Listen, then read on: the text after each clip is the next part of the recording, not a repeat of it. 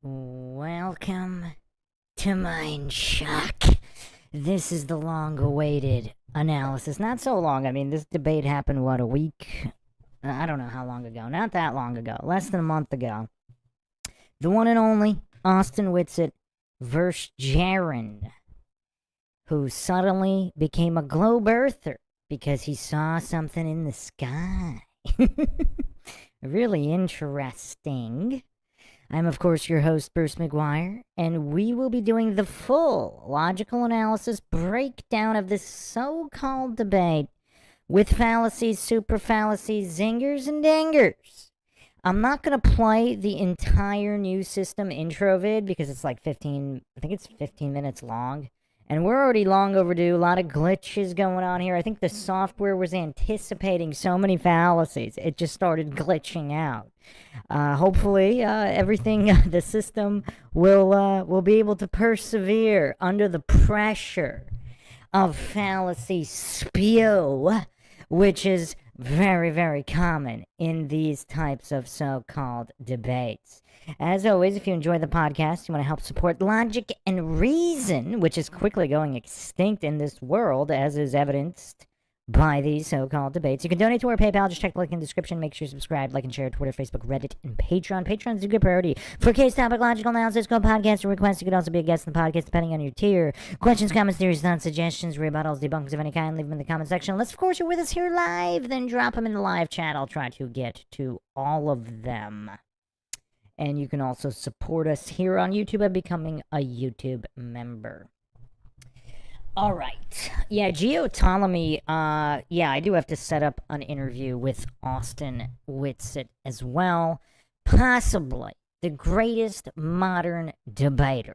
Chill, not chill. We're not really going to be discussing that. We're just breaking down the arguments or lack thereof for logical consistency. For any kind of validity and veracity within the world of logic. Logic, of course, the utilization of proper argumentation for conclusions in an effort to actually ascertain truth of reality. To all the triggered goofs out there, this isn't about whether the earth is actually flat or globe. It is simply about the arguments presented and analyzing them. All right, so let's jump right in here. I'm going to do a quick 2-second breakdown here of what we're going to be doing. 1 second here. Got to make sure the audio is good. Sometimes the sound effects are... We're going to do a test effect here. And...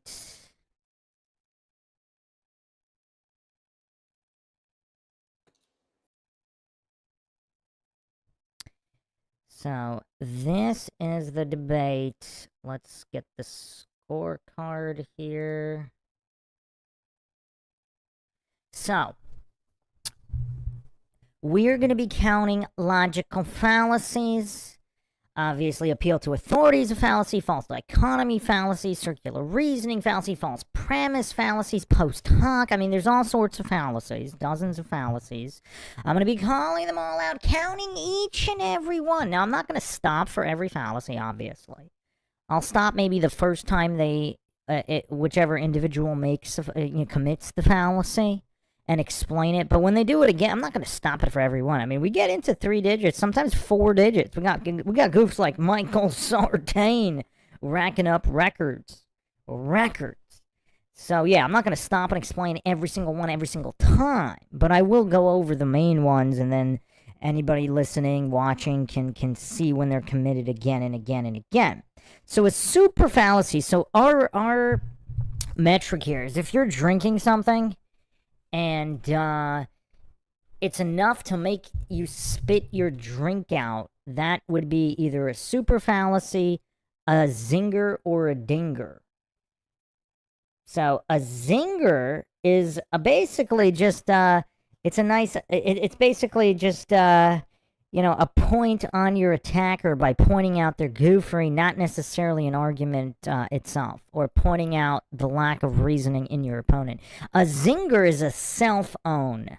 When you say something so dumb, exposing your own goofery. So a zinger exposes the opponent's goofery. A dinger exposes your own goofery. So super fallacies, there's a few, the technical aspect here of a super fallacy. Let me get into the, it's actually, like, we developed the system. I have a whole series on how we developed this new system. Due to Craig of Fight the Flat Earth, Craig's goofery, I mean, this guy was stacking 11 fallacies on top of each other with a single statement. I mean, this goof was committing simultaneous of the same fallacy, so we had to come up with an entirely new system of fallacies in order to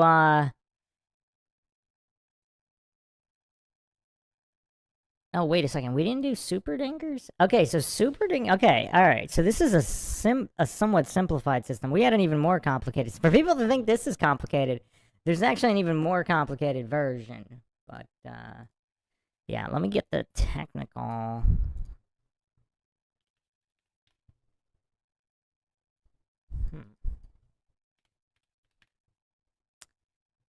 Oh wow, hold on 1 second here. I'll actually bring up the graphic real quick, just so people have a reference.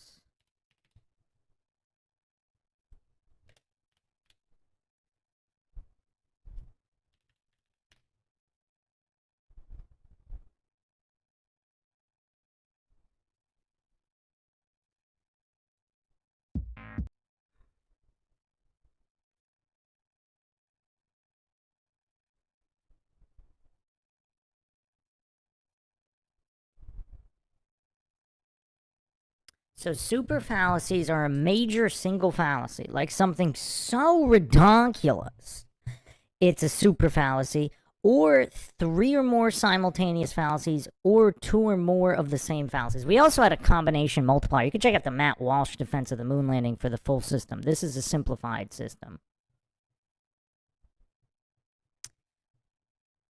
And then we also have, we're going to calculate an FPM rate at the end, fallacies per minute.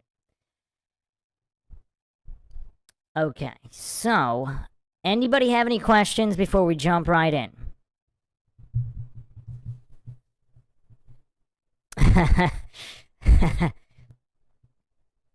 Got Flat Earth Dave in the chat says, I didn't realize I would have to study for this one. Alright. Run Boston Bear says, logic deserves this sort of system. Yeah, so this is the simplified system. The full system, you can check out, the Matt Walsh defense of the moon landing.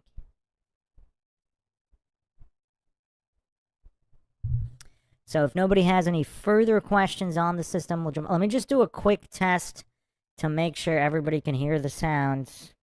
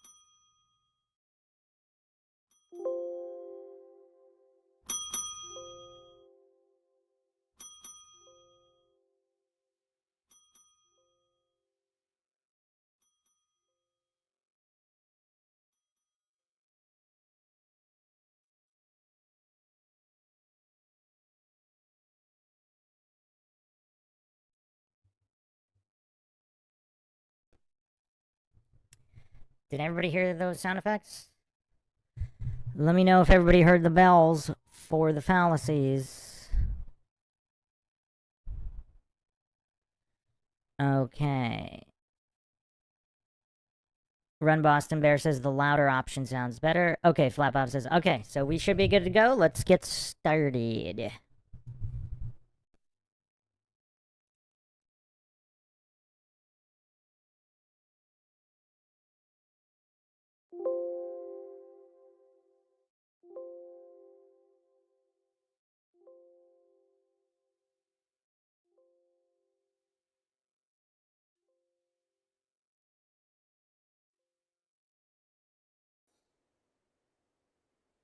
Okay, what is up, guys? Sorry for the delay. Everything went wrong for the first time right before this debate. For the first time right before this debate. For the first time right before this debate. For the first time right before this debate.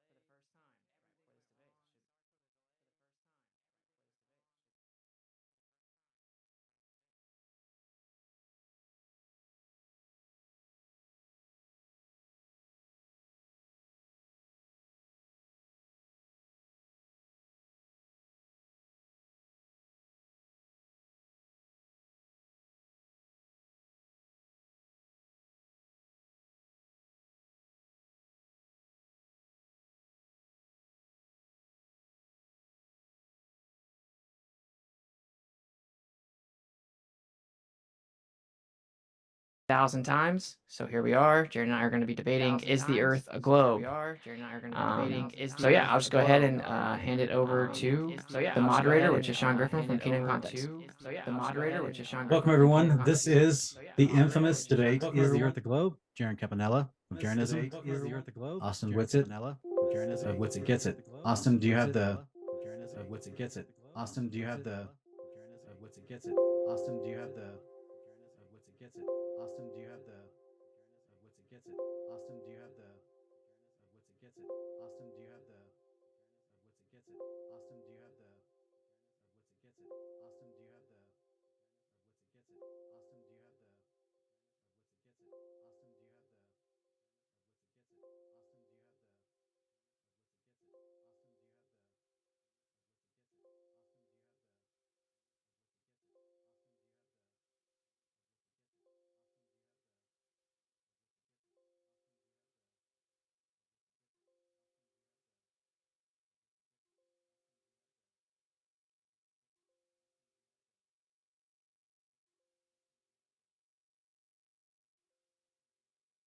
the?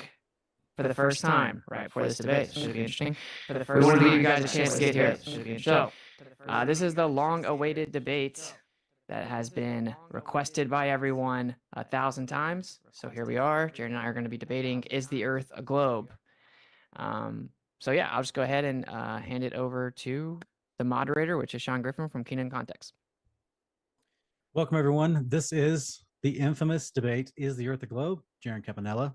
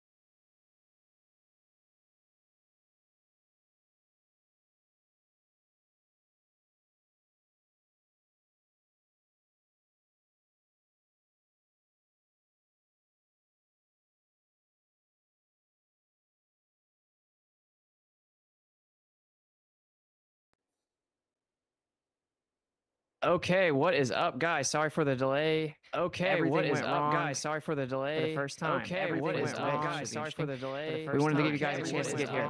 So, this is the long-awaited debate. This is the long requested by everyone 1,000 times. Requested by everyone. We are going to be debating: is the Earth a globe? We are going to be debating. So yeah, I'll just go ahead and hand it over. So yeah, I'll just go ahead and hand it over. So yeah, I'll just go ahead and hand it over. So yeah, I'll just go ahead and hand it over. So yeah, I'll just go ahead and hand it over. So yeah, I'll just go ahead and hand it over. So yeah, I'll just go ahead and hand it over. So yeah, I'll just go ahead and hand it over. So yeah, I'll just go ahead and hand it over.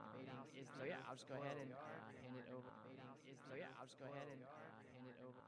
So yeah, I'll just go ahead and hand it over. So yeah, I'll just go ahead and hand it over. So yeah, I'll just go ahead and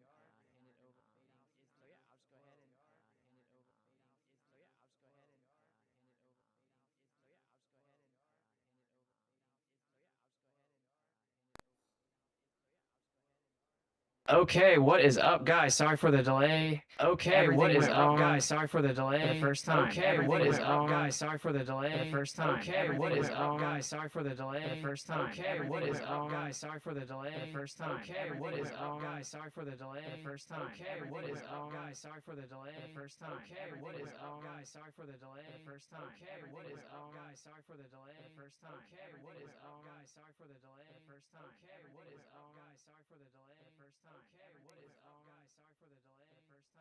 Okay, what is up, guys? Sorry for the delay. Okay, what is up, guys? Sorry for the delay. For the first time. Okay, what is up, guys? Sorry for the delay. Originally, the difference is that I actually meant it for you. Others did as well. They meant it for you. Escaped. Others did as well. They meant it for you. Escaped. Others did as well. They meant it for you. Escaped. Others did as well. They meant it for you. Escaped. Others did as well. They meant it for you. Escaped. Others did as well. They meant it for you. Escaped. Others did as well. They meant it for you. Escaped. Others did as well. They meant it for you. Escaped. Others did as well. They meant it for you. Escaped. Others did as well. They meant it for you. Escaped. Others did as well. They meant it for you. Escaped.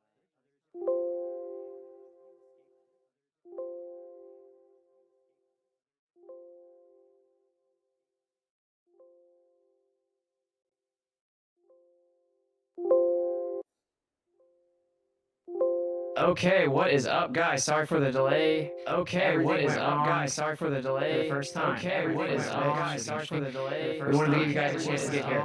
So, this is the long-awaited debate. So, this is the long requested by everyone 1,000 times. Requested by everyone 1,000 times. Requested by everyone 1,000 times. Requested by everyone 1,000 times. Requested by everyone 1,000 times. Requested by everyone 1,000 times. Requested by everyone 1,000 times. Requested by everyone.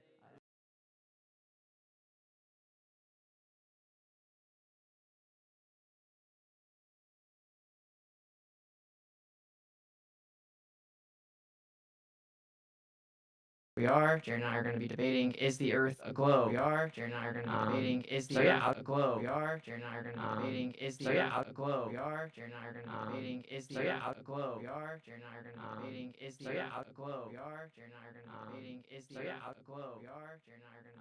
is the Earth a globe? We are. Jeran and I are going to be debating: is the Earth a globe? We are. Jeran and I are going to be debating: is the Earth a globe? We are. Jeran and I are going to be debating: is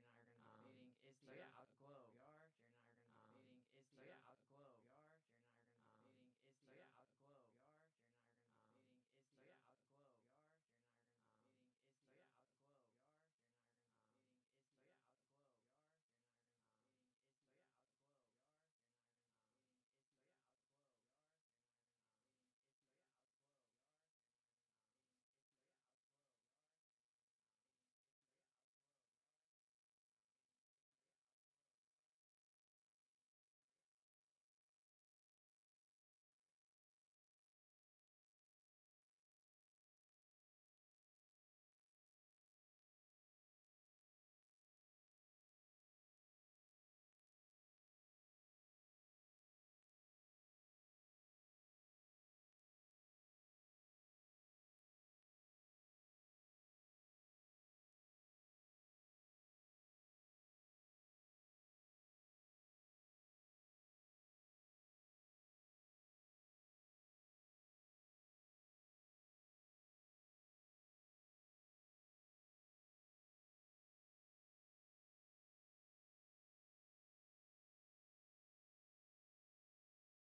Just go ahead and hand it over to the moderator, which is Sean Griffin from Keenan Context.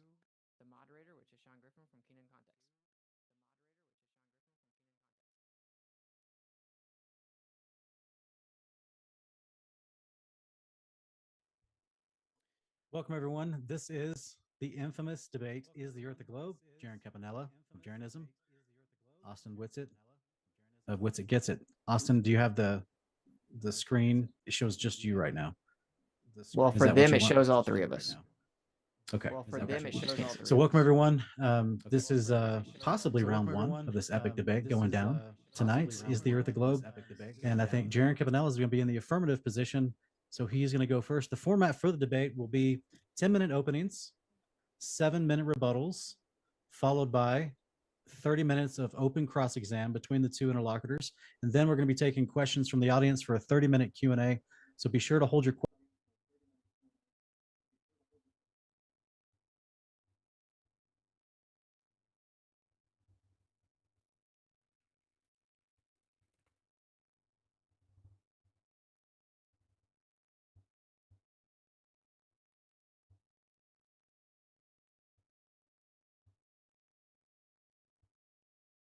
questions till about midway through the debate. That way they don't get lost in the abundance of questions flowing in. And Jeran, if you're ready, we can go ahead and hear your opening. Yep, I'm gonna set my timer so I have a little clock here going, and we're good to go. Okay, and we said 10 minutes. Okay, we will. Can we edit this one? Good enough. All right, and let me know. Can you just tell me when we have like 5 minutes and then 1 minute or something? Can do. Thank you much. Are we good to go? Yeah, I'll start the time when you start your speaking. Sounds good. All right, so thanks everybody for being here. Obviously, thanks for inviting me, Austin. Thanks for moderating, Sean. I know it was last second. Much appreciated. So, and let me begin by saying hello to the former colleagues, friends I have. I wish it was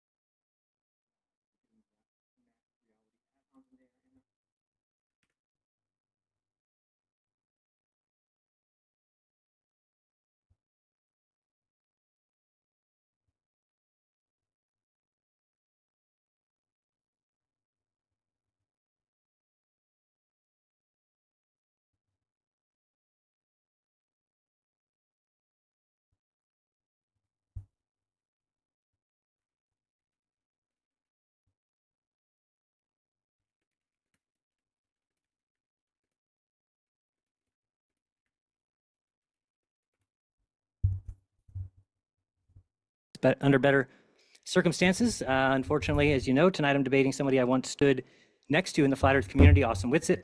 We ran summits, Globebusters. We spoke at conferences. We used a microphone and speaker at Venice Beach. We claimed to seek truth, and the same I thought could be said for all of you. Originally, the difference is that I actually meant it. Others did as well. They've escaped the flat earth. We weren't here for a social movement. While I might agree with the ideas of that, those can be done in other ways. We were here for truth and a scientific truth. Once that truth is gone, that's it, game over. So I spent a decade researching, presenting, defending the flat earth model. Why? Well, because I thought it was true. So sadder still, Austin and I both went on a trip in December to do what we both thought was helping the flat earth, and in my mind at least, by showing strong evidence for or against it. When I encountered the real world observations that flat earth can't explain, I didn't ignore it. I tested it. I went down, took action. I went to Antarctica, watched a 24-hour sun with my own eyes, circled for 4 days. It wasn't NASA. It wasn't Dave Weiss's plasma sun that he got from a Microsoft whistleblower. It's not hearsay. It's a real observation, 100% above board, despite what you hear from all the great flat earth researchers. And what did I find? I found a model that predicts and explains and matches reality exactly. And it sure as hell isn't the flat model. I thought people would be adults and we would say we were wrong when the evidence was dropped in our lap. And thanks to Robbie, Paul, Patricia, Austin Thompson, Alex Stein, and the others.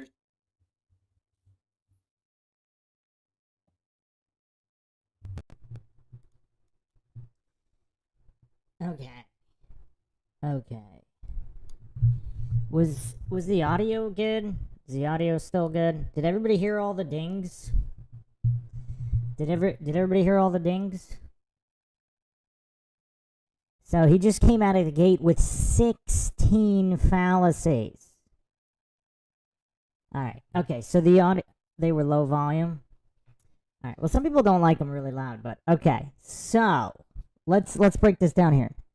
How does Jeran, this just divine sole arbiter of truth, how does he know it wasn't like a plasma sun, a hologram? Like, how does he know though?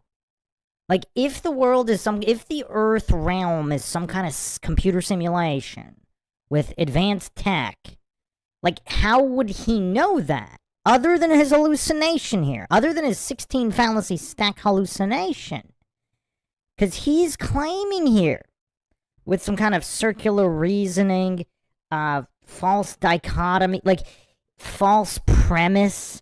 I mean, it's kind of insane how the goof is hallucinating to be the sole arbiter of truth and to have all the knowledge in the universe.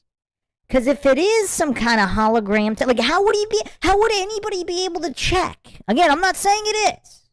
But if it is some kind of holographic device, first of all, second of all, like, and we'll get into this later, how does Jeran even know where he went in relation to the other continents? Like, the goof gets on a plane, he gets taken somewhere. Now, maybe he tracked whatever portion of the flight with a compass or whatever, but wherever he ended up, how does he know where he ended up is in relation to the other continents or where he came from? And how does he know the model all adds up? Like, the level of goofer here is quite unprecedented, because unlike other globe earthers who just appeal to faith, in scientism, and that everything is exactly as is told in indoctrination facilities, on the idiot box, etc., this goof actually spent a lot of time learning learning about, supposedly, about basic logic, like what are assumptions, what's the scientific method, what can't and can't be verified. Now, again, I don't know when he became a flat earther, and I don't know why. Like, I don't know if he's ever, like, when he became a flat earther, did he say, oh, I'm a flat earther because of long-range photography, because of laser tests, because of infrared, because, nothing matches up on the globe model as presented. Now, that doesn't mean it's not a globe, but the arguments presented for why it's a globe, I mean, those are obviously bunk for anybody familiar with the scientific method. Not that the conclusion isn't true for all the triggered goofs. We're just talking about the argumentation. The arguments presented, do they align with the scientific method? Like, without making assumptions and stacking fallacies. Like, where are the controls here? Like, where are the controls? Like, how does Jeran, in all his goofery, like, how does he know what a holographic sun would look like versus a non-holographic? Like, has he seen both options? Like, does he know the exact behavior of a holographic sun? Because, I mean, that's the issue here, and I don't know if he's playing stupid to pretend to not understand that.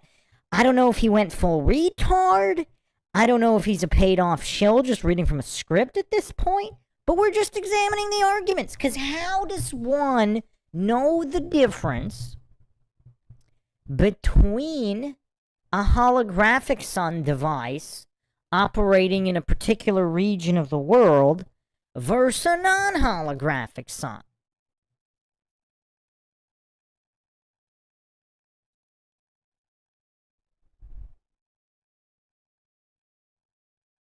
All right, so let's continue here. Flapop says, I want to know how Jeran went from being super logical to super fallacious. I'd love to see someone out his old self debate his new... Yeah, that'd be cool if someone did like an AI, or not even necessarily AI, just overlaid old Jeran versus new Jeran. But yeah, the level of goofery and hallucinating that you would or wouldn't know. I mean, that's a curious narcissistic level of goofery for Jeran to hallucinate that he would be able to know the difference.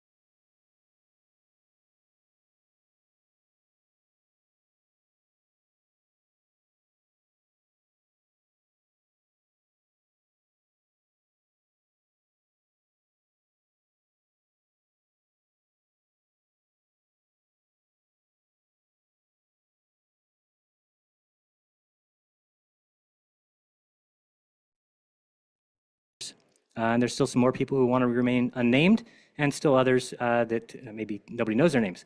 So I'm happy at least that people can admit when they're wrong. But yes, for nearly a decade, I was one of the most vocal proponents of this theory about flat Earth, and it's sad to be here.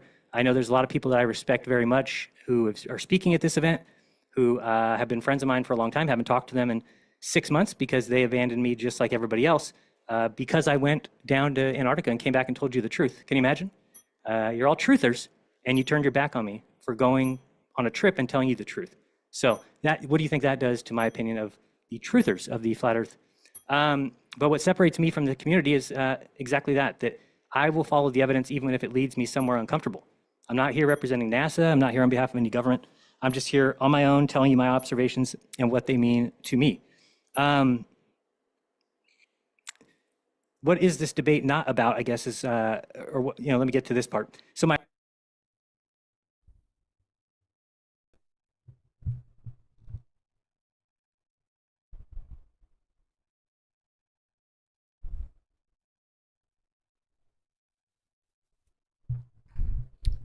Yeah, okay. Yeah, no, that was my bad. The bells got muted there, but it should be fixed now. So yeah, he's up to 29 fallacies. What was that, like a minute? 1 or 2 minute opening? So yeah, again, he's pretending to be the sole arbiter of truth. So there's a difference between saying, oh, I saw something that looked like the sun behave a particular way in an unverified location relative to other locations. That's fine. I mean, that's kind of what Austin Whitsitt did, right? Austin kind of said, okay, something did this. Okay, that's an observation. But to hallucinate, you know the truth. Like the narcissistic goofer. Is Jeran really this stupid, or is he reading from a script? I don't know. To hallucinate that you know the truth and you're the sole arbiter of truth based on an observation with many assumptions behind it. So he basically just stacked so many assumptions behind the observation, completely abandoning the scientific method. Because this goof is saying he's going where the evidence leads him, but how is he parsing that evidence? By abandoning the scientific method? Is that logical or scientific in any way? By completely abandoning any semblance of controls. Again, how would he know the difference between what a holographic sun would look like and a star sun would look like? And even if it is a real sun, if you don't know where you are in relation to the other continents, what does that mean? Now, Austin, you can chime in here. I think I asked you this somewhere on how did you document... Like you said, you did some kind of a documentation of your travel from one area to another. Now, that still wouldn't necessarily prove, like once you got to a certain area of Antarctica, how does that prove the layout of the entire Earth? Like Jeran and a lot of these globe goofs, Like, they just have a fundamental lack of understanding of how the scientific method works. Assuming a particular model is not the scientific method. Just assuming all the continents are where they say they are. Because, I mean, let's look at the maps presented. Let's just do a quick aside here on what is presented by the powers that be. By the New World Order, by the Rockefeller Rothschild textbooks that Jeran is now bootlicking. Because this is really important in the context of everything.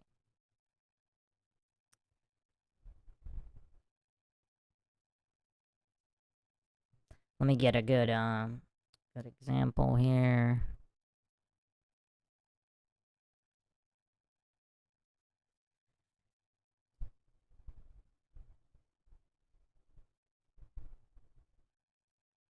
So there's a good there's an excellent website. Now again, these are all, I mean, I don't know how any of this is verified either, but if you go to Geospatial World, they're also referencing thetruesize.com.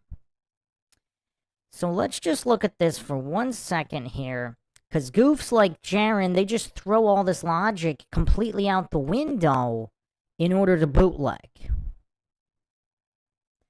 So, relative to maps and sizes, like, the continents, look at the actual positions versus where they're located on a map. Again, this is geospatial world. This is all official narrative stuff. And you can see none of these make any sense on a globe because they wouldn't fit. So all of the continents are misrepresented on all of the globes.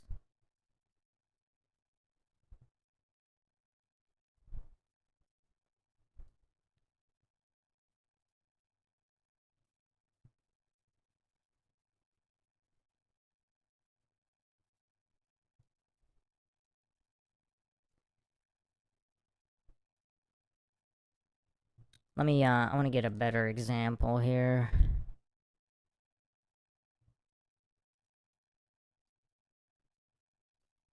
But this is just an example of how clueless scientists and bootlickers, they just accept whatever's thrown out. But I mean, look at these, the size adjustments you'd have to make. Like, none of it really makes any sense. I mean, the most obvious one that a lot of people, cite. I mean, let's actually look at Antarctica here for context.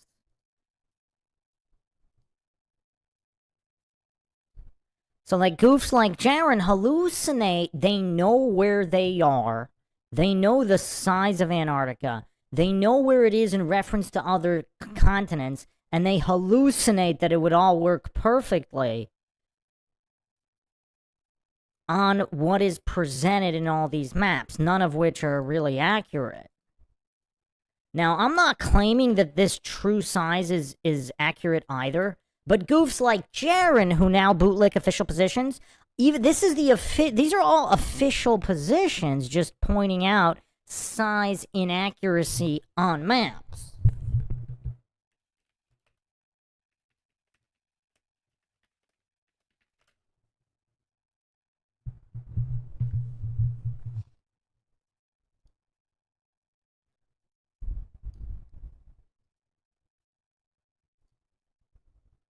So here's the most obvious one, which is Russia and Africa.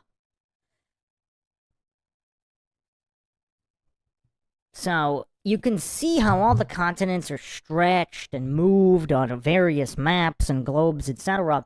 And these brain-dead bootlickers, now including Jeran, they hallucinate that all of the, you know, the daylight, nighttime, it all makes sense. It all makes sense on the globe.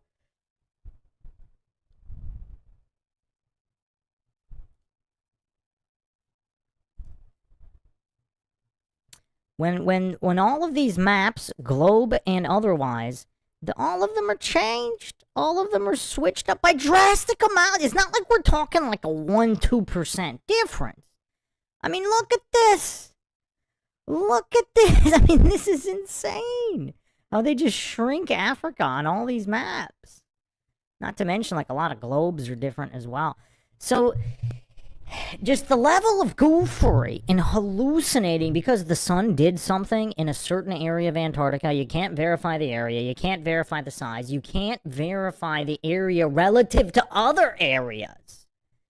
So what does it all prove? According to Jeran, because he watched something in a place he couldn't verify, at a size he couldn't verify in reference to other sizes and distances he couldn't verify. All of a sudden, he knows the truth now. All of a sudden, Jeran is the sole arbiter of truth. He knows what is or isn't a hologram.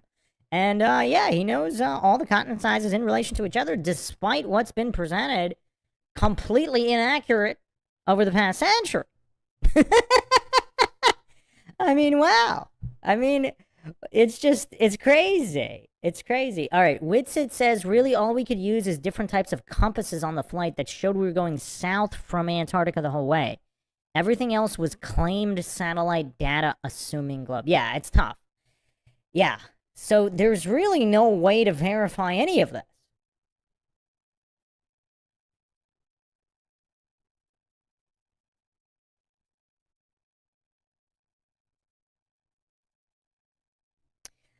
Flat Earth Dave in the chat says, any explanation for a flat Earth sun, no matter how far-fetched, makes far more sense than a heliocentric sun made of gas and a vacuum.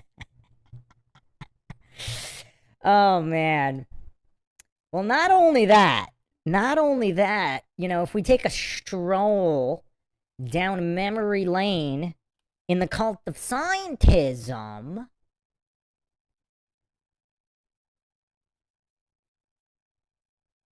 One second, I'm trying to get this. Let's see. Yeah, if we take a stroll down scientism memory lane, I mean, look at the variation here of how far the sun even is. I mean, it's pretty wild. Pretty wild. I mean, look at this. You go from 3 million to over 100 million. And this is missing a few also. There were a few other measurements that this chart doesn't even exist. They're just going back and forth like crazy, millions and millions.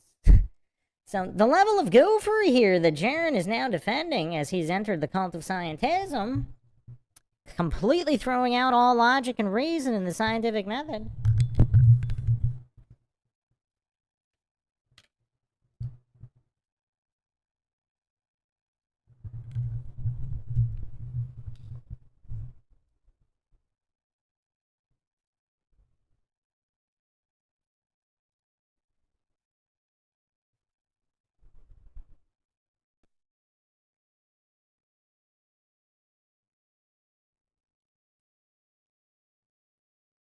My opponent, obviously Austin, I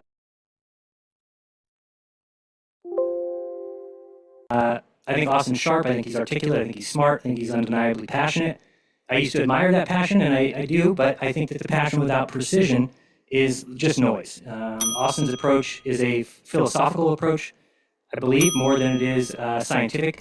And here's what we can expect Austin to do tonight, at least in my opinion. He's not going to answer my questions because he's going to leave us with no picture of how the world works, or how it looks, or how it operates. No idea of its layout, no understanding or no clue about how anything works. He won't offer any explanation since flat Earth doesn't have any. It will instead say the default position is that we live on a flat plane. But throughout history, we've already corrected that error. The globe is a counterintuitive suggestion. I agree with that. However, it is true. So he also won't at any time offer a working map or model, won't provide a model that matches all known observations, won't explain how you can have circumpolar stars in the south, seen from the continents, the 3 continents, explain why the north at 80 degrees are seeing an inverse but identical observation today that we made 6 months ago to the day, predict sunrise and sunset times for every location on Earth with a flat Earth geometry, or tell us how the sun stays invisible for 24 hours at a time in Antarctica unless he invokes refraction or reflection. Jeran, real quick. Jeran, I paused the time for you.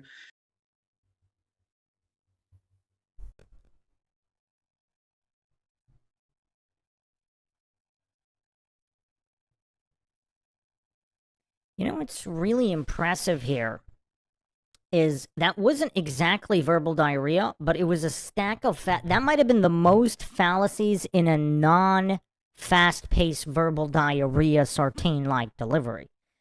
I mean, has anybody else amassed 62 fallacies in an intro? I mean, that was impressive. So again, circular reasoning fallacy, pretending to know the truth while rattling off complete false premises. It's just, I mean, false premise after false premise, and a bunch of straw men. I mean, clearly, I mean, Whitsit's addressed all of that, and Jeran knows that, right? So is this just clear deception? Austin, what do you think? You've known Jeran for quite some time, right? Billy in the chat says paid or threatened. Yeah, but why? So it's got to be more than that, though, right? Because let's say he's paid or threatened. Like, why would he pick like, he clearly said that, I mean, Austin goes over all these basics in almost every time in every flat earth debate. And so Jeran either once understood it or once pretended to understand these basics. And now, I mean, even if he's paid or threatened, like, why would he choose the most obvious, like, clearly false statements to make? Like, he could obfuscate. I mean, Sartain obfuscates and spams diversion fallacies and verbal. Like, he could have done that, but he picked the most obvious false premises. Like, we just went over the maps that he's hallucinating are all accurate, that are all inaccurate. Admittedly so, inaccurate. Flat Earth Dave says, saying Jay got paid off or threatened is a theory. It seems logical, but could it be something else, perhaps a spiritual thing? I mean, I don't know. It's really tough. I mean, do we have to start going down the split personality rabbit holes? Does Jeran have a full retard personality that wasn't activated? So if he got MK Ultra'd at any point, Austin, how much time alone... Were there opportunities for MK Ultra sessions during your trip to Antarctica? Like how much free time did you guys have? And was Jeran interacting with other shady individuals? I mean, we need Austin here to set us straight on this.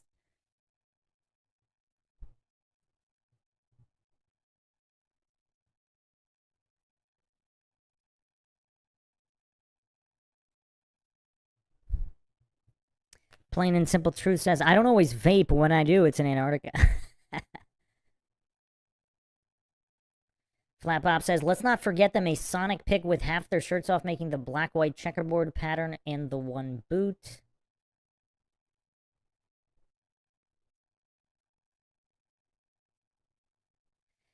Bill says, is it true Duffy took over his church from a suspect in JonBenet's murder? Supposedly some kind of... Yeah, this gets dark. This gets really dark. So if you haven't checked out the latest episode in the JonBenet Ramsey case, believe it or not, there is a guy who people were kind of... There have been a lot of on-yard theories. This guy was the head of a church. Supposedly former members whistle blew on him involving other shootings. They're involved in the FBI. Supposedly they know something, and they think he's responsible for JonBenet Ramsey's murder. They also think he could have been some kind of MK Ultra CIA handler. Now, if Duffy took over that church, is Duffy MK Ultra-ing Jeranism? I mean, is that the rabbit hole we're going with? Whitsit says, technically, but he was with me practically the entire time, never more than an hour apart, probably. Okay, next question, Whitsit. At which point did he change his stance? Was it while you were still in Antarctica, or whatever is being passed off, whatever area you were in, wherever that was? Or did he change his stance upon coming back from the trip, at which point he could have been MK Ultra'd at any point after returning from the trip, right?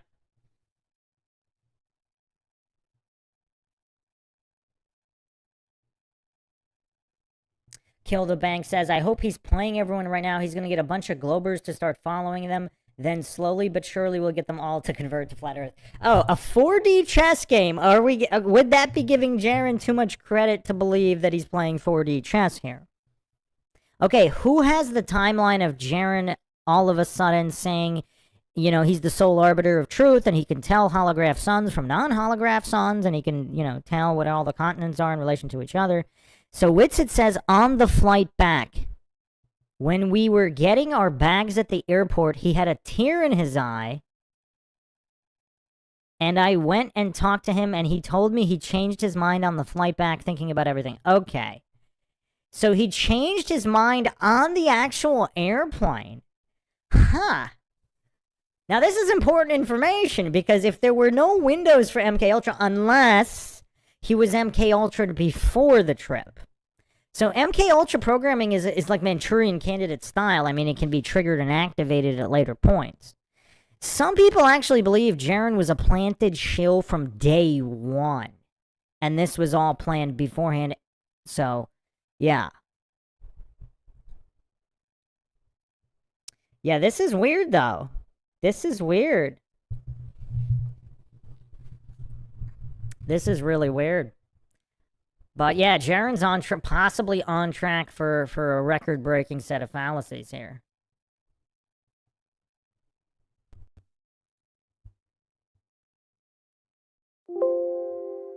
Before we started, you said you were going to minimize yourself. Are you thinking you're showing something right now? No, I'm not showing anything yet.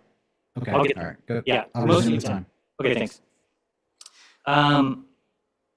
So one of the biggest problems is that I've seen is that the flat Earth has become somewhat of a cult. So why did I leave it? Well, I left it not because I was debunked, not because I lost a debate or because I was paid off or because I was got tired of fighting. I left because I did something that very few in this community are willing to do. That's testing our conception of the Earth. Think of what the flat Earth has brought in 10 years. It's been 10 years. We have brought nothing to the world. We have invented nothing. We have increased the knowledge of nothing. We have just spun our wheels and ran on a hamster wheel and then got off and been like really proud of ourselves. But when you look back, you didn't go anywhere. You didn't do anything. We didn't bring anything to the world. And there's a certain point where you need to say, hey, shouldn't we have something by now? Shouldn't we have something? So I tested my... Hadouken!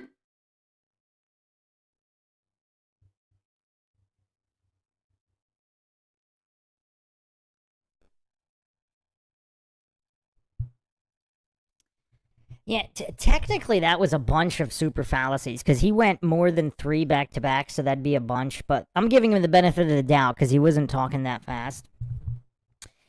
So, wow. So he... Man. This is gonna take forever. So he thinks flat earthers have done nothing by advocating for the scientific method?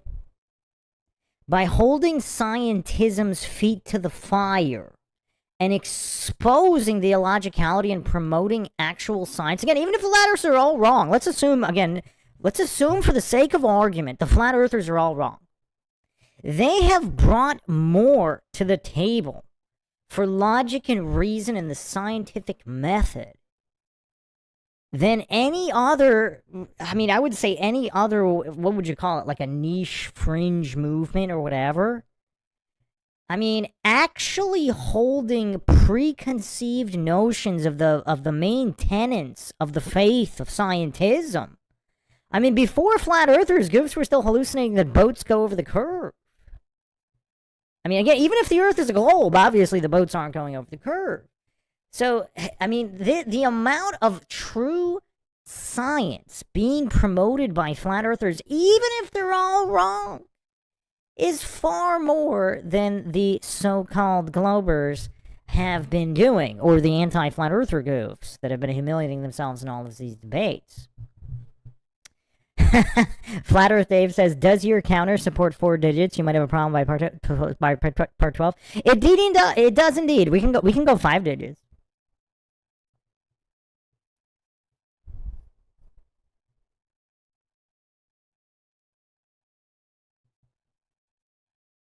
Make It Known says, Jeran showed on many occasions this is a realm full of deceit. That was a good contribution to this realm. Flapbob says, seeing something in the sky doesn't make the ground curve. It literally doesn't matter if the sun did figure 8s. It don't make the earth a ball. Especially when you don't know the continent sizes, or where the continents are in relation to each other and where you are making the sun observation. This is such basic logic. Am I just going insane? Like, this is preschool logic. Like, how can anyone hallucinate an observation of something that looks like the sun, whatever the sun is, or however big it is, however far away it is, How would that prove anything about anything when even the so-called official maps all have different continent sizes and positions? I mean, is this not preschool logic 101? Am I crazy here? Like, this is going to be 20 hours on going over preschool logic. I mean, I'm not sure I can handle this. Boston Ball Hater says it doesn't make curvature reappear. I mean, I'm just not following Jeran here. I mean, how many theories can we come up? Was he always full retard and he just pretended to understand? Like, was he a real flat earth grifter? I mean, I don't know.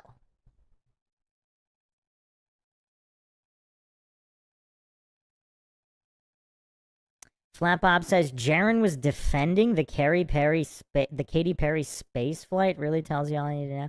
So is he just full-on coincidence theorist now? Is he just like, you know, kind of like woke, libtard goof coincidence theorist? Just taking the official idiot box narrative, mainstream position on everything? I mean, I really don't know what's going on here. Did he get MK Ultra before the flight to Antarctica and then got activated?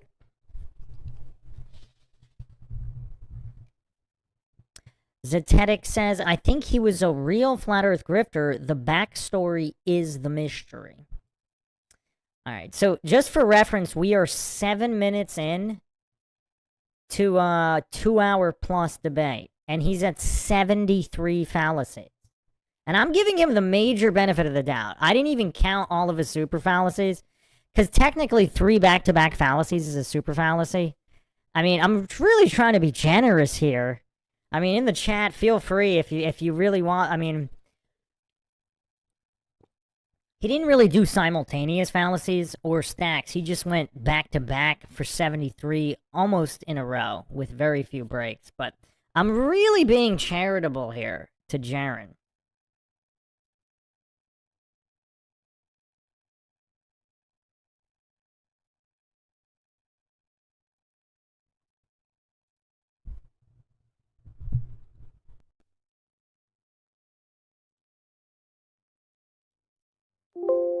Conception of the Earth, I went to Antarctica, I witnessed the 24-hour sun. I saw it with my own eyes. It means that the South is not a lie. We'll get into that. But let's talk about the so-called research that was done around the response to the final experiment. Spoiler alert, there wasn't any. No investigation, no travel, no counter-experiments, just knee-jerk denial, memes, name-calling, lazy live streams from basements with a globe and trash and Dave Weiss's app back on the digital Ouija board. Instead of being met with genuine curiosity, my trip to Antarctica is something this community has claimed that they wanted for years. This was something that people pushed for, wanted, said was impossible. We went and did it, but instead it was treated like betrayal. Why? Because I didn't come back with a blurry GoPro clip of an ice wall. Instead, I came back with something far more dangerous to flat Earth, and that's the truth. I watched the sun circle my head for 4 straight days. I recorded it, we live streamed it, we showed angles, timestamps, shadows, sunspots, you name it, all things that wouldn't exist as we saw them on a flat Earth. And so what do I get for that? Shill, actor, Freemason, CGI. The usual default settings of belief systems that can't survive contact with reality. This has opened my eyes to what the truth community really is. If this is the kind of research that they do about the Antarctic trip, then think of all the things that I thought they were researching correctly before. And it becomes a little bit like a cult when you can't question the doctrine, you can't update the model, you can't accept conflicting evidence, and you sure as hell can't be. If you notice that. It's Scientology with memes, basically. So here's my evidence focus area. Number 1, I want to remind everybody that today's date is 6 months to the day that we filmed the 24-hour sun. Why is that important? Well, because we can actually go watch the time lapse of the sun circling us right to left in the south. If we went today to Google Earth and went to 80 degrees north, we would see the exact opposite observation in the sky. Everything identical, 35 degrees at its high, 15 degrees at its low, moving left to right this time. So how is it that we have places in the world that are symmetrical and upside down from each other? There's only one shape that could possibly be, and it's not flat. If the Earth is flat, the South has to be a lie, period. There's no getting around that. You can't have an opposite of the North like we're taught, and then say that the Earth is flat, but it still works that way. No, it wouldn't work that way. So if we went down there and we saw that the South was not a lie, then that's pretty good evidence that the Earth is what we were taught. So if you're unaware of it, it's time you figured it out. If the Earth is flat, then the South cannot be what we were taught. Therefore, if it is exactly what we were taught, then guess what the shape of the Earth is? So in December 2024, I knew the following. The South is either a lie, or we were wrong. So I decided to take a free trip to check. And throughout this debate, I will be focusing on a few main points. Each of them is a dagger in the heart of the flat Earth model. It's the reason that I switched. It sucks. It's the last thing anybody wants to do. It's the worst thing I've ever had to do. However, I'm a truther. So despite the people yelling and screaming and people lying about me, so-called truthers, Steve Falconer blocking me, or you name it, Dave Weiss blocking me, no contact, these people are not truthers. If they were truthers, wouldn't you want to know what Jeran has to say? This guy was a flat earther for 10 years and now he's flipped. Let's listen to him. Nope. Instead, you all blocked me. You all refused to listen.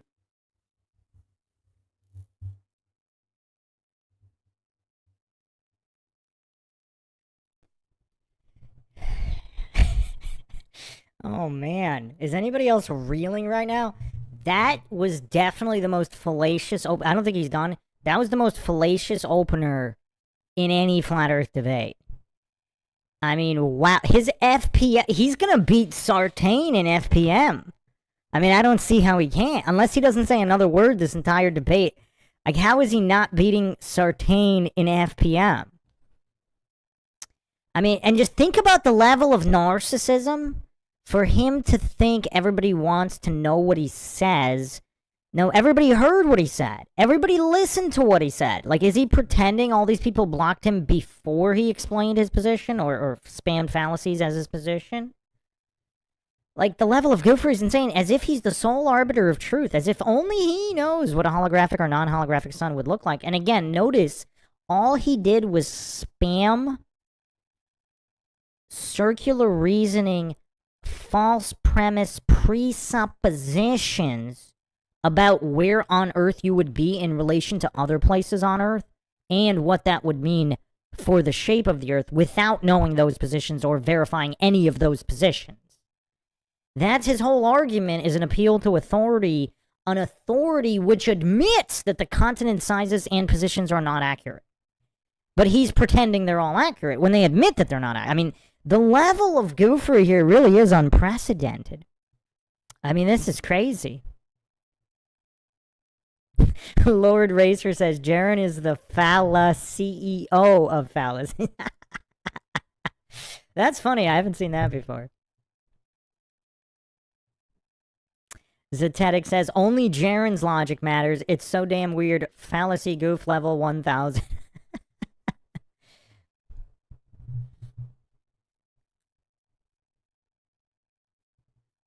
Oh yeah, we have a request. We have a request here for a clip summarizing Jeran's performance here.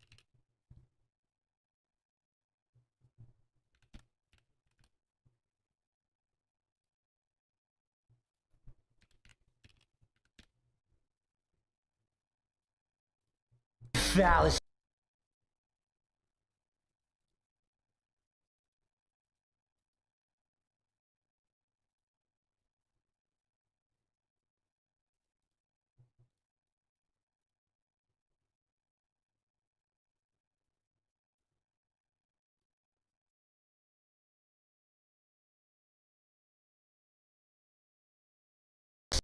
Fallacies, fallacies, fallacies, fallacies, fallacies, fallacies, fallacies. Fallacies, fallacies, fallacies, fallacies, fallacies, fallacies, fallacies, fallacies.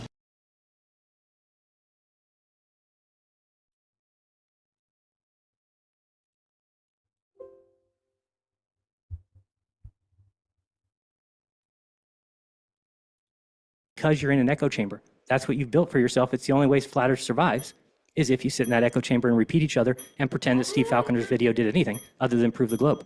The South Celestial Pole is visible from the South continents. It rotates just like the North Celestial Pole, but clockwise instead.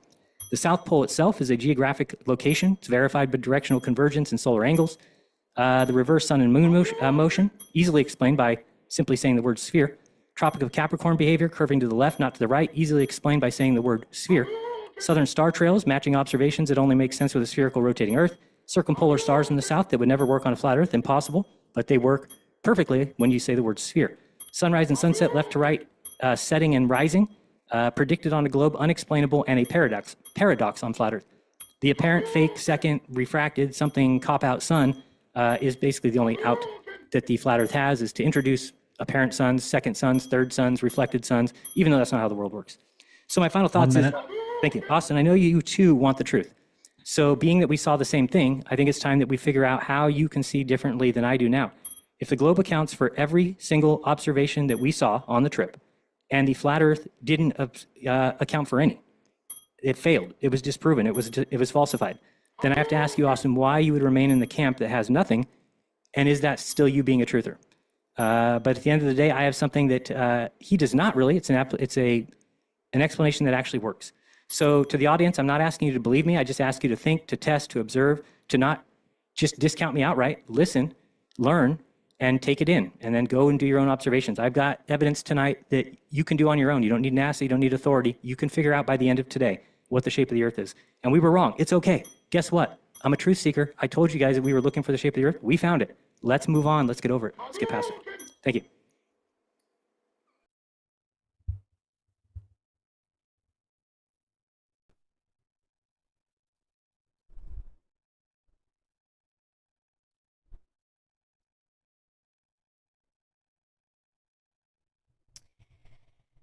Oh, oops. The sound effects were muted there again. I'll fix it for next time. But yeah, so the goof almost racked up 199 fallacies in 12 minutes. Or maybe it was 10 minutes. I don't know how. I think it was a 10-minute, somewhere around 10 minutes.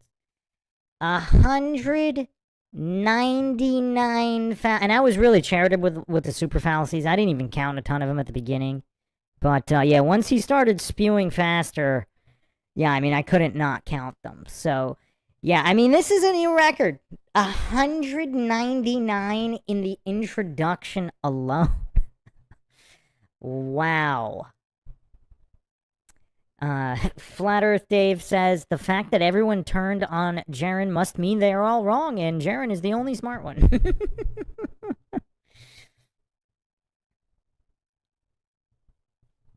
Groupthink Skeptic says, I thought they all said that looking up doesn't tell you what is below you before they went. Yeah, kind of interesting, isn't it? Yeah, Sphinx Bear, he actually had more than 26 super fallacies. I was just being really charitable at the beginning. I was giving him the benefit of the doubt because he wasn't talking that fast. But he picked up the pace, and there's only so much I can do.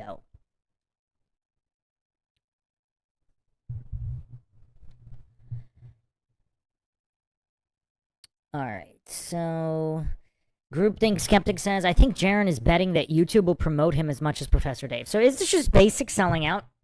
But if it is, why would he use, like, the most embarrassing, humiliating arguments? Like, why would he not obfuscate?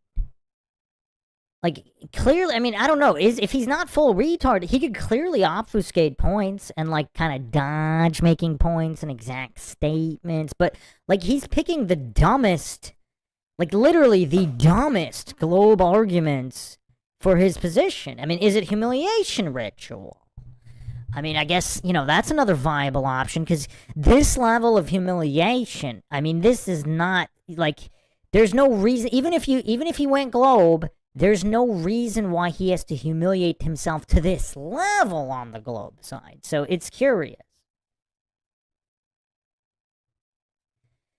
Flat Earth Dave says, to Bill, you might be thinking of the theory that Robbie, Paul, and Patricia, who were all involved with a scam crypto, flipped because of that. Okay. So is there a theory that they're cooperating with authorities or whatever for a lesser sentence by trying to curb Flat Earth, so to speak? That's interesting. Bill says, Bruce, no one ever claimed Jeran had any intelligence. I actually thought he was fairly sharp, deceptively so based on his appearance, on the Michael Sartain debate. Like, he actually made some fair points, and he got some zingers on Sartain. Yeah, that's what's weird. Flapop says, the thing that's ridiculous is that Jeran himself has already debunked the very arguments that he's making here in his opener. It's retarded. Make It Known says, Bruce, did Jeran ever promote your videos for other debates while he was still a flat earther? Did he ever admire your work? I don't know, actually. That's a question for Flat Earth Dave. I know Flat Earth Dave plugged a lot of the MindShock stuff. I don't know if Jeran did. Does anybody know? I have no idea. FLX says they kidnapped his dog like Lex in the Superman movie, made him flip. That's a viable theory, I guess. But still, why would he be using the most embarrassing arguments, though? Like, why would he not try to obfuscate? Like, I don't know.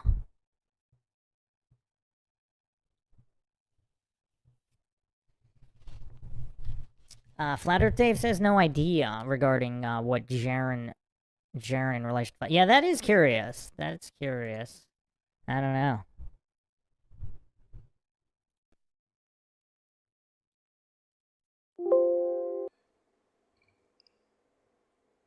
All right, you are muted. Yep. So I'm trying to make sure we're right. So it's rebuttals right now. Do I do my opening right now or my rebuttal? Not sure. You do your opening now, and then you guys will do your rebuttals, just starting with Jeran. Okay, cool. Yeah. All right. Let me replace. Okay, cool. I don't have a timer. Here, I'll set a timer. I got a timer here. Okay, yeah, just let me know when I'm getting close or whatever. It's cool. Yeah, I'll call out the 1 minute mark. Okay, cool. I'm gonna do this anyway. All right. Okay, cool. All right. So yes, Jeran and I are obviously have been friends for quite a while, and we did. It is somewhat poetic that we're doing this at the summits, which we used to run together, and we did indeed go to Antarctica. So I am going to have to just. It's a debate, you know, and so I'm just going to have to do what we do in debates. So I will lay this out. I'll save a lot of the stuff I maybe would have said for the rebuttal, period. But to lay out kind of the issue with the South Pole claim and what happened in Antarctica, right? It's really simple. It's just an illogical premise, right? Because it affirms the consequent. And in its core, it's an appeal to incredulity. This is why I did not flip to the globe. That is my answer, is that to maintain logical consistency, I could not have flipped on all the logical foundation, the evidences, the refutations, simply because I, at one point, didn't understand how something worked. If I were to say, oh, well, I can't see how this would work on a flat Earth, therefore it can't be flat, therefore it must be a globe, that's called an appeal to incredulity, meaning I don't understand it, so it can't be true. And this is a very dangerous fallacy, right? This, if we applied that standard to everything else in the world, then we would have never made any type of progression. So that's like my core issue with it is the people I have seen flip and ask them, they're just articulating to me that they don't understand how it could work on a flat Earth. And that kind of leads into the next part, right, which is that they shift the burden that I would say that the globe holds over to me or a flat earther, right, shifting the burden of proof, which is the person that challenges or denies your positive assertion, you're asking them to prove that it isn't true. So yes, it is correct. I will say that the flat Earth is the default position because it is. I think Jeran is going to be honest, more honest than most people, right? So when we typically debate this conversation, so I would imagine he would acknowledge that. The default position is that the Earth is a stationary plane. He said that we figured it out over time, that we've been able to replace it. Like we can discuss that, right? But the default position is that the Earth is stationary. The default position is that the Earth is a topographical plane. We utilize it as such, like for almost everything that we do. For transportation, for civil engineering, we actually build that way. We fly planes that way. Like we have to utilize it as a plane. We actually measure elevation vertical, perpendicular to a horizontal baseline is the sea level, the horizontal datum, and it goes on and on.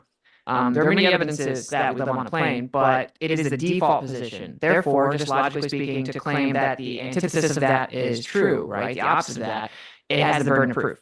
I don't really think that Jeran is denying that. I think he's saying that he thinks it's been satisfied. But the only issue is that if you didn't go to satisfy that burden, it cannot be an articulation of an appeal to incredulity because you don't understand how it works on a flat Earth. It can't be, well, if I assume the Earth is a globe, this makes perfect sense. It makes more sense to me than whatever I would think of a flat Earth. I had reified a model prior to this, and therefore, since it doesn't work with the reification of my prior model, it can't be flat, it must be globe.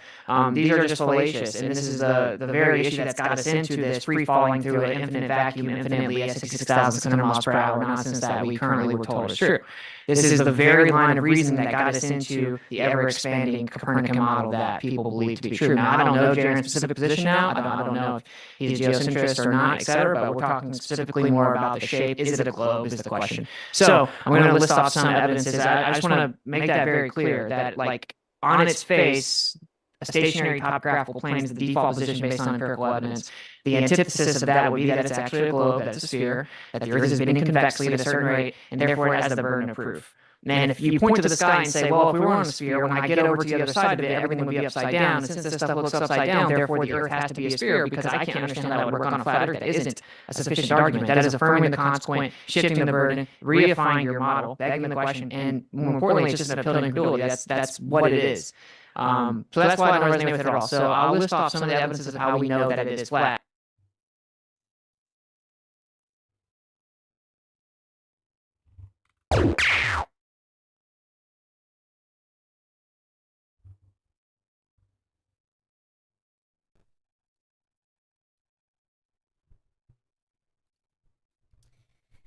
Wow. Has anyone ever seen like a systematic point by point destruction of someone's opener?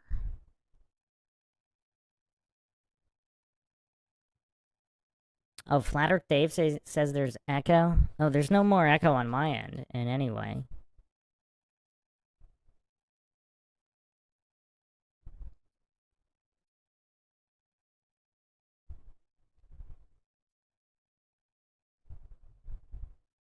I mean, that kind of systematic destruction, point by point, and exposing Jeran's fallaciousness. I mean, Witsit was polite about it, but I mean, that was point by point evisceration. I mean, I know a lot of people like Andrew from the Crucible, and they think he's like this incredible debater. I mean, he's good. He's really good. But I've never seen such systematic point by point destruction that Austin Witsit is bringing to the table here. I mean, again, regardless of the conclusion, and notice how he said those things don't actually prove flat Earth. Or even though it would be the default based on your empirical observation and experience, he didn't say that it was actually 100% true narcissistically, or claim to be the sole arbiter of truth based on his observations like Jeran did. I mean, notice the difference just in the narcissistic differences between these two individuals. Like, that's very telling.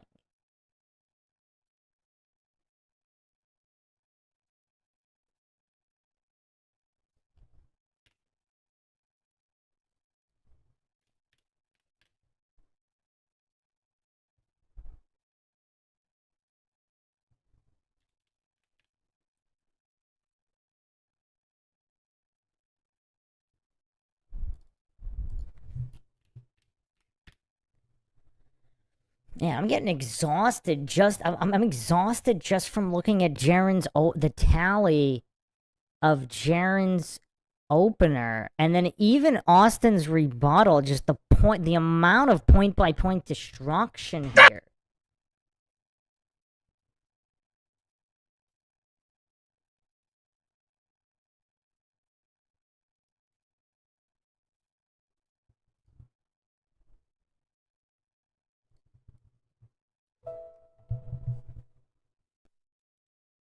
That's what I'm talking about!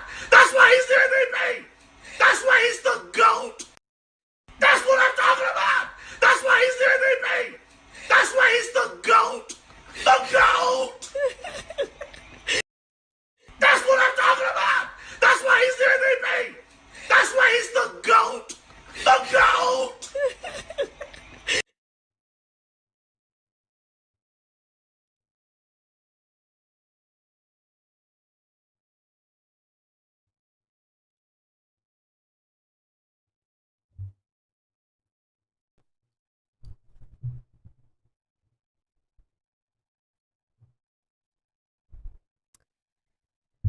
The fall enslaves us all, but Austin knows Jeran has a point about the path of the sun. Does he, though? Like, what is the sun? Is it a hologram?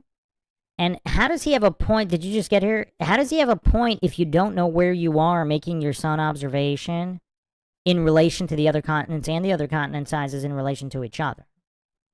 And I had all the real size comparison, or the alleged real size comparisons at the beginning here.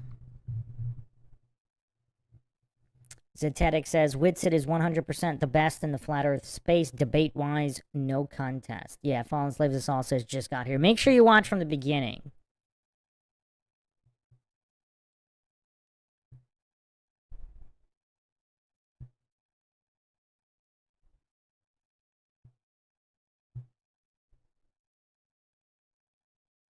Vern Smith says, you can spend a week on Austin's channel and feel like you got a free college course. I mean, what I do, I'm simply pointing out preschool level logic here. Preschool, elementary school, maybe some middle school. Like, I don't even really get it super advanced with anything. And goofs are melting down. Look at Twitter, the amount of goofs melting down on Twitter in Flat Earth. Like, just the past 2 days, there were 2 new spiralers. Like, their projection cope spirals, like, nonstop. Like, it's crazy. Just, like, pointing out preschool level logic and English comprehension. I mean, there's so many supposedly functioning adults that are just not there. They're just not there.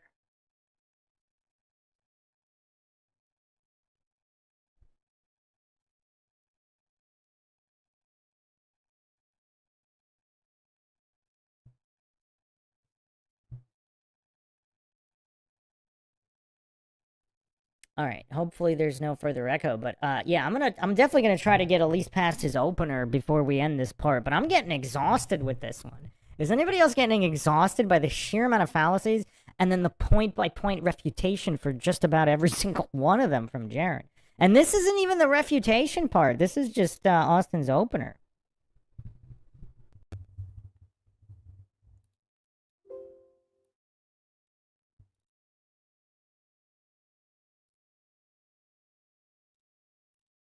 It is a default position. Any positive claim requires the burden. And I actually don't resonate with people that just say stuff in the sky doesn't matter. And they throw their hands up, and I can understand even Jeran's frustration with that, because I don't resonate with that at all. I think that we should always try to understand the way that things work. We should always seek out answers. We shouldn't try to look at this as some type of little gotcha game where we don't have to answer that, haha. But it is true that just because I observe a celestial phenomenon, it doesn't then make all other evidence dissipate. Right, so when we look at the preponderance of evidence, we have to stay logically consistent, and we have to see what the empirical evidence actually says, and then we go and test it, and we see what the answer is. We don't throw out 95% of evidence because there's 1 or 2 or 10 outliers that we don't know how to apparently explain. So I would say one of the really strong pieces of evidence that we don't want to plane is something that we recently found out, which is if you actually take angle measurements to stars, say from a ground and from the surface of the Earth, you're going to see that the star gets occulted by the mountain. As soon as that moment happens, you can take the time, you can measure that angle, and you can compare it to the angle of, like, say, in Stellarium. At that exact time you took the time measurement, as soon as the star was occulted, you can then go to the mountain, compare that angle, and it is as if it is planar geometry, it matches perfect. The flat Earth prediction to the star matches perfect, whereas the globe, it would be an entirely different position, many degrees different, and the issue is that they would then have to try to claim refraction, but the star has already been occulted prior to the measurement, so refraction can't even be applicable. So the actual occultation of the star in relation to topography, and the guy that initially went and made this measure was a glober. He went out there and he saw that the prediction is, you can predict it perfectly with flat Earth, doesn't match the globe at all, and refraction didn't work. He ended up leaving the globe. So it's a very similar experience to what Jeran experienced, only he went the other way. Right. So that just is a piece of evidence, and there is no sufficient rebuttal I've heard for the globe. We can also talk about the linear distribution of the electrical field. We actually have an electrical field on the Earth, and it's a linear distribution, horizontal field lines of the electrical field. This cannot happen. It has to be a radial distribution on a sphere, and it would actually fall off exponentially away from the center, but that's not what we observe. We don't observe that. The linear distribution of the electrical field is a major issue. It's an impossibility on a sphere, right? So what typically happens, I'm guessing that we're getting close to my time, so all right, I got 2 more minutes. So what typically happens is it is what we've always experienced, and this is why I will be very blunt. I'm quite perplexed about Jeran's approach. Like, I was there with him. To all the people that are saying that he's faking it, he's not. I was there. I am in no way going to attack Jeran's character in terms of if I think that he believes this or if he's being honest. I think that he does believe it. He does feel like he's being honest, and he feels that he's willing to take shots and attacks to do it. So that aside, because it doesn't really matter. Take all the personal stuff out of it. We're trying to figure out actually like what the truth is. Yes, I went to the south. We went to what is seemingly Antarctica, a giant sheet of ice south from Punta Arenas. We saw the sun, and it circled around us, and it didn't go down. So then, to claim that proves that it's a globe, I would have to say, if the Earth's a sphere, in the winter, when I go to Antarctica, the sun will be in the sky for 24 hours. Oh, look, sun stays in the sky, does a circle for 24 hours, therefore Earth's a globe. It's a textbook affirming the consequent. Textbook affirming the consequent fallacy. I could say Sasquatch delivers me mail every Friday. I can go find out that there's mail in my mailbox on Friday, therefore Sasquatch is real. To apply that type of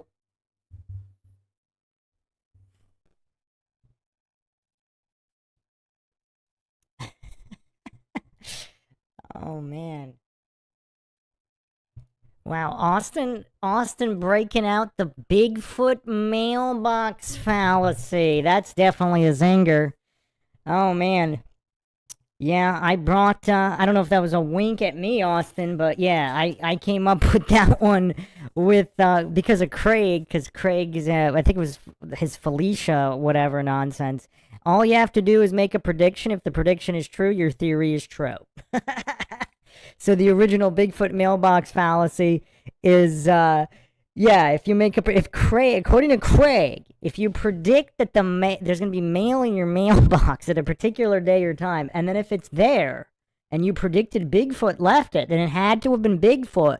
And because the prediction itself came true, it couldn't have been like Craig doesn't believe in the scientific method or controls or anything. So it couldn't have been the mailman. It couldn't have been Mothman. It couldn't have been Poltergeist. It couldn't have been your neighbor, that got mixed up mail. It had to have been Bigfoot because the prediction was Bigfoot. Oh, man, that's hilarious. That's hilarious. Oh, man. But, yeah, no, the zingers, the other two zingers were Austin just pointed out how Jeran shifted the burden of proof, but he went point by point, so systematic. That systematic destruction was crazy. And then the second one was where he said you're going to throw out everything just because of some kind of outlier, unexplained situation. Similarly, like if you're in your house and you hear like a creaky door and like you didn't see anybody move the door and you put DW40 or whatever on the door previously and it still creaked, you're not going to automatically switch to believing in ghosts and it couldn't have been something else just because you can't explain why the door creaked. So that was pretty, I mean, that's a zinger. That's pretty embarrassing for Jeran. Not that he needs any, help embarrassing himself. I mean, his opener speaks for himself. I mean, look at these numbers. We've never seen these kinds of numbers in an opener alone. We've just never seen them. I mean, these numbers put Sartain to shame. I mean, these numbers put Craig to shame. I mean, Jeran's numbers. I mean, even though, like, there's no, he didn't zinger himself or anything he didn't dinger himself like Craig often does. But, yeah. Flat Bob says, apparently it gets worse. Yeah, I don't know. I can't, there's only, I'm literally, I've never been this exhausted before.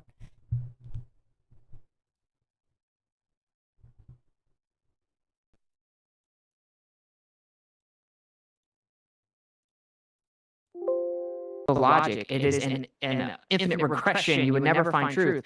So this is the reason why I haven't flipped. It's because of the empirical evidence, and we could list them off, and it's endless, right? Just again, the base empirical position, the default position based on empirical evidence that the Earth's flat. How are we even actually making accurate elevation angle measurements in the center of a continent if we're using a horizontal datum, a horizontal baseline that starts at the sea that's thousands of miles away? We extend that horizontally to the center of a continent and then measure vertical distance above that, perpendicular to it. How is it that planar geometry is perfectly predicting and matching the angle to that star once it's occulted by the mountain and matches the, based on the time of the observer standing on the top of the mountain, you can draw a straight line from observer to top of the mountain to star, and it perfectly matches an angle down to a horizontal baseline with planar geometry, where it's significantly different on a globe, but yet the star's not where it's supposed to be, and we can't invoke a fraction because it's after the star is occulted. So I will say, basically, what always happens is people say, well, then how would this work, this work, this work, this work? And if I don't get my answers, then you lose Earth the globe, as if we are to grant them the presupposition of a model that they have reified. That is not how it works logically. So yes, in conclusion, the Earth default position is as a stationary topographical plane. The burden of proof is on the other side and needs to prove it. And when there's direct geometric refutations to that claim, they cannot be hand-waved because there's another celestial observation that you think is better explained by that model that was just refuted. Right? We can't actually skip over to that part. So that is very simply my position, and I think that is it's based on the logical parameters of how we actually examine the discussion in the first place. So, And cool.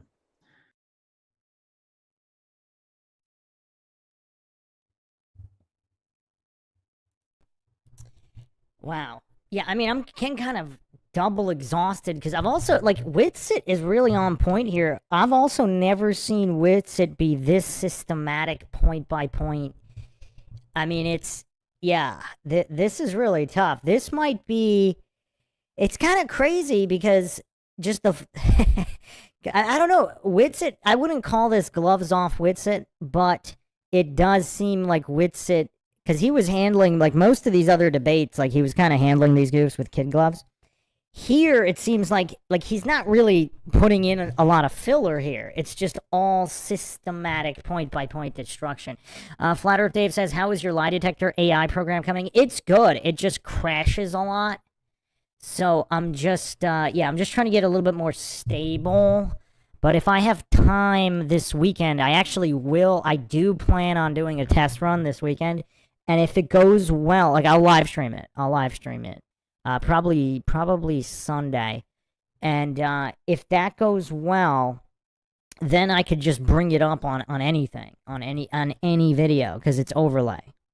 That's also why it glitches a lot, because it's like literally real-time overlay.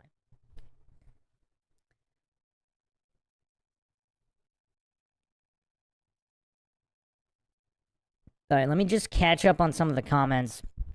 And yeah, I know this wasn't super long. It was only 90 minutes, but like, this is exhausting. I had no idea Jeran would do this. Like, I actually thought, like, again, just my assumption, my presupposition is that he would lean more into obfuscation instead of just flat out, like, point by point humiliation. And then Witsit was really on point. This is like Jordan putting up like an easy 50 here. Like, it's crazy. Yeah, I wonder if we're gonna get double records here. I wonder if Austin's gonna set the record for Zinger.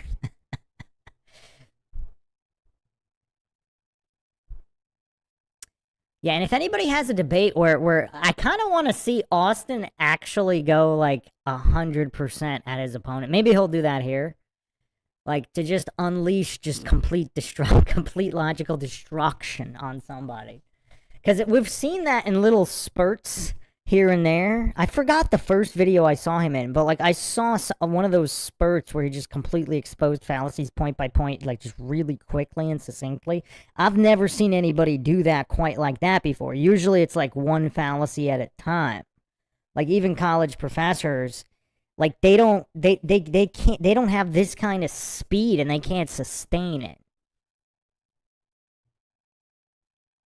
Sphinx Bear says, funniest thing is Austin was running the summit while doing the debate.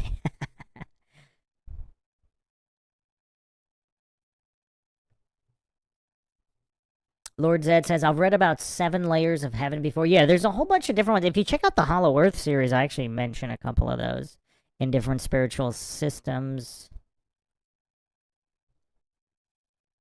Zetetic says, one of Witsit's best debates. Cool. Well, now that I kind of know what I'm in for, I can prep. You know, I'll bring extra water next time. And then I was, the overlay here with the fallacy counters and everything was glitching out hardcore for some reason. And I had to, like, double the code on it for no reason, and just, yeah, there's a lot of errors. So hopefully next time we can come, you know, we could start on time and get a little further.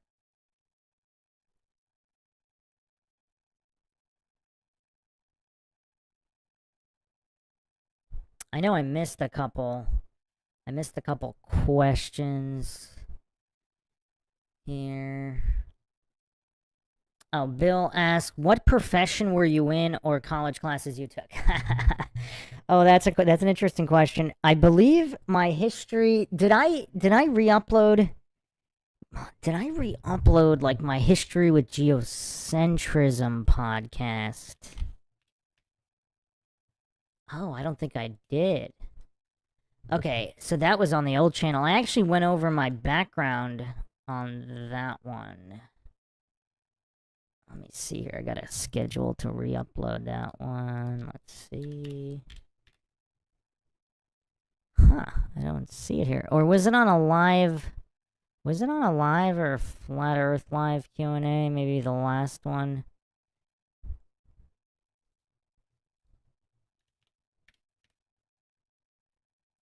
Okay, it's not up. I'm gonna upload it. Yeah, I'm gonna do it right now.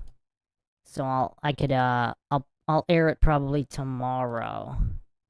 And that'll go over. Yeah, okay. So that was not uploaded. Okay, I didn't re-upload that one.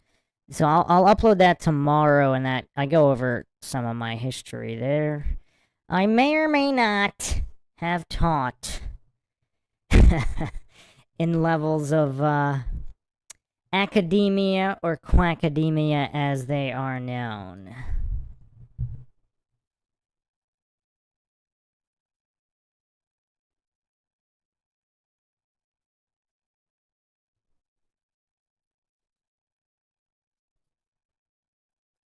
All right, final points here. I'm going to wrap this up.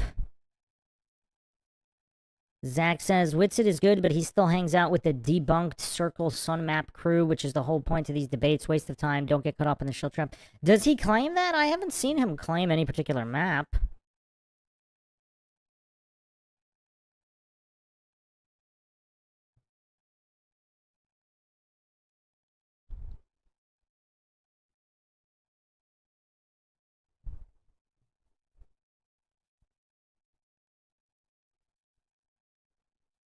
Witsit in the chat says never.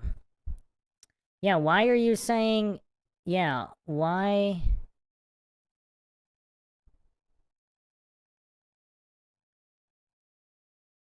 Wait, who said that?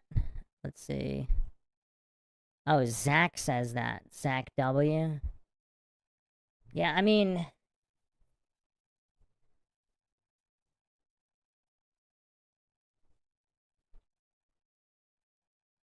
Yeah, I mean, the other thing that I like that Witsit goes over is geocentrism and the ether, because those are critical points.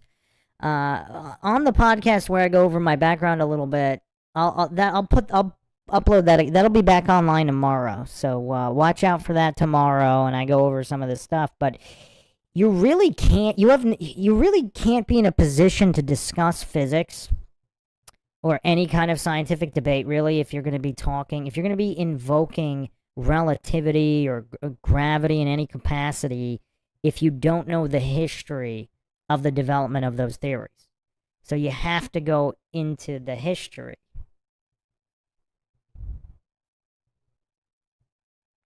So yeah, and then Witsit caught some stuff that, like, I hadn't even seen before. Like, even certain things with,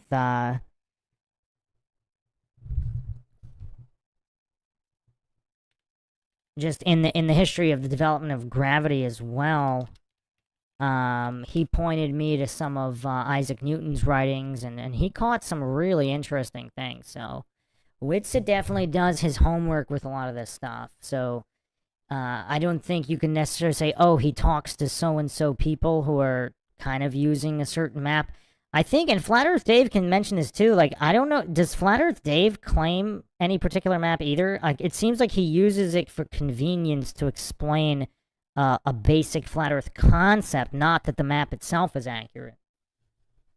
But, you know, Flat Earth Dave can speak on that if he's still in here, but I'm going to be wrapping this up in a minute.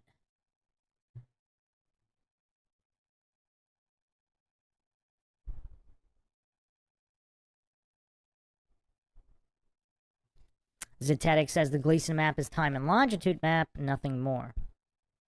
Vern Smith says, I think Gleason's is a good start. Yeah, I mean, you could use certain things for simplicity. I mean, scientism does it all the time. I mean, look at most science textbooks. They don't, I mean, sometimes there'll be notes about how this isn't even accurate, but it's illustrating a point. Flat Earth Dave says, yes, the AE map is as close as we have, other than possibly the moon map. Yeah, the moon map is interesting. We've gone over that a lot. But yeah, what's curious is, like, even the scientism maps, like, a lot of times there's notes about them not being accurate either. They're just illustrating certain points. So it's kind of weird to say, oh, it's either completely accurate or not accurate at all. Like, that's not the point. You're just visualizing concepts until more can be verified. So, Groupthink Skeptic says, the linear electric field strength is the clincher in my mind.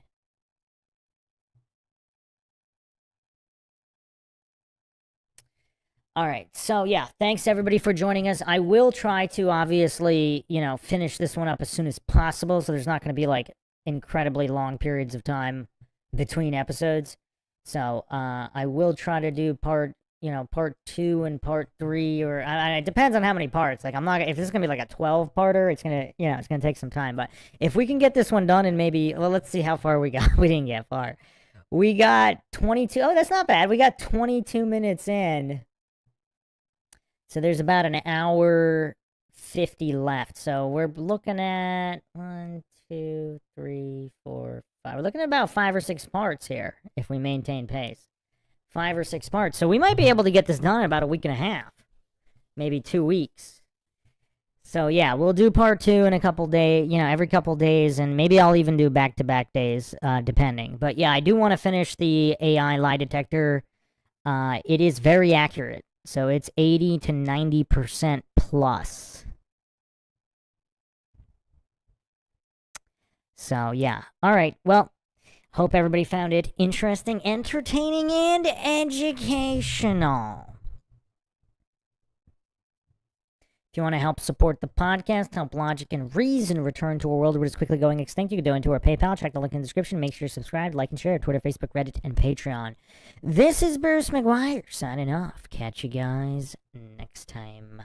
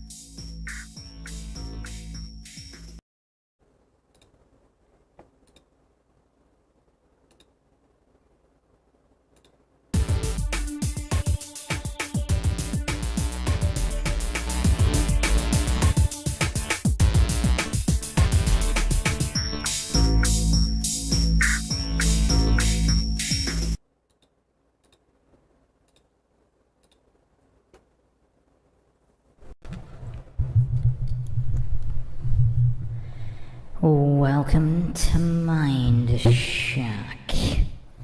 This is your host, Bruce McGuire, and we are back for another logical analysis.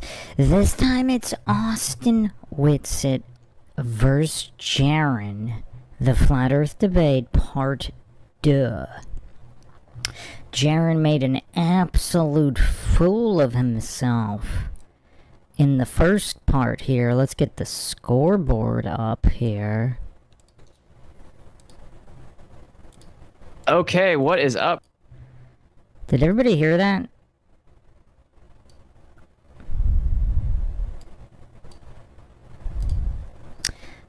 Did everybody hear Austin just talking? Just want to make sure the audio's here. We had a lot of glitch issues with everything. Flat Bob, you heard Austin speak? Let's try. Let me make sure you could hear him here. Guys, sorry for the delay. Everything went wrong.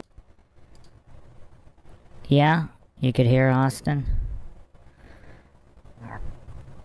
Alright, let's get back to where we were at.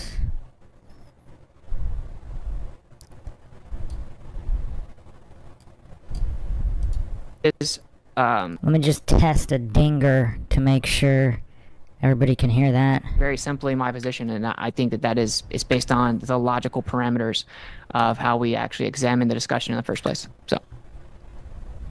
And time. Cool. All right, thank you, Austin. Did everybody hear all that? All the sound effects are good volume. Are we actually running smoothly for once on YouTube servers? This is unprecedented. This is unprecedented. Oh, nope. Did not hear the dings. Okay, that's interesting. Alright, I knew we're gonna have some kind of a problem here. Alright, let's try that again. Am I echoing right now? Just double checking. Am I echoing right now? Can you still hear my voice before we do the dinger check? Am I echoing? Okay, that's unfortunate because I don't hear the echo.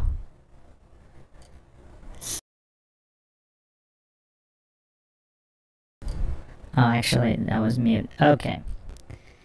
Well, let's check the dingers.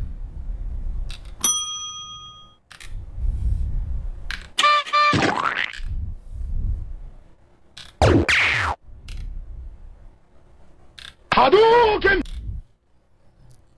Did everybody hear all of that? I just ran through all the sound effects. The zingers, the super fallacies, the dingers. So those were all good, and I am still echoing. I am still echoing. How bad is the echo?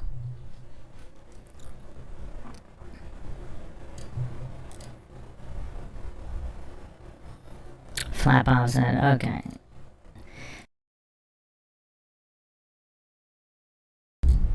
And I am not echoing right now, correct? I'm just trying to get the settings. For some reason with the sound effects, it puts an echo on my voice. But I think it's fine. I'm just going to have to toggle. I'm going to have to toggle some settings, which is a little bit annoying, but okay. So welcome everybody. We got Flat Bob in here, Sam, Eager Dom, Chin, Mr. 1-1. Run Boston Bear says, good timing. I'm at TruthRecon in Dallas, and Witsit's about to present. That's interesting. So, once again, welcome everybody to MINDSHOCK, where we analyze argumentation for logic. And this isn't about conclusions before all the Dunning-Kruger goofs get triggered, before all the bootlickers, the scientism cultist, bootlicker, authority-worshipping cultist, coincidence, theorist, goofs get triggered. This is not about the actual conclusion of the shape of the earth. It is simply about analyzing the argumentation itself for veracity. Who's committing logical fallacies? Who isn't? And then we got super fallacies if 3 or more fallacies are committed in rapid succession, or simultaneous fallacies are stacked in single statements that will necessitate a super fallacy. A zinger is a nice attack on your opponent, and a dinger is a self-own. Oh, wow. Did Austin set a new record for negative fallacies? Wow. That's an interesting glitch. Let me fix that real quick. Okay. That's funny. We haven't had that before. Oh, that's funny. Okay, good catch, Chin Chin. Good catch. So, yeah, this is right where we left off. Okay, so is everybody clear on the rules? So dingers are self-owns, and there'll be a nice little graphic for the master of self-owns. I'm not going to spoil it for anybody new. You'll just have to wait and see what happens here. As always, if you want to help support the podcast, help logic and reason return to a world where it is quickly going extinct, perhaps never evidenced better than in flat earth debates. For whatever reason, globe earthers just have a lot of, even if they're correct about the shape of the earth, which I make no claims about, I do not claim anything is true or untrue. The motto here, of course, is the only thing we know for sure is that we don't know anything for sure. However, for what globe earthers seem to have a lot of issues with mounting argumentation that is not fallacious. And we've seen this time and time again. So if you want to help support the podcast, you can donate to our PayPal. Check the link in the description. You could also become a YouTube member right here on YouTube. Help support the channel that way. Make sure you subscribe, like, and share. Twitter, Facebook, Reddit, and Patreon. Patrons do get priority for case topic, logical analysis, co-podcaster requests. You could also be a guest in the podcast depending on your tier. Questions, comments, theories, thoughts, suggestions, rebuttals, debunkings of any kind. Leave them in the comment section. Unless, of course, you're with us here live. Drop them in the live chat. I'll try to get to each and every one of them. And if you're not getting your notifications on lives or new videos through YouTube, you can become a free patron. Even the free tier will give you all of the notifications, so you are not relying on YouTube's glitchy systems. Alright, does anybody have any questions on the system before we get going here? Picking up right where we left off, Jeran has set a new record in opening statement where he committed 198 fallacies and 26 super fallacies, and we were actually very generous. He actually committed way more super fallacies because they were so rapid succession and simultaneous. But I gave him the benefit of the doubt here, and I really just did not count as many as I should have, but whatever. Flapbob says, no questions. I'm ready for a headache. Very good, sir. Very good. So let's jump right in then. All right, gentlemen. The next part of the debate is the rebuttals. And so we're going to afford Jeran 7 minutes to rebut to what he just heard. So this is just me presenting myself. Okay, gotcha. It's not asking questions. That'll be okay. Gotcha. I'm just going to respond to what Austin said. Okay, thanks. Let me add you to the full screen. All right, you're good. Okay, so the issue I have there is that the way Austin's describing it, he's saying that if nobody can explain how something works, well, it doesn't mean it's not true. But we would never get to the truth if that were the case. If the case were that anything could be true, even if it doesn't have any explanation, doesn't explain anything, but somebody just says, well, I think it's true. Because that's basically what he's saying, is that if we have different ideas on the shape of the Earth, he's saying it doesn't make a difference if one of them makes all the predictions and the other one makes none, because simply because you don't know how it works doesn't mean it's false. Oh, then I think we live on a dog. And then you might say, well, that wouldn't work. How could we live on a dog? And I'd say, well, just because you don't understand how it works doesn't mean it's not true. So, I mean, we could do that forever. We could live on.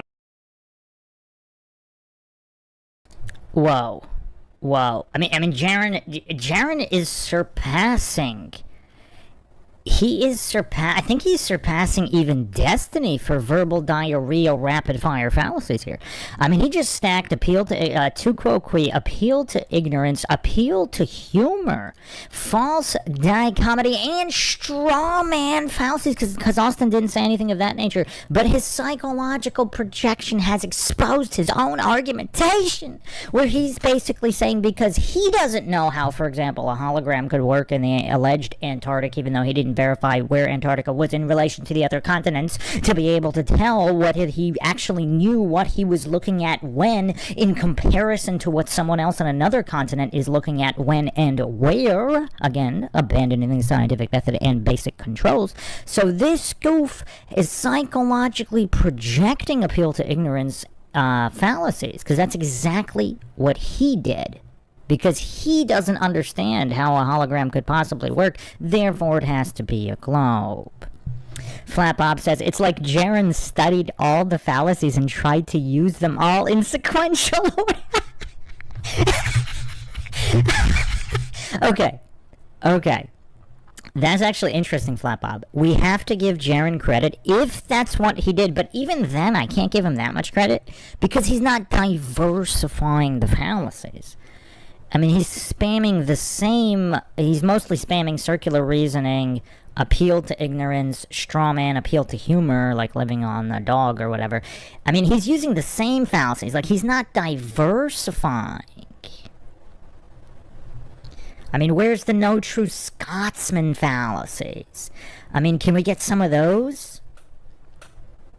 I mean, I think he did commit at least one of those before, but he that's not one of his favorites. He's not really going to that one.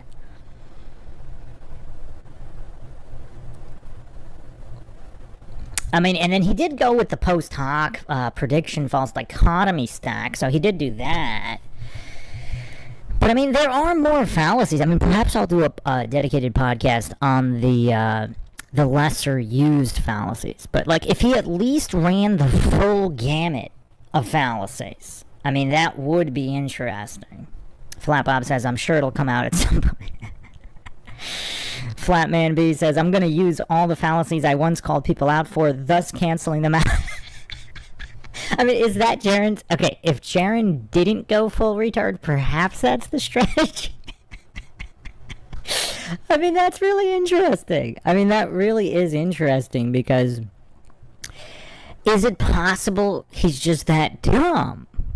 But he really didn't call out fallacies that well. I mean, that's Austin Whitson. I mean, he was quite sharp. He was deceptively sharp, because he looks like a simple guy. I mean, look at this guy wearing some kind of fan-worshipping baseball hat, like some kind of mainstream cultist, coincidence theorist, normie hat, worshipping sports or whatever. Is that a sports hat? I don't even know.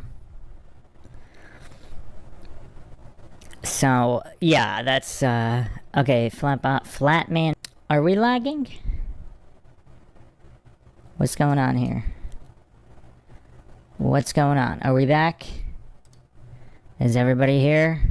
Let's get a confirmation on, the stream. I'm getting some serious lag, but it looks like it's back. Okay. Alright, let's keep going. Anything. I mean, there's no, you have a group of things that you look at, and then you find out which one better matches the observations. Now, for me, the flat Earth better matches observations when you're talking about the Earth looks flat. It operates and appears flat.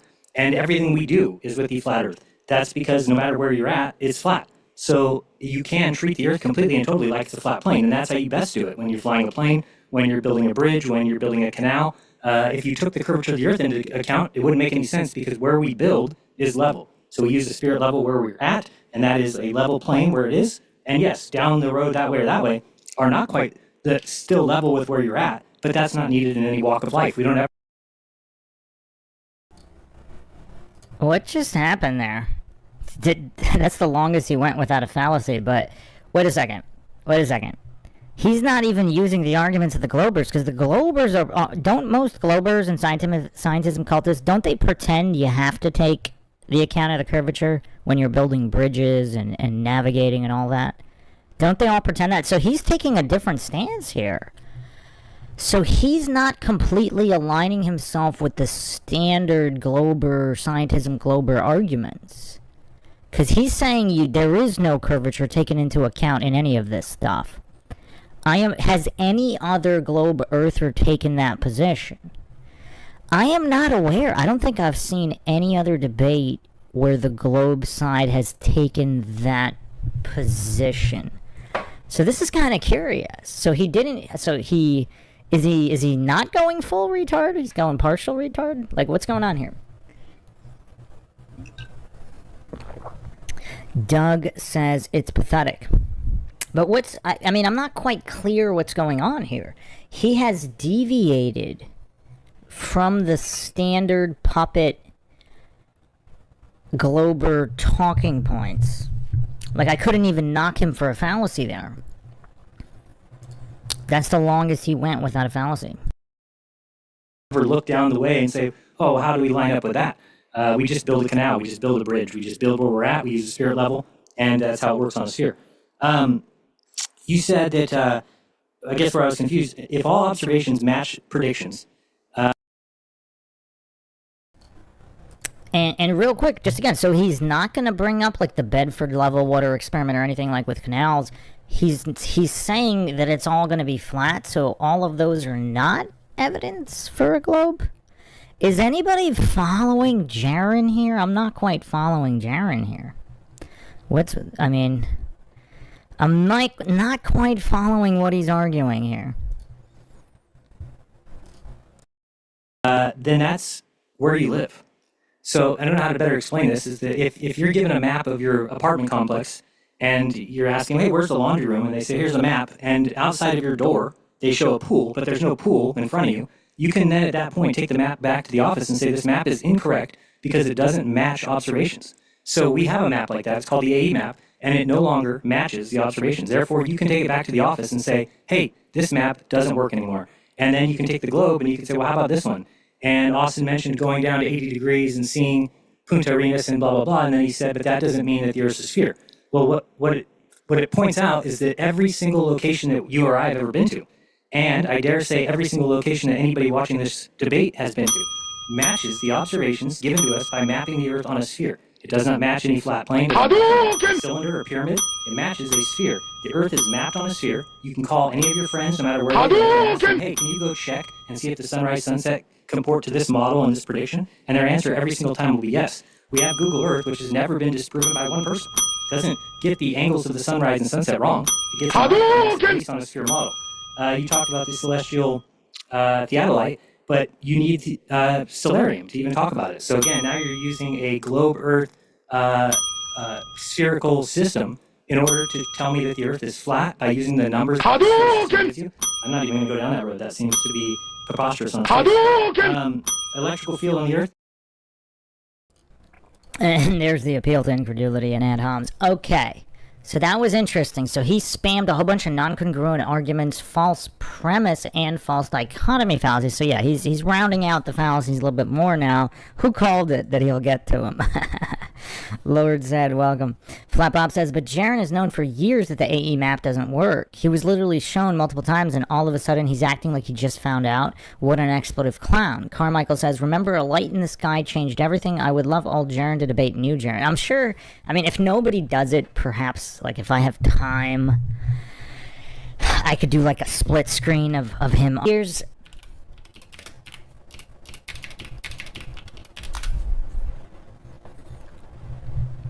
Alright, are we back? Are we back? We should be back now. Doesn't everybody love YouTube servers? Billions and billions of dollars and more lag than ever before. Alright, so... yeah, the goofery here. So he's presupposing in a circular reasoning logical fallacies that everything matches the globe even though it doesn't. I mean, he was shown like a lot of the...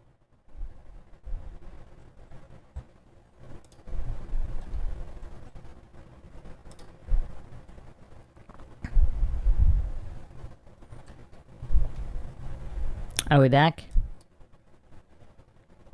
Not back yet. Are we back? I don't know. One of my windows shows we're back. The other one shows we are not.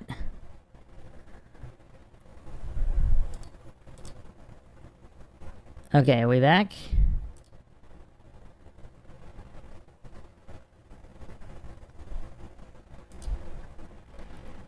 Okay, we're back. Okay, so as I was saying, yeah, the you have a lot of anomalies with the sphere, but he's pretending that none of that exists. So this seems to be clearly a combination of intellectual dishonesty plus some kind of mental disability on the part of Jeran. I don't know if we should go false dichotomy and say, oh, he's really smart and being intellectually dishonest, or he's just gone full retard, he's completely mentally disabled and honest. There seems to be some kind of overlap. Again, I'm not saying that definitively. I'm not making any claims. I do not claim anything is true or untrue, but that's what it seems like. So, not a positive claim on my part, just some musings that there seems to be some dishonesty plus disability, some D&D going on here. So, yeah, I mean, he's just running the gamut on these logical fallacies. Quite painful to watch. I don't know how much farther we're going to get. I mean, MindShock is, like, with logical analysis, MindShock has just simply become how much goofery can one man take here. I don't know what you mean by linear distribution. You mean that it's, I guess I don't know what you mean. It goes up in a linear fashion, I guess is what you mean. So I don't know why that wouldn't work on a sphere. As I said, wherever you're at is level. So therefore, above my head would be a linear progression of electrical field. Doesn't make a difference if the Earth's a sphere because it doesn't matter for where I'm at. You said we went south, we had a giant sheet of ice.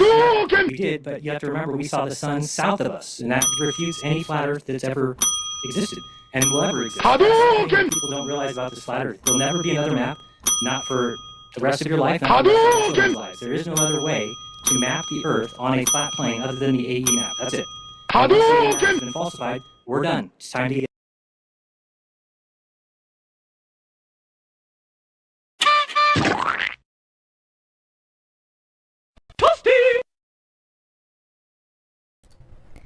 And there's the dinger. I was wondering how long it would take him. He's hallucinating that no one can make another flat Earth map for all of time. I mean, that's a special kind of, that's like a super dinger. I mean, we don't have super dingers, but has Craig even said something that stupid? Like hallucinating to know that. Not that it is or isn't true, just the argumentation, like using that as an argument. That's one of the dumbest things I have ever heard in any debate ever. And I've watched some of Craig's debates. Even Craig, has Craig ever hallucinated that no one in all future time, no one will ever come up with any kind of map that could plausibly work regardless of what the shape of the Earth is? I mean, this level of gopher, I mean, this is something new. This is something new. Flapop says, horse expletive, Jeran, the stereographic VR map works perfectly. Carmichael says it might take the top spot. Yeah, no, that was a special kind of stupid. I mean, did Jeran rehearse that? I mean, to hallucinate, to predict the future. I mean, I can't recall even Craig making those kinds of hallucinations as arguments. And he said, I mean, we could do a 50-hour compilation of like dumbest statements for Craig. I'm not quite sure that even the mighty Felicia has made a future prediction hallucination that dumb.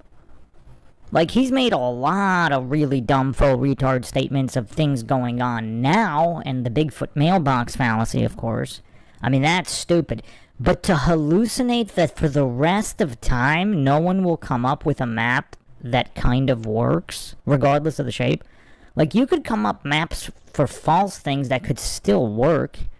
I mean, that's why models are models. Models are not reality, per se. So, yeah, Carmichael said it might take the top spot. I mean, this is legendary goofery from Jeran. It does almost seem like he's trying on purpose. I think he's going to set the FPM record for sure, fallacies per minute. And he's probably, we didn't even come up with an SFPM. If we did super fallacies per minute, Jeran might take this too. Craig better watch out. Michael Sartain better watch out. Jeran is coming for the Dunning-Kruger crown here. He's coming fast. I mean, he really wants this crown.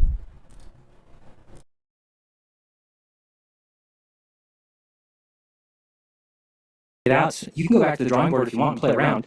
I did that for 6 months and realized that's it. There's no more. If the sun circles in Antarctica, then it matches all observations of the sphere. And that's and you said about the firming, the consequent. Where I'm confused on that is, haven't you said before, Nathan Oakley and many people, they all say that the R value has been falsified, that the globe has been falsified. When you ask them why, they say if the Earth is a sphere, blankety blankety blank.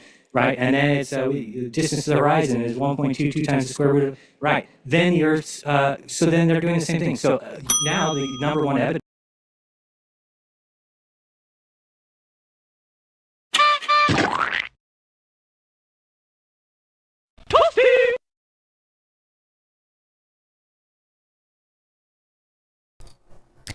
Alright. this is next level goofery. They're doing so. It's not the affirming the consequent fallacy he doesn't understand. Well, he doesn't understand that either. It's the burden of proof he doesn't understand. The very foundation of basic logic and reason and science is what he doesn't understand. And notice the narcissism. I'm not clear on that. Instead of just trying to go for the truth. This guy has achieved a level of goofery that is perhaps surpassing even Sartain and Craig. Because how is demanding actual evidence instead of blind faith belief doing the same thing? I mean, that's the complete opposite of doing the same thing. That's demanding evidence for that said R value. And notice how Jeran has not provided any. Notice how Jeran has actually not provided anything to substantiate his blind faith in the cult of scientism, even if the conclusion is correct, even if the Earth is a sphere. Notice, like any other topic, something, let's say it's true, and someone who actually knows what they're talking about, they're actually going to substantiate it. So if there was a claim about XYZ being falsified, they'll show how it was not falsified with empirical evidence and demonstrate it. Notice how this goof has not provided a single piece of scientific evidence or any argument in any type of logical fashion. I mean, he's brought absolutely nothing to the table while hallucinating. That those demanding scientific evidence, those demanding the substantiation, utilizing the scientific method with controls, with dependent variables clearly delineated for anyone to see and leaving no doubt or argument that the R value is legitimate. Notice how he's done none of that. He's done absolutely none of that. So, yeah, what does everybody think so far? This is quite painful. We're not even a half an hour in here on this part 2. And I'm ready to call it a day already. I mean, I was not prepared for goofery surpassing even Craig. I mean, this is a special kind of goofery. Pretending that demanding evidence is the same thing as spamming fallacies. I mean, does it get more mentally disabled than that? Is it possible? And I don't want to disparage the mentally disabled. I mean, there's plenty of mentally disabled people far more intelligent than Jeran's arguments here. I mean, this is a type of goofery I'm not sure we've seen before. I mean, and Craig is way more entertaining with his goofery too. I don't know if it's the accent, the spurging out meltdowns, but Jeran's not even entertaining with his goof rambling here, with his full retard rambling. He's not even entertaining with it. It's like he's box-checking fallacies to try to set the record and capture the Dunning-Kruger crown. He's trying to do all these things, but he's boring about it. Like, how are we going to actually make our way through this? This is tough. Of the flat Earth that you guys use, the black swan, is an affirmative consequent. You just said that. If it's not, then why can't somebody say, if the Earth is a sphere and the sun does this, then we would see this in the south, and we see that, therefore the Earth is a sphere. If that's not allowed, then neither is saying that the horizon is a little bit higher beyond that black swan. Yeah, I mean, I'm going to be done soon. I mean, this guy, he's either pretending to not understand what basic variables are, independent, dependent variables, and control. Like, is he just pretending not to understand that while spamming all these fallacies? Like, how are we going to actually get through this if he's not even on a preschool level in comprehending the scientific method? I mean, these are some of the most insane non-congruent argument fallacies I've ever seen. He's equating a scientific observation with known variables. For example, black swan is X distance from where you are, without hallucinating that this other continent is X distance from Antarctica, without demonstrating it. So he clearly doesn't even know what the scientific method is, or pretending not to know. I mean, this kind of goofery is insane. I mean, even Craig, I don't think Craig has ever equated something like that. Like, this is the same, like, I'm really not sure. Maybe he has. I don't believe I've seen him make this kind of non-congruent argument. I mean, Craig spams all sorts of insane fallacies. But Jeran is setting records here. He's setting records here. I mean, this stuff is not hard. I mean, how many times do we have to go over this? Like this preschool cheat sheet. This is a preschool cheat sheet, and everything Jeran is saying now is clearly demonstrating he doesn't understand this. Carmichael said, I felt exactly the same. It's a painful watch, but we have to do it for the culture. No, but I just don't understand. I mean, is it a humiliation fetish that he's indulging, like Craig? How can you not understand the absolute basics here? I mean, this is kindergarten level stuff, and he can't grasp it. I mean, this is really weird. How do you not understand that hallucinating continent distances in reference to Antarctica where you think you are or you think south is from this position without actually substantiating? How do you think those hallucinations are in any way equal to standing on either a beach or wherever on a piece of land where you know where you are and using some kind of an optical equipment with zoom to know where another object is and making a math calculation from your known position to the known position of the object? He doesn't see the difference between that and hallucinating continent distances over thousands upon thousands and thousands of miles without substantiating those directions in relation to each other and in relation to the sun. Is the goof this brain dead? Or is he faking it? I don't know. Thomas Morgan says, Isaiah 40, Luke 3, earth is made level and the glory and salvation of God is revealed. F.E. Plotchy Podcast says, I have a question. If we take into account that this person spent 10 years debunking the round earth and NASA, and suddenly he's fine with the moon landing, or, for example, his backpedaling on MMX. What is MMX? None of this has anything to do with the sun he observed in Antarctica, right? It just doesn't make sense to, or allegedly, the sun he allegedly observed in allegedly Antarctica. It just doesn't make sense to me. It seems intentional. And then the question is why and for how much. Oh, Maman says, we get it. You don't like Jeran. Well, what does like have to do with anything? I'm examining the arguments. Flatbob says, he's faking brain dead. Once you see the truth, you don't just change your mind. MMX is the Michelson-Morley experiment. Oh, I don't remember ever saying it. That's cool. It's an interesting abbreviation. Yeah, I went over that pretty extensively. I mean, nobody really gets that experiment correctly. It's like it wasn't even a null value in terms of detecting ether, etc. It was rounded to null, but whatever. Okay, I'm not going to go over all that again, but you can check out... Which one did I go over that on? Was that Bryant Myers or Michael Sartain, maybe? On one of those, I went over the Michelson-Morley extensively. If I didn't have a clip of that, I'll clip that out. But yeah, I'm not sure how much more of this I can take, but Jeran's setting all kinds of records here.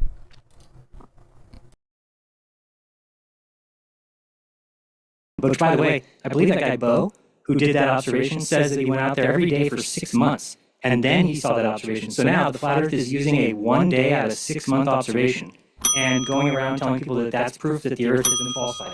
That's a joke. That's a literal joke that we would ever think an anomaly, meaning that 1 day out of, what would it be, 180, has an observation that makes the earth go around telling people that the globe earth has been falsified because of an anomaly. That's crazy.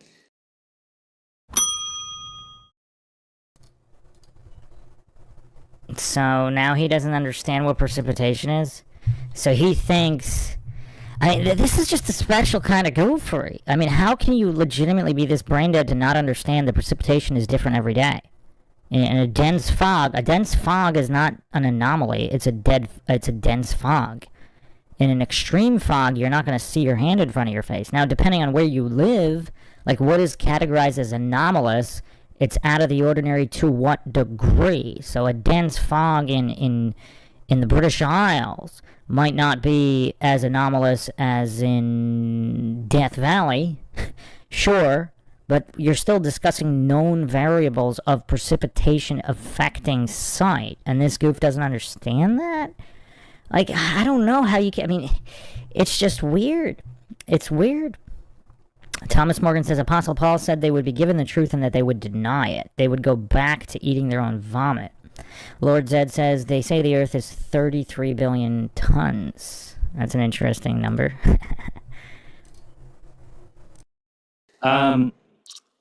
So I think if you have different ideas about the shape of the Earth, which we did, again, I thought that the South was a lie. I thought that they were lying about the southern 24-hour sun. I thought they were lying about what happens south of the 60. That's why I thought they had the Antarctic Treaty. And guess what? I was wrong. When we go down there, we saw that the angles matched perfectly in Pluto Uranus. They had the sun going right to left. Again, people need to consider this. And you're at the south of South America. How is the sun going left? How is the sun going to the south? Guess what? There's a law that says the sun will go left. The sun goes south. It goes around the bottom of the Earth, comes back south of east. And that's so the globe Earth provides a and again, I'll fully admit 100%. The globe is counterintuitive, but so is bugs in your tummy. So are a lot of things that we realize now are true. Go take a microscope out of your stomach, and you're going to see little swimming creatures. Now, you don't feel like they're in there, but they are. The globe Earth is the same. You may feel like you're flat. We may feel like there's no curvature. However, we just don't understand large spheres. A sphere can be so big, 24,901 miles in circumference, that you can't tell that it's curved because we're too small. That's the Earth is a sphere, and how it is kind of beautifully created because you don't have to treat it like it's a sphere. It actually doesn't matter to your life. If you want to be a flat earther, get out of the scientific studies, get out of the scientific debates, because if you have evidence to go up against a globe, you have to better present the world than the globe does. The flat earth can't explain anything. So, give my time. Impressive. Impressive. Love him or hate him, this kind of fallacy spew. I mean, he's surpassing Craig and Michael Sartain. Even Sartain didn't spew super fallacies at this rate. I mean, he kind of went one at a time. I mean, this is kind of impressive. Love him or hate him, like, this is, like, we have to look on with grudging admiration here. Even if I tried, I don't think I could spew this many fallacies. I mean, let's think about this for a second.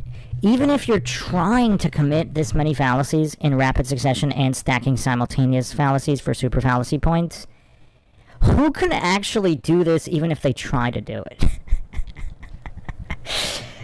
I mean, I don't know. Like, you gotta respect the craft to a certain extent. Like, Dunning-Kruger championships aren't that easy to win. I mean, try to stack this many fallacies in rapid succession and simultaneous.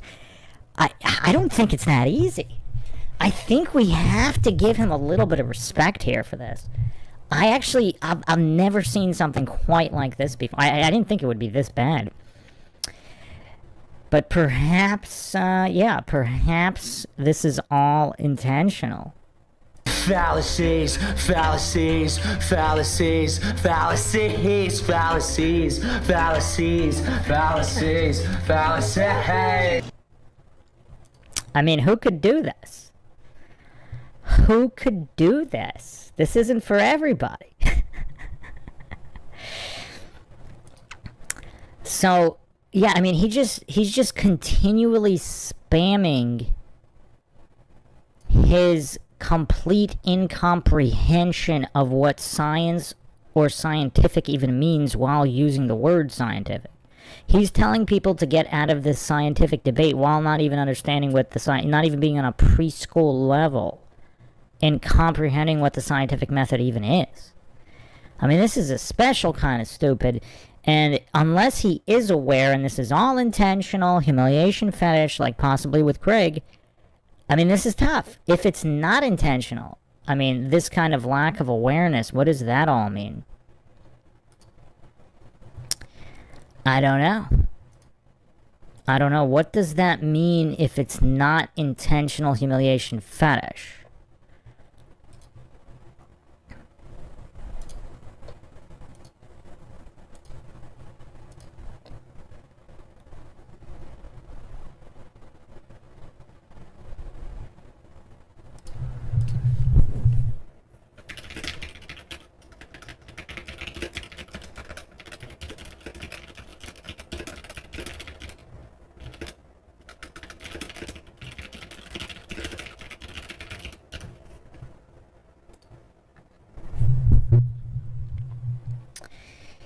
What's the verdict here?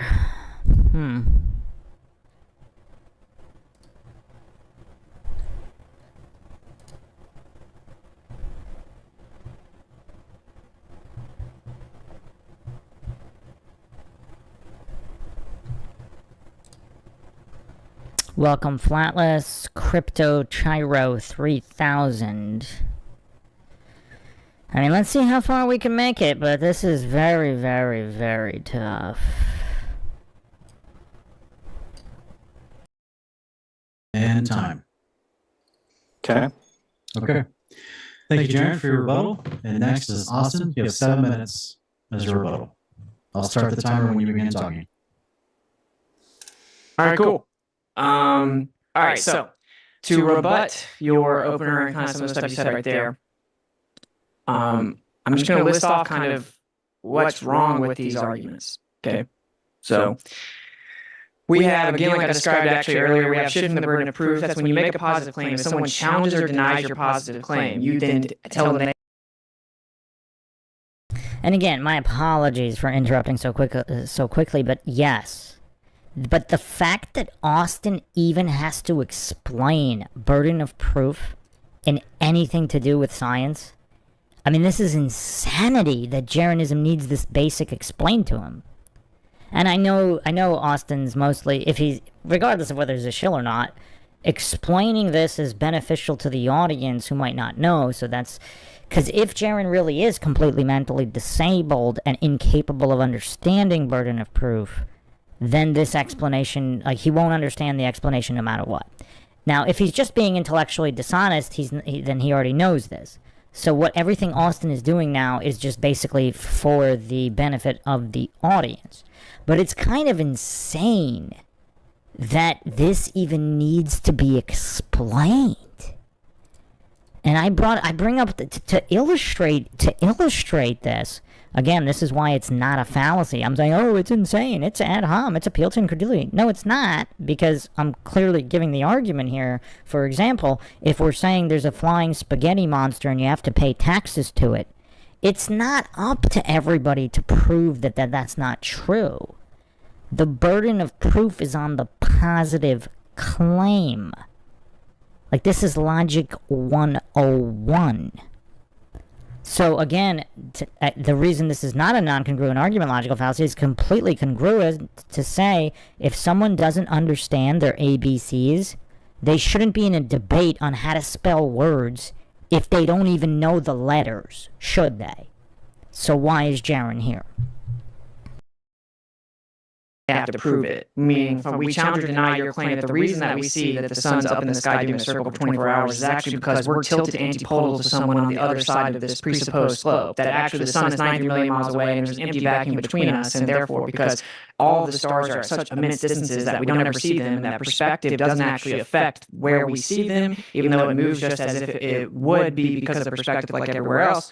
And then about 5 more presuppositions. And you actually require these presuppositions to claim that geometric position of you on the globe is why you see the sun do that.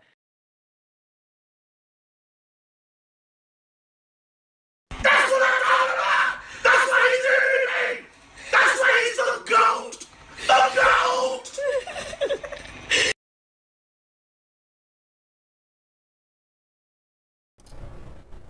Need I say more? I mean, how quickly Austin rattled all that off. I mean, he just completely and utterly dismantled Jeranism right there. Now, is Jeranism too dumb to realize he just got dismantled?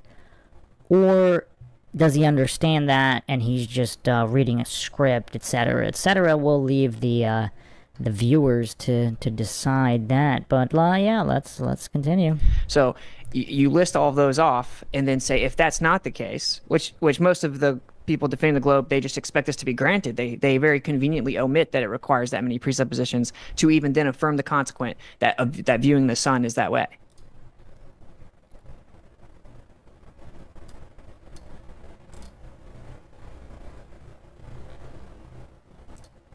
That's actually one of the most eloquent, succinct. We might have to clip this here. This is at 45 minutes. Yeah, let me make a note here to clip that. That's one of the most succinct dismantling of the scientism globe position I've ever seen. I mean, that was so succinct and well put. Again, for all the triggered goof spiraling, that doesn't mean the Earth is flat in any way, but he just succinctly explained how globe earthers argue in these debates. And again, if anybody knows of somebody who didn't do that, feel free to drop some links. Because I've never seen a debate where Glober has not done what Austin just explained right there in the most succinct fashion. That's what I'm talking about! That's why he's the MVP! That's why he's the GOAT! The GOAT!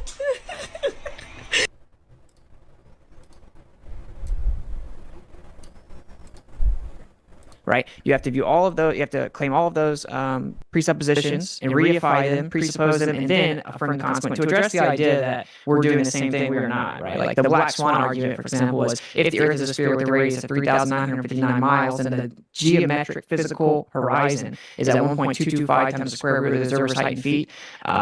It is not. So therefore, the Earth is not a sphere. That is a falsification of a positive claim, as opposed to affirming the consequent, which is if the Earth is a sphere, we'll see the sun be in the sky for 24 hours. We see the sun in the sky for 24 hours. Therefore, Earth is a sphere. That's affirming the consequent, making a positive claim, presupposing the actual thing in question, and then just affirming it because of the outcome, like the actual observation itself. Right? So, as if to exclude any alternative possibility. This is why it's logically fallacious, right? That's what I'm talking about! That's why he's the MVP! That's why he's the GOAT! The GOAT!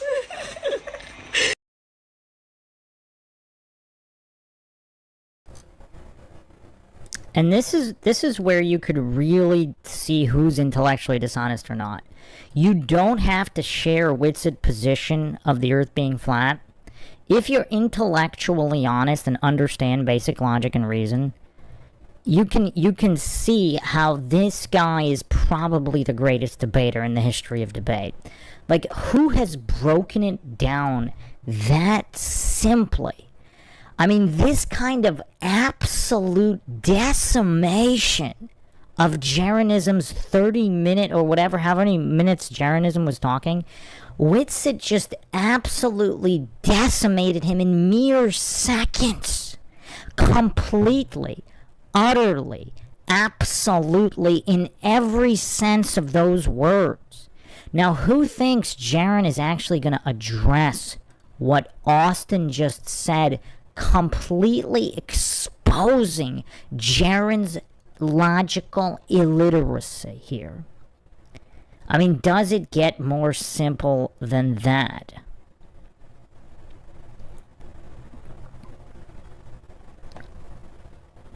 Flat Bob says Jeran's not going to address anything.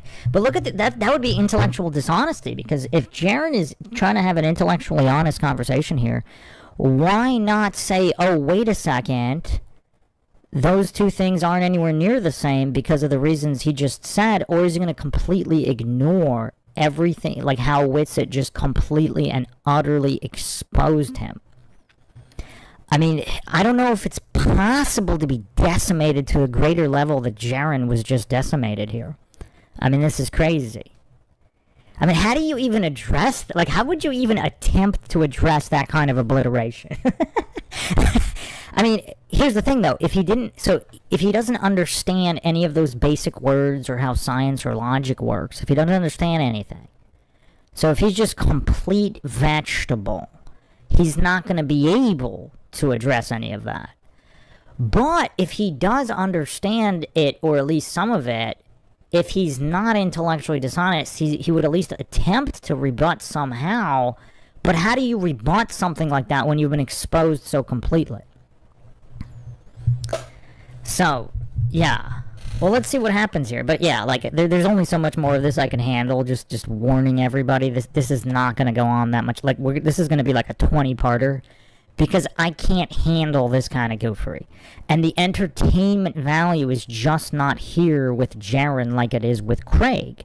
Because in Craig's humiliation cope spirals, humiliation fetish cope spiral, like, he's actually enjoying humiliating himself. He's being loud and boisterous while he's humiliating himself. Jeran is just monotone in his humiliation spiral here.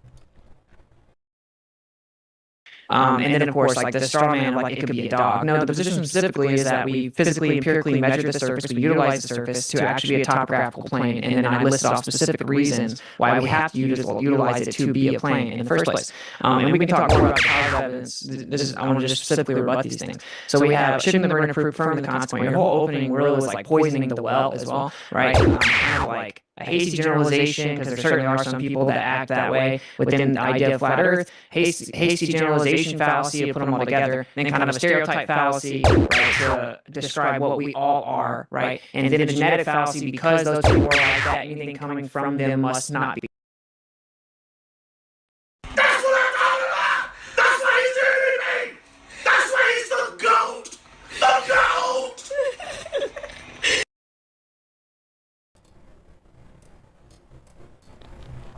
The one positive from this whole thing, I think this might actually be Austin's best performance in calling out fallacies. I mean, not quite as rapid fire as Jeran committed them, but Austin is completely decimating and exposing Jeran's logical illiteracy, point by point, fallacy by fallacy here.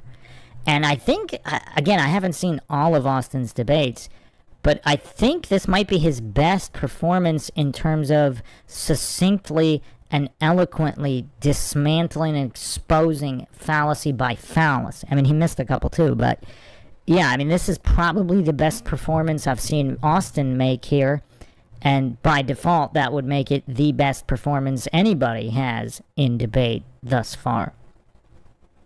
Flat Bob says, headache central here on the illogical goofatoria. Well, I don't know. I mean, if Austin's going to be more entertaining with his exposing of Jeran, we could last a little longer here. But, I mean, this is pretty entertaining here. I mean, this might be a zinger per minute record as well. I'm going to have to really tally up these metrics after this one, because we're going to have we're going to have a lot of new records here. That's my prediction. We're going to have a lot of new records. And I think Austin has beaten his own zinger record, and we're going to have to do zinger per minute. I think Austin might win that as well.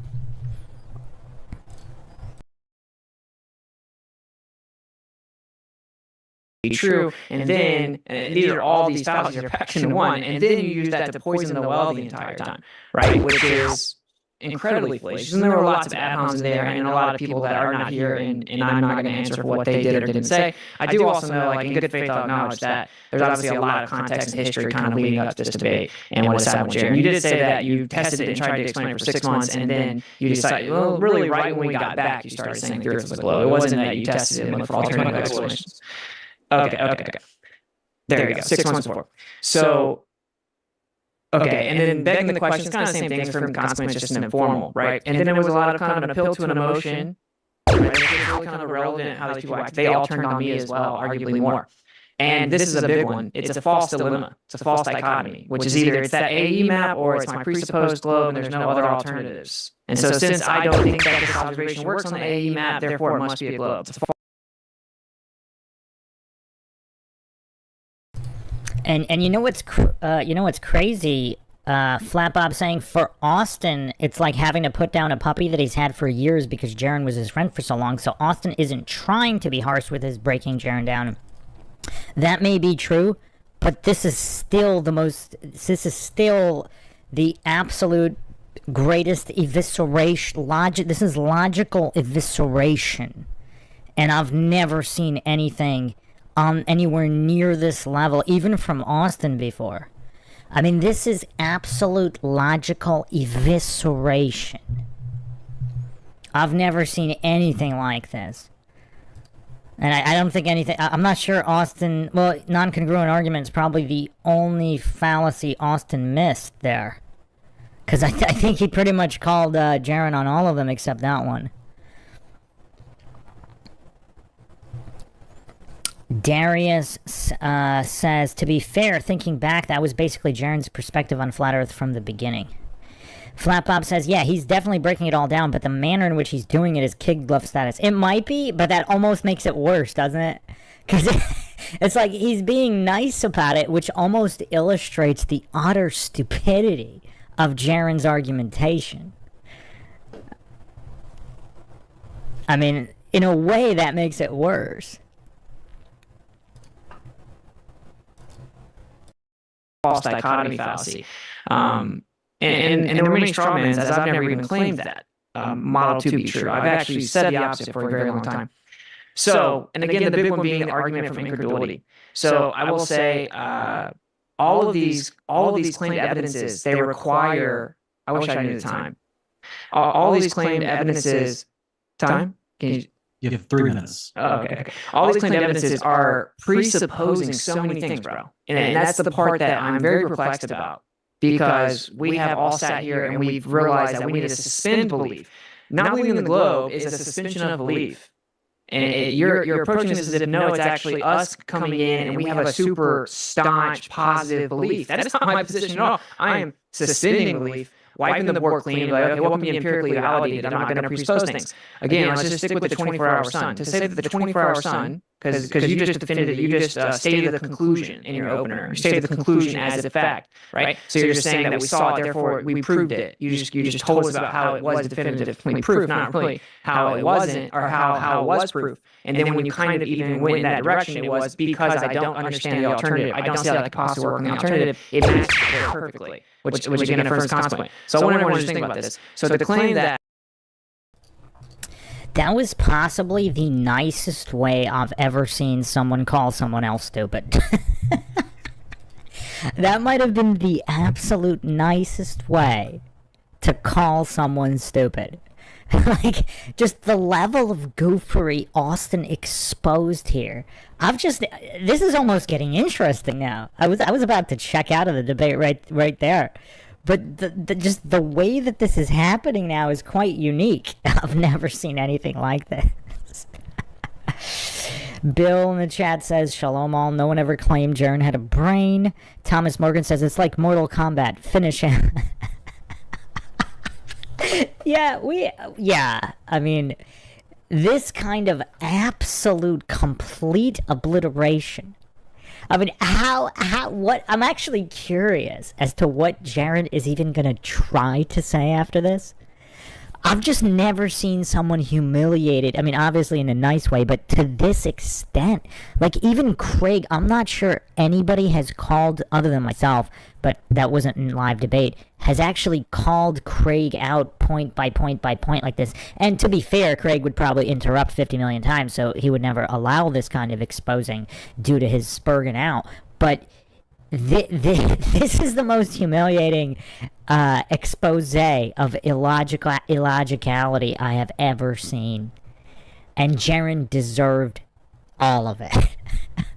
Welcome, Christopher Allen.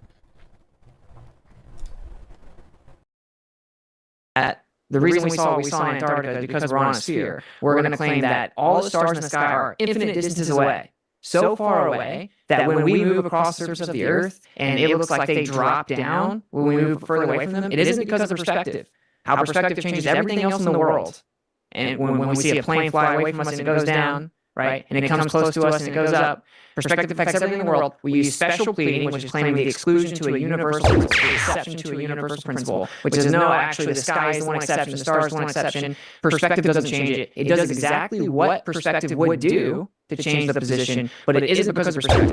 And then make that, so we have to presuppose that to even claim the globe is possible. That's why they changed this so many times and kept pushing it back. And then they claim that those stars are that far away. You then have to answer the question, how would you be able to see it from that far away? Now you have to assume that there is a vacuum, that there's nothing between us, a near perfect vacuum, so you could even see it. 1 minute.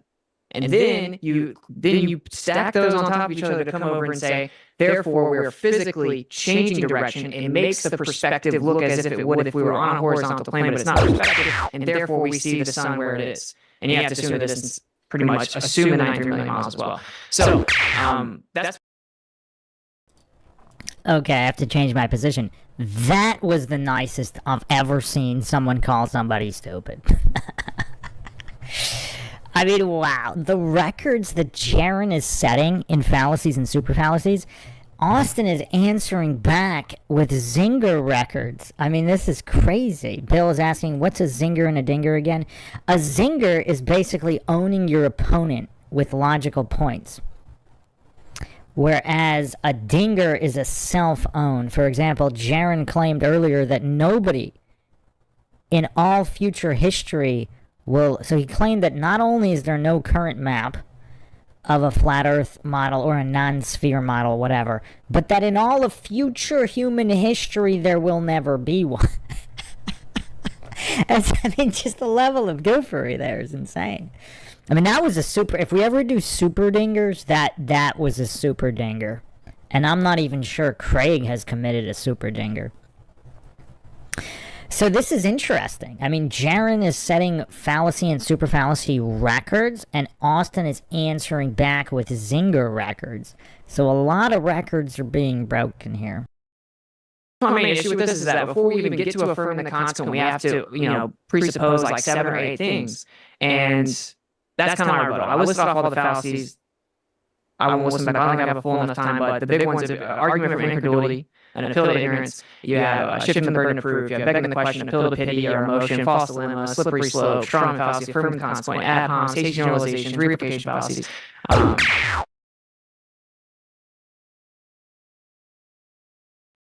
what I'm talking about! That's why he's the MVP! That's why he's the GOAT! The GOAT! I'm so curious as to how Jeran is going to answer back here. Because how do you come back from such an objective evisceration? Like, it's not like it's up to argument that those, like, the definition of those fallacies. Like, the only thing I can think of to come back from that is basically the fallacy. By saying, Jeran can say, okay, I'm stupid, I don't understand any of the fallacies, I committed all the fallacies, but that doesn't mean my conclusion is wrong because of the fallacy. That's the only rebuttal I could even think of. But you'd have to have some kind of iota of brain cells to even come up with that rebuttal. Is Jeran smart enough to come up with that rebuttal? And that's not really that much of a rebuttal anyway, because that's admitting you have no business in a debate, regardless of if you're accidentally holding a correct position. Darius says, Jeran had hurt feelings and reacted emotionally because the community supposedly turned on him. So basically, Flat Earth is bad because Flat Earthers are bad. So are you really... Okay, that's curious. Darius, I haven't seen anybody else say that. So are you saying Jeran has the emotional maturity of a schoolgirl, of an elementary schoolgirl who had her feelings hurt? That's interesting. Would that explain it? I mean, I don't know. Darius says, Witsit just listing all fallacies back to back is quite hilarious. Flatbob says, I told you Jeran studied all the fallacies and decided to try and use them all in sequential. I mean, that might explain it too. It might. Bill says, does anybody really think they can debate Austin and not look like an idiot? Guaranteed that Witsit has done his homework. Well, in this debate particularly, this is the most spectacular logical evisceration I have ever seen on any topic in any debate ever. I mean, that alone is worth the price of admission here. I mean, that's worth going through this. But the fact that Jeran is so monotone in his fallacy spew is kind of, that's what keeps it from the entertainment value that goofs like Craig can provide.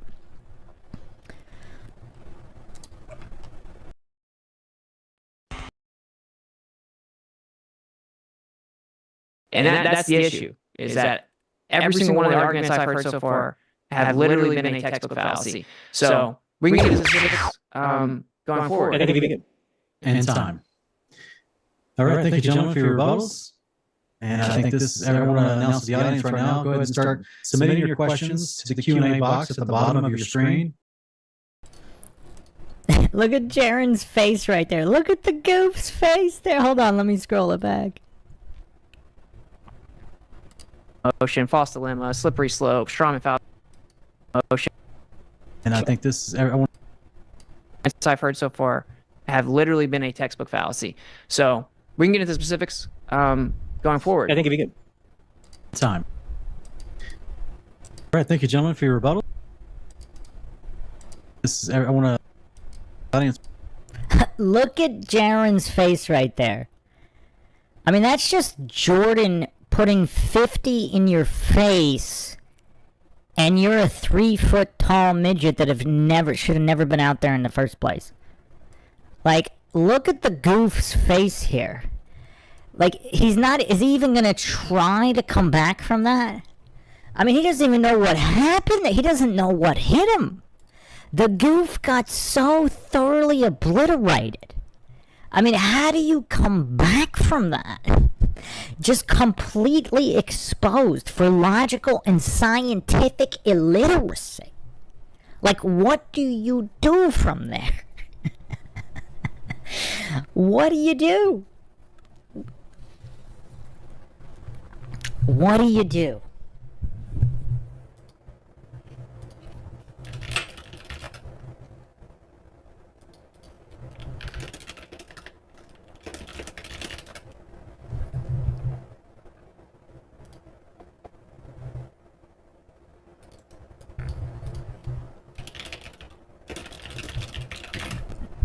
I just thought of we have to add another clip to the rotation. I just thought of a good clip to add to the rotation, so give me a minute. I'm gonna bring it up. This is like probably the most perfect one for this type of situation.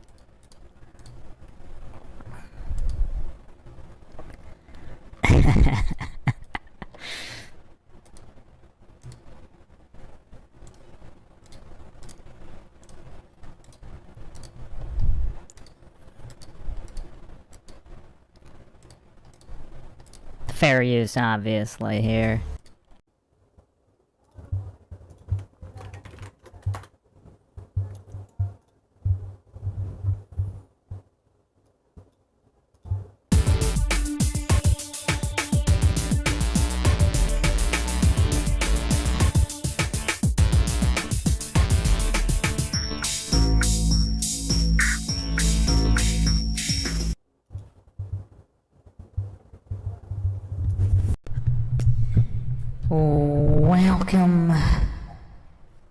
Welcome, all you MINDSHOCKers out there. This is your host, Bruce McGuire, and we are back for another logical analysis in the Austin Whitsitt vs. Jeran saga of logical evisceration, the likes of which we have never seen before. For some reason, YouTube was real funky yesterday. A lot of glitches, a lot of lagging. So I actually had a little clip I played which nobody got to see, and it was pretty hilarious. So we're going to pick up from that little clip and then dive right back and pick up with all the counters and everything. Let's actually get those on the screen so everybody can see what the tally is so far. Jeran, I believe, I haven't checked it against Sartain, but I believe he is smoking Sartain in fallacies per minute. I think we might be crowning a new Dunning-Kruger champion here in Jeranism, if this continues to go the way that it is. I believe he's also got the super fallacy per minute. We actually don't even have that rating, so we're going to have a lot of new ratings and metrics after this. And I actually think Austin Whitsitt here is also setting a new record in zingers per minute. So a lot of new records being set. As always, if you want to help support the MINDSHOCK podcast, help logic and reason return to a world where it's quickly going extinct, you can donate to our PayPal. Just check the link in the description. Make sure you subscribe to the channel. Hit the bell for notifications. Like and share Twitter, Facebook, Reddit, and Patreon. Patreon to get a priority for case topic, logical analysis, co-podcast requests. You could also be a guest in the podcast depending on your tier. Questions, comments, theories, thoughts, suggestions, rebuttals, debunkings of any kind, leave them in the comment section. Unless, of course, you're with us here live, then drop them in the live chat. I'll try to get to all of them. You could also become a YouTube member. Help support the channel that way. Can we get a confirmation in the chat that the audio is all good?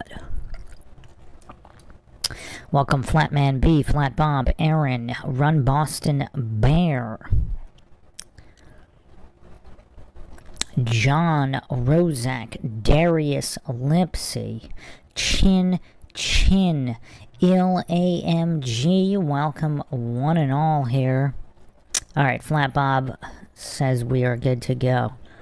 Alright, so let me just play the clip real quick from where YouTube cut us off, because it didn't want this level of hilarity. But this is MINDSHOCK, and I will always bring it back.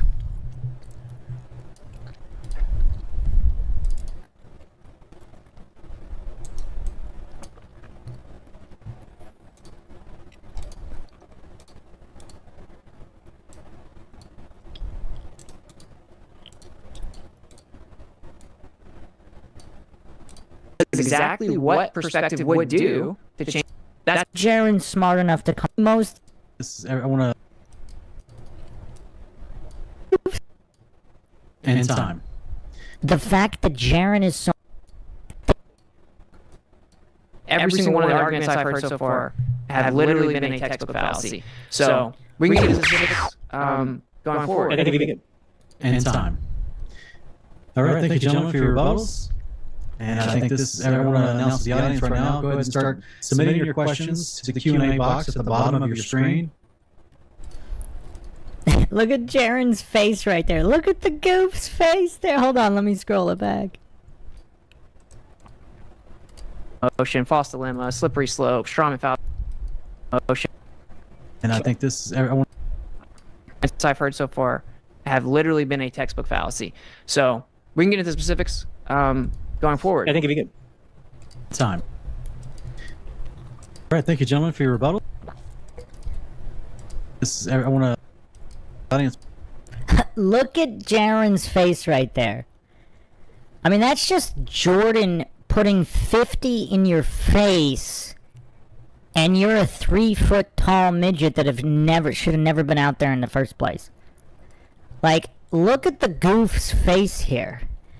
Like, is he even gonna try to come back from that? I mean, he doesn't even know what happened. He doesn't know what hit him. The goof got so thoroughly obliterated. I mean, how do you come back from that?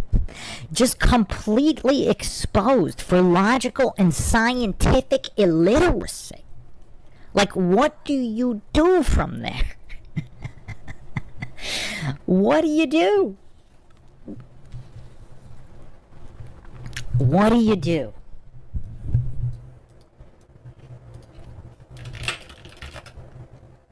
Clip to the rotation.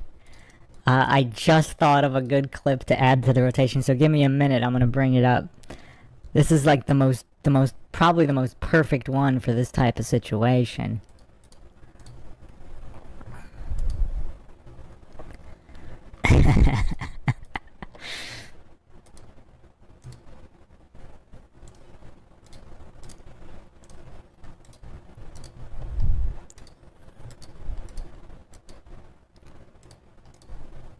Fair use, obviously, here.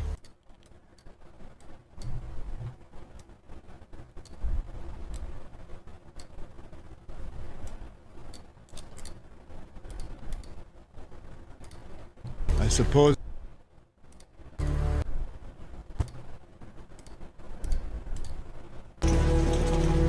What can we do? What shall we do?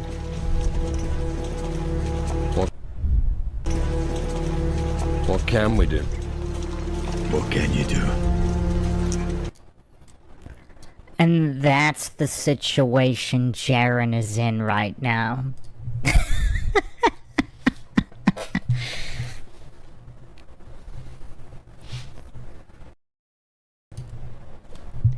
So that's actually where the stream cut out last time, so yeah. What can you do, Jeran? I mean, what can you, after after this kind of absolute annihilation, like, what can actually be done? I'm actually curious to see.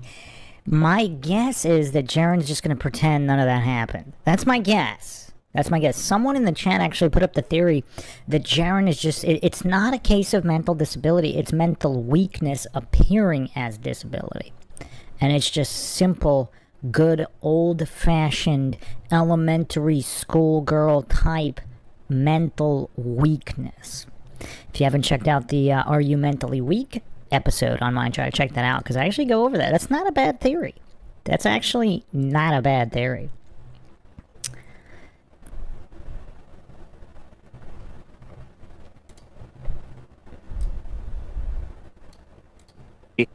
On these topics, because I think you've hit some good points that At the time is at 1.225 times the square root to actually be r, right? I do normal, right? Son of belief, and you're saying that we saw it, therefore we shall plead, from Submit your questions, and get into the specifics. And I think this, I want to announce to the audience going forward. I think it'd be good. End time. All right, thank you. Single one of the arguments I've heard so far have literally been a textbook fallacy. So we can get into specifics going forward. I think it'd be good. And time. All right, thank you, gentlemen, for your rebuttals. And I think I want to announce to the audience right now, go ahead and start submitting your questions to the Q&A box at the bottom of your screen. Click that box. The Q&A should open as a pop-up. Be sure to submit your questions. And for the next 30 minutes, we're going to engage in an open cross-exam between Austin and Jeran. I think it'd be good Gentlemen, if we kind of go through and, maybe I'll ask a question of you, you can answer it, then you do one of me, just so that. Yeah, so that's what we got. So he's pretending none of that evisceration happened and is just moving on. Interesting.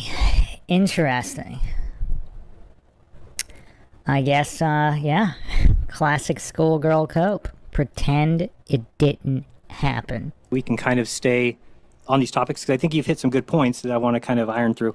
For the first one is that the stars do not act as perspective acts. And notice how he didn't address, like he completely cowered away from even addressing what a logical fallacy is. Like, because that objectively destroys and exposes him for the goof that he is.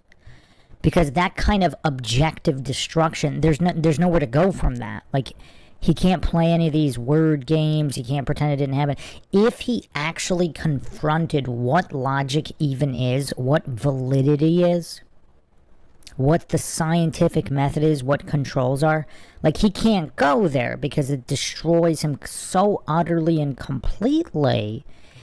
I mean, this kind of cowardice, though, it does need to be called out. And Witsit's too nice to do it, but I mean, this is just sheer cowardice of the highest order. Because even Michael Sartain pretended to know something about fallacies, right?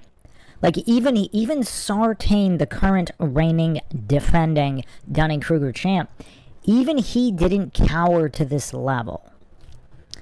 So perhaps this really is the most mentally weak exhibition in a debate of just sheer cowardice.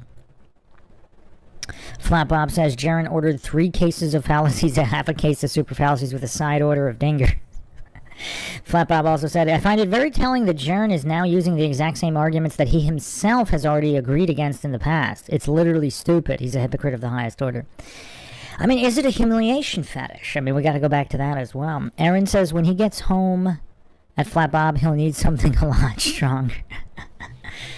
Oh, man. Alright, well, I mean, let's attempt to get a little farther along here, but so far, I mean, this is such cowardice. Because why not say, wait, that's not a fallacy because of this? Or let's clarify fallacies. Would an intellectually honest individual, like, that actually wants to learn and get to the truth, say, or even say, hold on a second, can we take those fallacies one at a time? I'm a bit simple. Let's just go one fallacy at a time. Can you hold my hand kindergarten style through the fallacy? But there would have to be a certain amount of intellectual honesty. There would have to be, like, you can't be that mentally weak as Jeran is. You'd actually have to care about learning and getting to the truth instead of pretending to in order to do something like that. Does not adjust equally, meaning that if I move a certain distance, it lowers a certain distance, and if I move a certain more distance, it lowers the exact same distance. If anybody wants to go outside tonight, find a north-bound longitude line and measure wherever 69 miles from you will be. When you get there, the North Star will change its position by 1 degree. Well, guess what 360 times 69 miles is? 24,901. Why is that? Because that's the shape of the Earth. That's the circumference of the Earth. You can go prove it tonight yourself. But, flat earthers aren't going to tell you that. They're going to tell you, oh, it's perspective. That's how perspective works. It's not how perspective works. Go measure the height of a telephone pole, walk halfway to it, measure it again, walk another same amount of distance, and you'll notice that it changes it. If you're walking towards a building, it gets bigger faster as you get closer to the building than it does when you're far away. This is not how the stars work. So the stars use the stars operate as perspective would. That's not true. They don't. Which are, I guess you're... Let's stop right there. So you agree... Wow.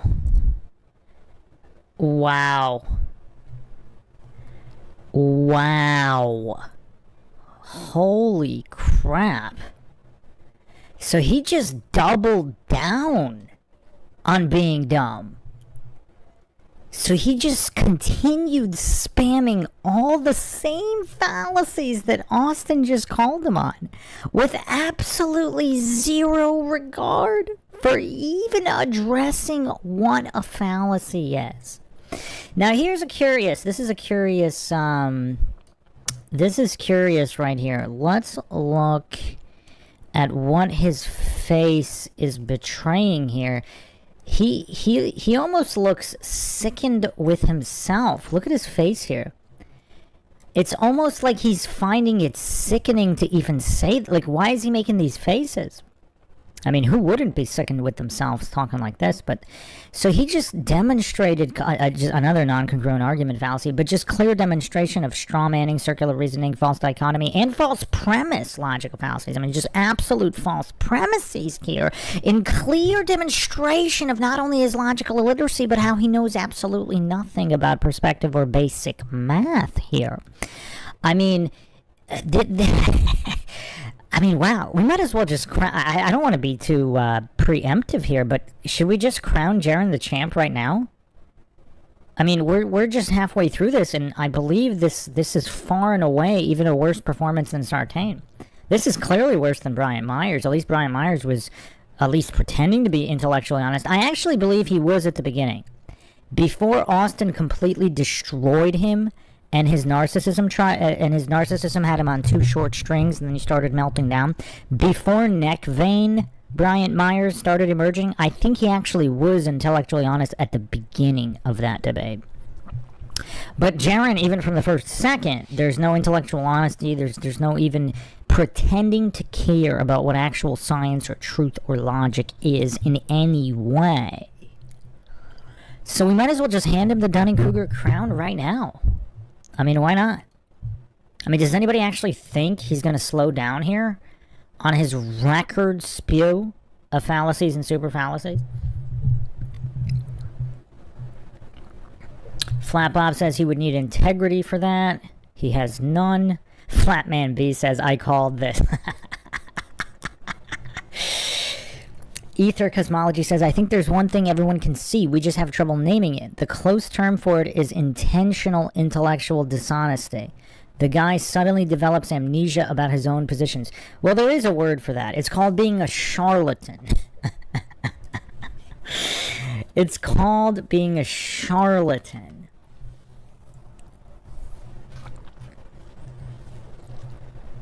And it's a great word. I've used it many times in the past. But yeah, it's called being a charlatan. Flatman B says he's canceling himself out. Ether says, and arguments, some of which he invented himself. I'm saying that it's impossible in a normal way something happened. Chin Chin says, I'm going to play catch up. Flatman B, what's up, Ellen?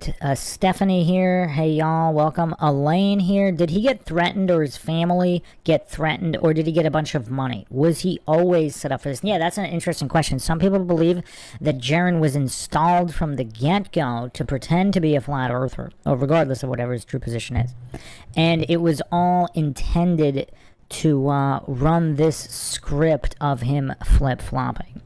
Canada Spaceman says, I'm not sure why you're playing this as though I thought both Jeran and Whitsitt are now both globers, now both anti-flat Earth. Wait, when is Whitsitt anti-flat Earth? Ether says, this is a account of our CZSK brand, not Alan. Alan is the one on space audits. Elaine says, is this really him? Maybe it's someone else wearing a mask. Rune says, no, he simply repeats every Glober argument he has said. Flatman B says, this is what's known as a Skinku Hadouken. Rune says, I think he got money, but who knows? Stephanie says it's him. And Johnny Sizzlechest says, Jeran went full retard.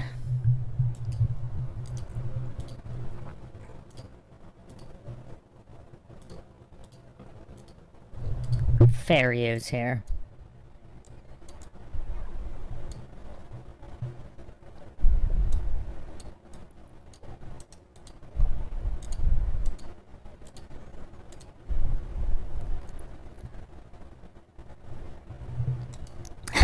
There's no audio for some reason.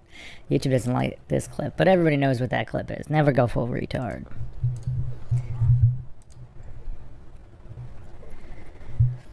Stephanie says, I think money talked to him. He was always trying to make money with his channel. Canada says, Whitsitt became a glober after the final experiment when he was supposedly was in Antarctica with Jeran. Since when? When has he ever stated that?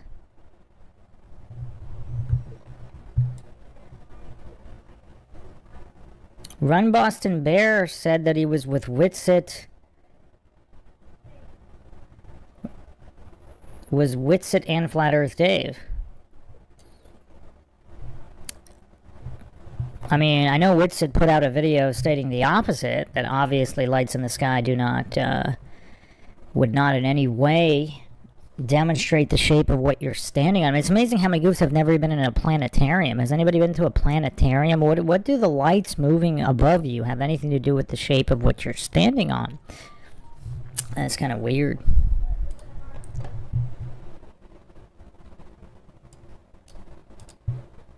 Like if a plane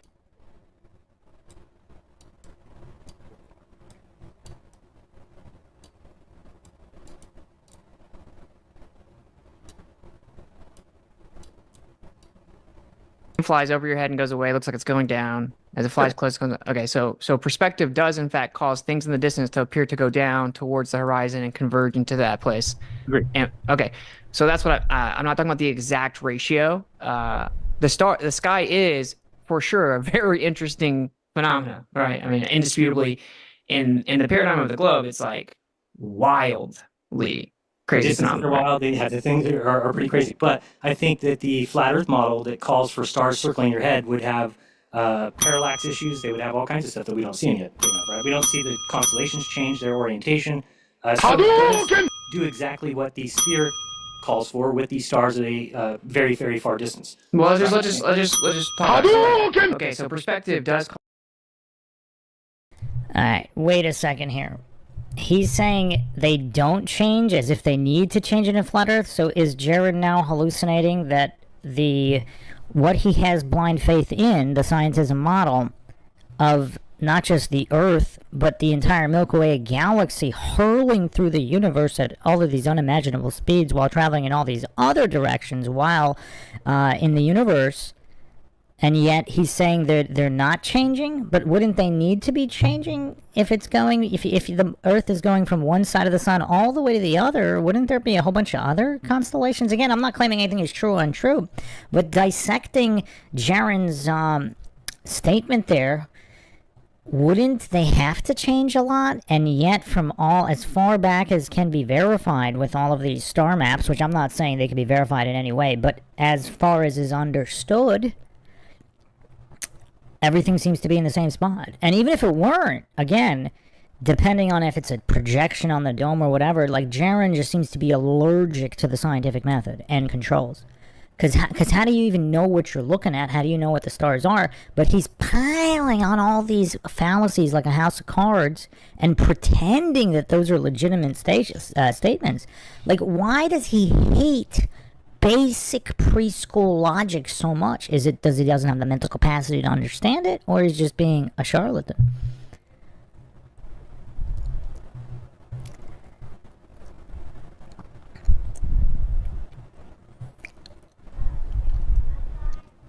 Flatman B says, you have to have all your retard meter full to perform a Shinku Hadouken.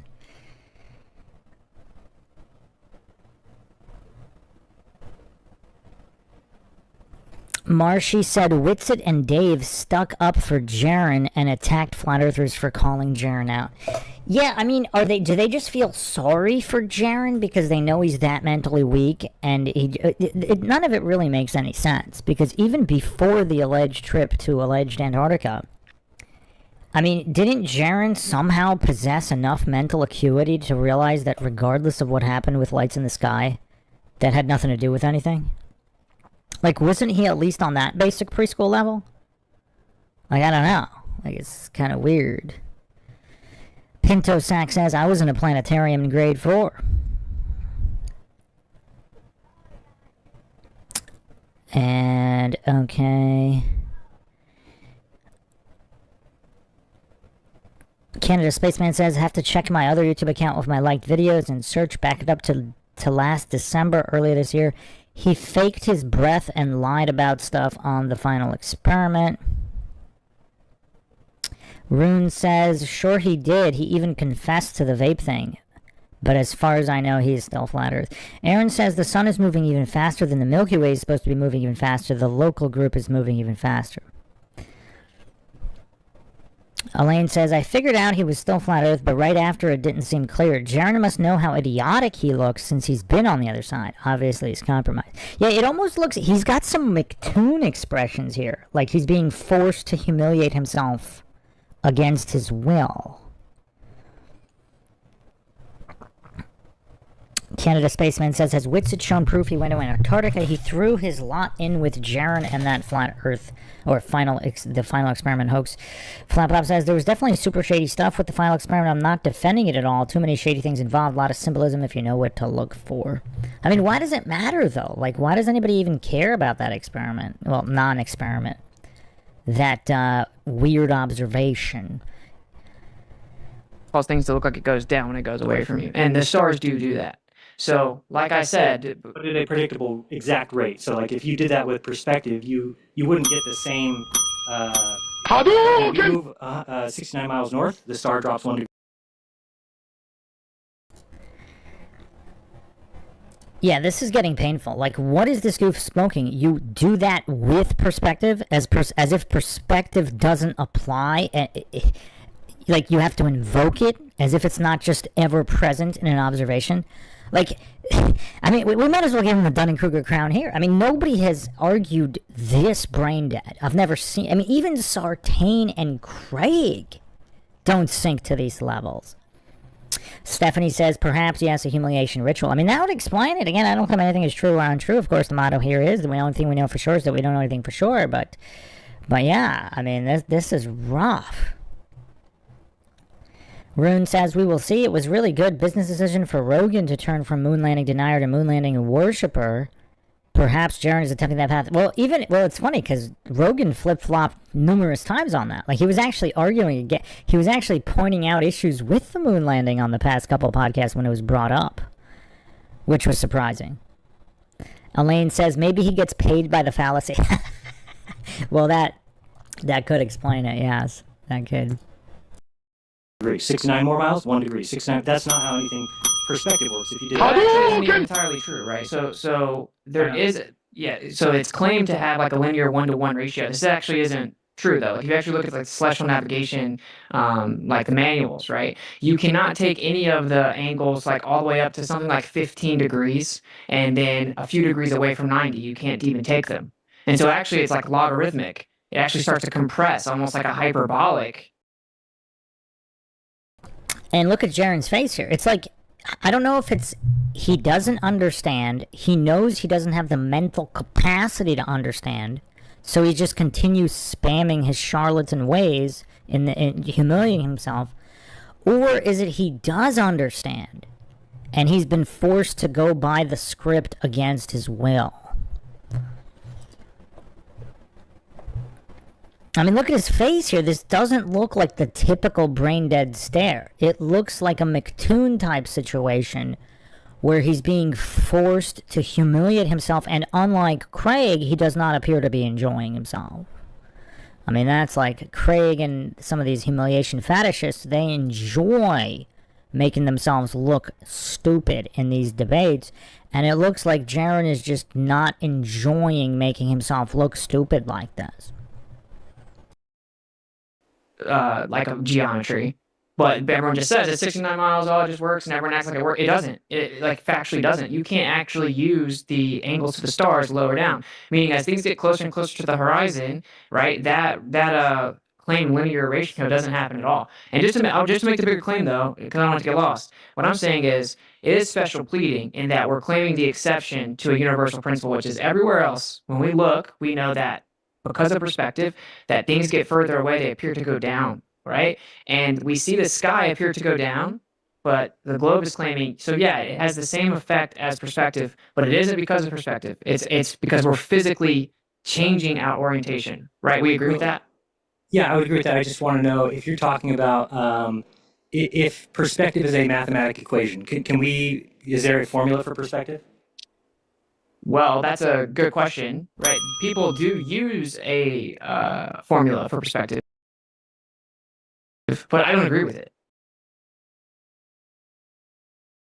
So whether there is or isn't a formula, so this kind of, I mean, this is diversion fallacy here. This is a red herring fallacy, as if having a formula would disprove something. So like if Bigfoot shows up in front of your face or a bear tries to take a swipe at you, well, what's the formula for to calculate the distance or speed or the force being exerted if the swipe connects with it? Does that mean there's no swipe? Like, is it possible to be dumber than this? Like, this guy just asked for a formula. I mean, we could have formulas for calculating pink unicorns, eating chupacabras, eating, the ghosts of interdimensional chupacabras. I mean, we can come up with a formula. We can come up with we can model a formula. What would that have to do with whether it's true or not? Like, I mean, this is getting so painful. This might be the shortest episode I've ever done in a logical analysis. This is getting worse than even Shiva Ayadorai. I mean, this goof just asked for a formula. Like, so, Austin just completely exposed Jeran's misunderstanding of perspective, exposed the special pleading fallacy, and Jeran's only rebuttal is there a formula? And then Austin, look at how honest Austin was. Like, obviously there is a formula. Austin doesn't agree with the formula. And regardless of whether the formula was accurate or not, reality is still what it is. And that special pleading fallacy was still a special pleading fallacy, regardless of whether there is or isn't a formula, and regardless of whether the formula is or isn't accurate. So, wow. I mean, this is rough. This is rough.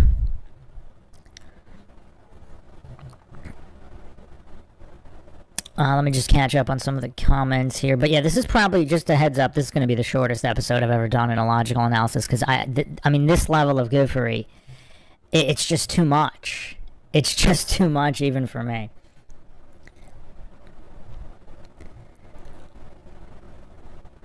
Flatman B says, final experiment was never going to prove anything, so we don't have to worry about it. Elaine says, he got instructions to go full-on Glober. That would make sense. Gun to the head, I'm guessing. Flat Bob says, yeah, no, right before he went to Antarctica, probably a month or two before, he started using Glober arguments and came up with the ridiculous Home Depot Earth. Marshy asks, Bruce, have you seen the Antarctica footage? Yes, some of it. All the arguments that it was fake. What is your thoughts on that? If you have seen it, all the footage argument, they faked it. I haven't looked into it enough. There were some 8-hour videos on it, but I haven't. I think I asked somebody. I forgot who was it. Was it Justin Johnson who was exposing that?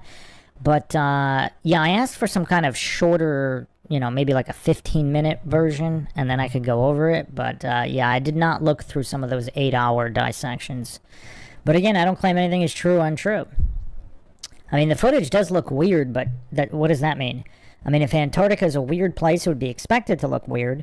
Or perhaps there was some kind of hologram technology being used. I don't know. Flat Bob says, nah, I think he was LARPing as a flat earther the whole time. Awake souls had him pegged for years. They showed him exactly why the AE model doesn't work, and he ignored it. Rune says, personally, I forgive him. He must have his reasons. Flat Bob says, he realized that the model doesn't work. He's so blatantly dishonest. Elaine says, he's just calling himself a liar for every show before the trip. Now he's pretending he's being honest. Stephanie says, I will always be grateful to Jeran for all his NASA fakery videos. Aaron says, Shiva was more fun, Bruce, than Annie. Yeah, even Shiva was more fun, even though Shiva was painful as well. Marshy says, Jeran now thinks that Katy Perry space thing was real. Pinto Sack says, I called my wife out on a false dichotomy fallacy this morning. I owe it all to Bruce.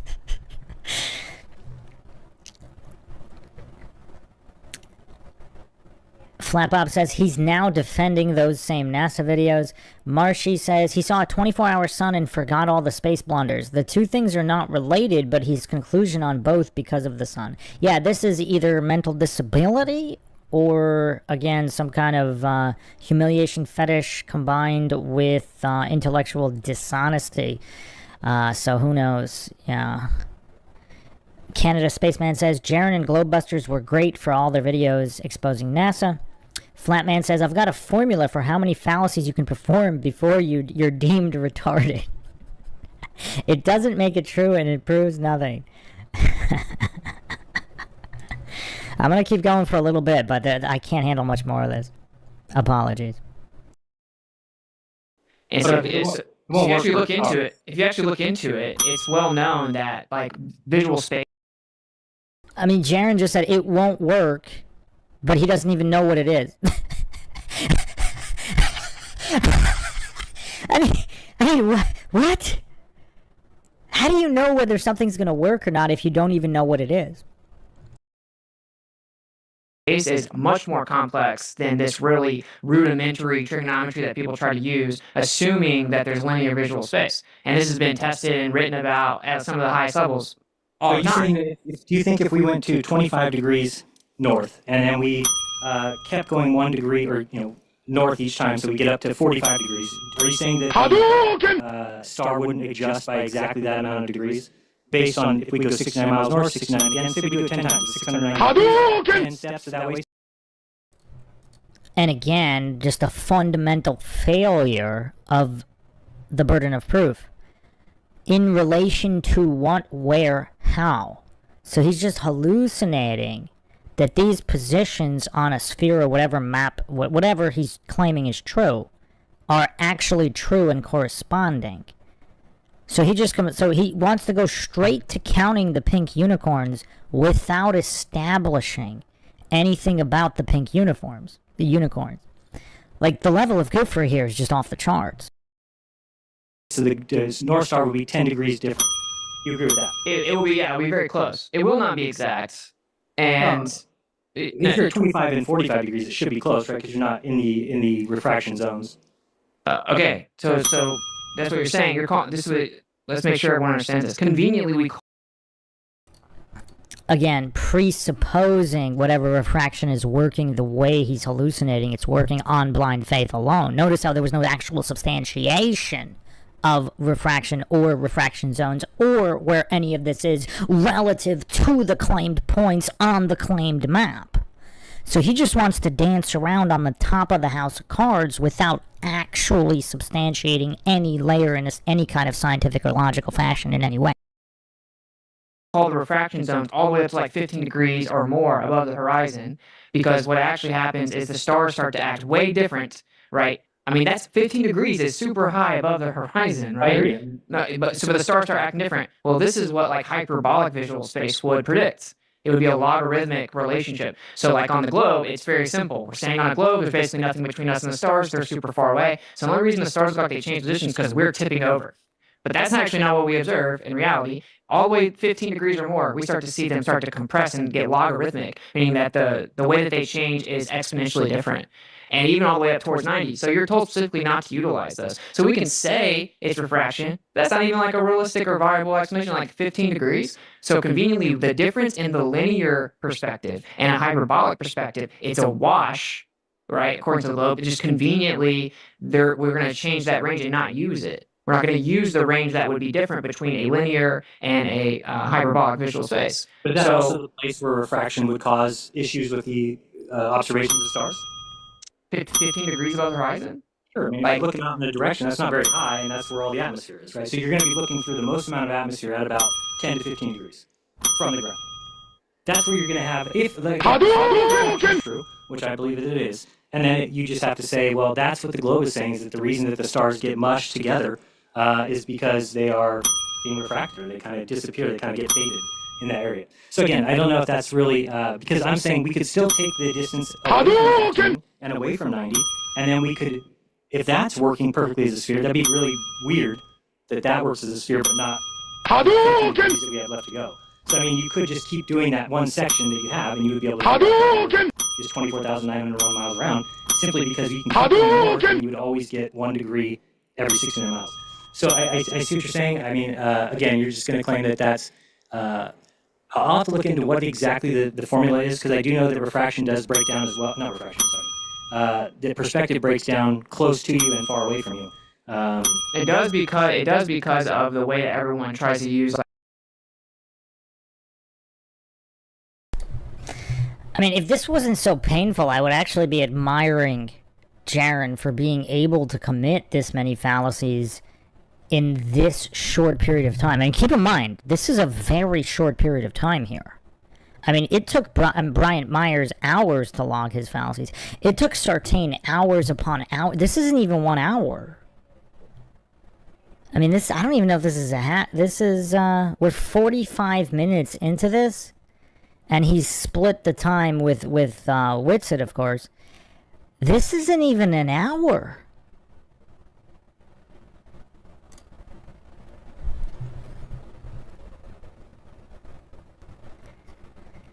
So he's presupposing everything, spamming circular reasoning, false dichotomy, reductive logical fallacies, false premises, stacked on top of post hoc, with his, again, hallucinating some kind of prediction somehow proves something. Like, he must be a real big fan of psychics, because if they predicted something, that means they're legit. They have psychic powers. It's simply not possible to make a prediction utilizing something that's not real, according to Jeran. Oh man, this is tough. Yeah, I'm gonna go 1 more minute here, but I've never, like, this is just tough. It's just tough. I mean, this combination of intellectual dishonesty with just plain old stupidity, like, it's just, I mean, I'd rather watch Bryant Myers or Sartain or Craig or literally any of these other guys. Flat Bob says he studied all the fallacies and decided to try and use them all in sequential order. Okay, if his goal really is to utilize every single type of fallacy, and I actually didn't even, he actually committed way more super fallacies, because he stacked, like, he had quint stacks there. He went back-to-back quint stacks right there. But we'll try to be nice. Like linear geometry for perspective. So, like, and this is just an assumption, but this has actually been written about for decades, and it's just people don't even want to go touch it. And like, I've done a stream on this, right? It's a very basic way to disprove this idea, because when we look at railroads, we know that they're physically parallel in reality, but they look like they converge. Okay, but according to planar geometry, they don't ever converge. They're just parallel.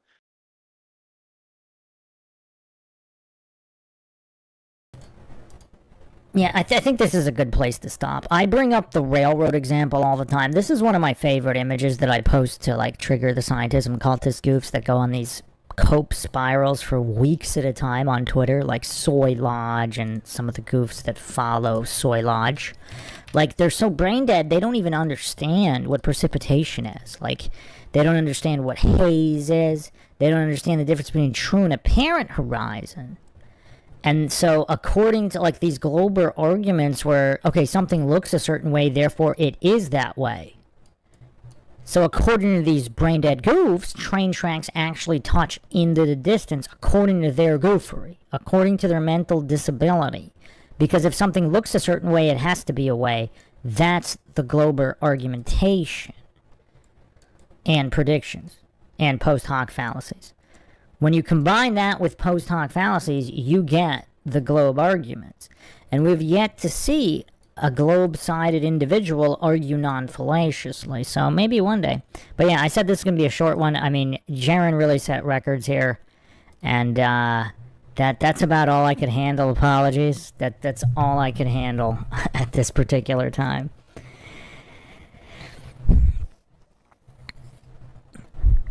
Flat Bob says, what's funny is, Bruce, you've done logical debates on Jeran before, and he did really well. Now he's just full-on retard mode. He's like Ben Stiller in Tropic Thunder. There's no brains. Yeah, he was in the Sartain debate, and he actually did utilize very logical argumentation in that debate.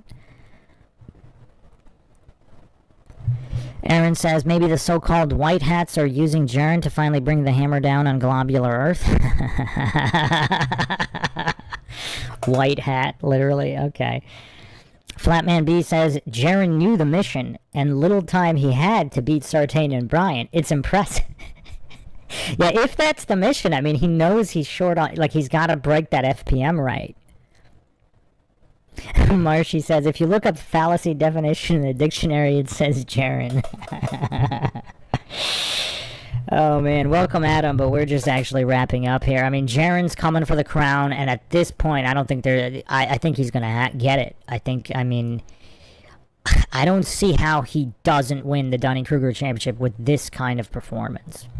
So, yeah, thanks again, everybody, for joining us. We'll be back. I mean, I kept this short, so I might try to do this again, maybe not tomorrow, but definitely this week. We can come back with part 4, maybe part 5 this week, end of the week, and then maybe 6 or 7 on the weekend to try to wrap it up, if we can. But there's just so much goofery in such a short period of time, and this is record-setting. And Witsit's also setting records and zingers and calling him out here on the goofery. So, let me just set this up, so hopefully next time I could start a little quicker. A lot of technical issues, but no lag today, so that's good. Alright, so yeah, if you want to support the podcast, you can donate to our PayPal. Check the link in the description. Make sure you subscribe, like, and share. Twitter, Facebook, Reddit, Patreon. This is Bruce McGuire signing off. Catch you guys next time.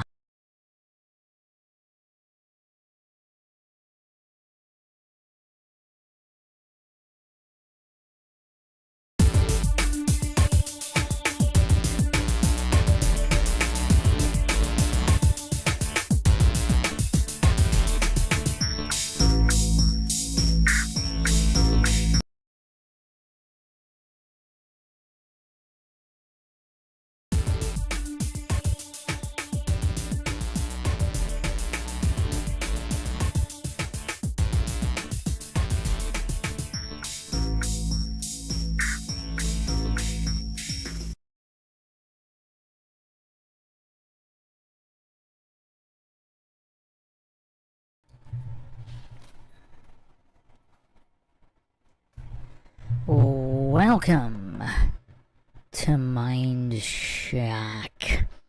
This is your host, Bruce McGuire, and this is Austin Witsit, the one and only, versus Jeran, Flat Earth Debate Part 4, where Jeran seems determined to take the Dunning-Kruger Championship crown by spamming more fallacies than anyone ever in any debate on any topic. I mean, this is truly astounding. Absolutely astounding.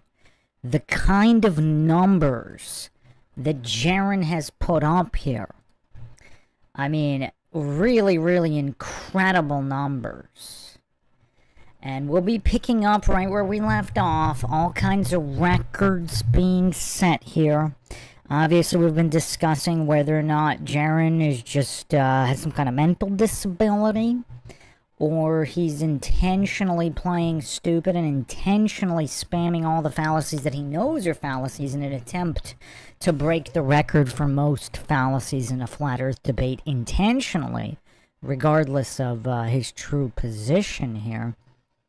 As always, if you enjoy the MINDSHOCK podcast, want to help logic and reason return to a world where it is quickly going extinct, you can donate to our PayPal. Check the link in the description. Make sure you subscribe, like, and share. Twitter, Facebook, Reddit, and Patreon. And you could also become a YouTube member right here on YouTube. Help support the channel that way. Questions, comments, theories, thoughts, suggestions, rebuttals, debunkings of any kind, leave them in the comment section. Unless, of course, you are with us here live, then drop them in the chat. I'll try to get to all of them. Welcome, Flatman B. And, yeah, we'll see if we can actually finish this one up, because I do want to get to the new Shiva Ayadorai Flat Earth video, where we can see if he has learned what the scientific method is yet, to see how intellectually dishonest he is. The goofery never ends in the Flat Earth happenings and debates and things of that nature. J-Rod says, I think something happened on the Antarctica trip. Witsit had just vanished. Sucks because dude is my favorite debate. What do you mean he vanished? He's still around. He's got his own channel. He's made videos on the final experiment in Antarctica. I mean, this debate was after the Antarctica as well. So I don't know what you mean by vanished. I mean, he definitely doesn't make as many videos as he used to. But, yeah, he's made a few appearances. Dr. Bass Ackwards, goofery indeed. Welcome, Christopher Allen. So, yeah, let's see if we could figure out where we left off.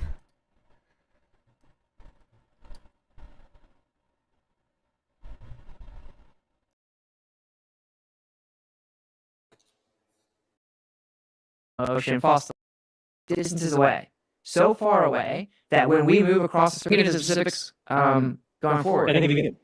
And one of the presuppose like 7 or 8 things, and that's kind of my rebuttal. I listed off all the fallacies. there's some major questions. And for the next 30 Certain distance, it lowers a certain distance, and if I move a certain more distance, it lowers the exact same distance. If anybody wants to go outside tonight, find a north. For sure, a very interesting phenomena, right? I mean, indisputably, in the paradigm of the globe, it's like wildly crazy Distances are phenomenon. wild, they have the things that are pretty crazy. But I think that the flat Earth model that calls for stars circling your head would have parallax issues. They would have all kinds of stuff that we don't see anything of, right? We don't see the constellations change their orientation. Well, I want to announce to the audience right now. So that's my main issue with this is that before we even get to affirming the consequent, we have to, presuppose like 7 or 8 things. And that's kind of my rebuttal. I listed off all the fallacies. I won't listen back. I don't think I have a full enough time, but the big ones are argument from incredulity, an appeal to ignorance. You have shifting the burden of proof. You have begging the question, appeal to pity or emotion, false dilemma, slippery slope, strawman fallacy, affirming the consequent, ad homs, hasty generalizations, replication fallacies. And that's the issue, is that every single one of the arguments I've heard so far have literally been a textbook fallacy. So we can get into specifics going forward. I think we can.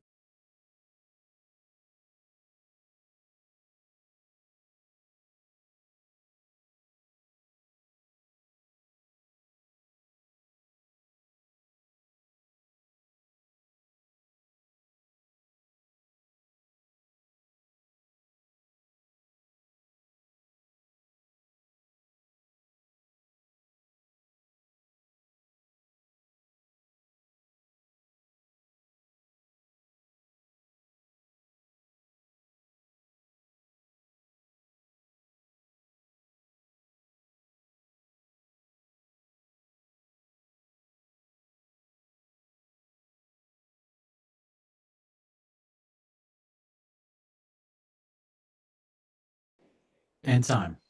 Get into specifics. Submit your questions. And for the next 30 minutes, we're going to engage in an open cross-exam between Austin and Jeran. I think it'd be good Gentlemen, also if we kind of go through a certain distance perspective, and that. Let's stop right there. Let's stop right there. How they have the things that are pretty crazy, but exact rate. It doesn't have formula for perspective, but I don't agree with it. And so it's because we're physically changing our orientation, right? We agree with that? Yeah, I would agree with that. I just want to know if you're talking about if perspective is a mathematical equation. Is there a formula for perspective? Well, that's a good question, right? People do use a formula for perspective, but I don't agree with it. And so if you actually look into it, it's well known that like visual space is much more complex than this really rudimentary trigonometry that people try to use, assuming that there's linear visual space. And this has been tested and written about at some of the highest levels all the time. Saying that do you think if we went to 25 degrees north and then we kept going 1 degree or north each time, so we get up to 45 degrees, are you saying that the star wouldn't adjust by exactly that amount of degrees? Based on if we go 69 miles north, 69 again, say we do it 10 times, it's 690 degrees, 10 steps so that way, so the North Star would be 10 degrees different. You agree with that? It will be, yeah, it will be very close. It will not be exact. And if you're at 25 and 45 degrees, it should be close, right? Because you're not in the refraction zones.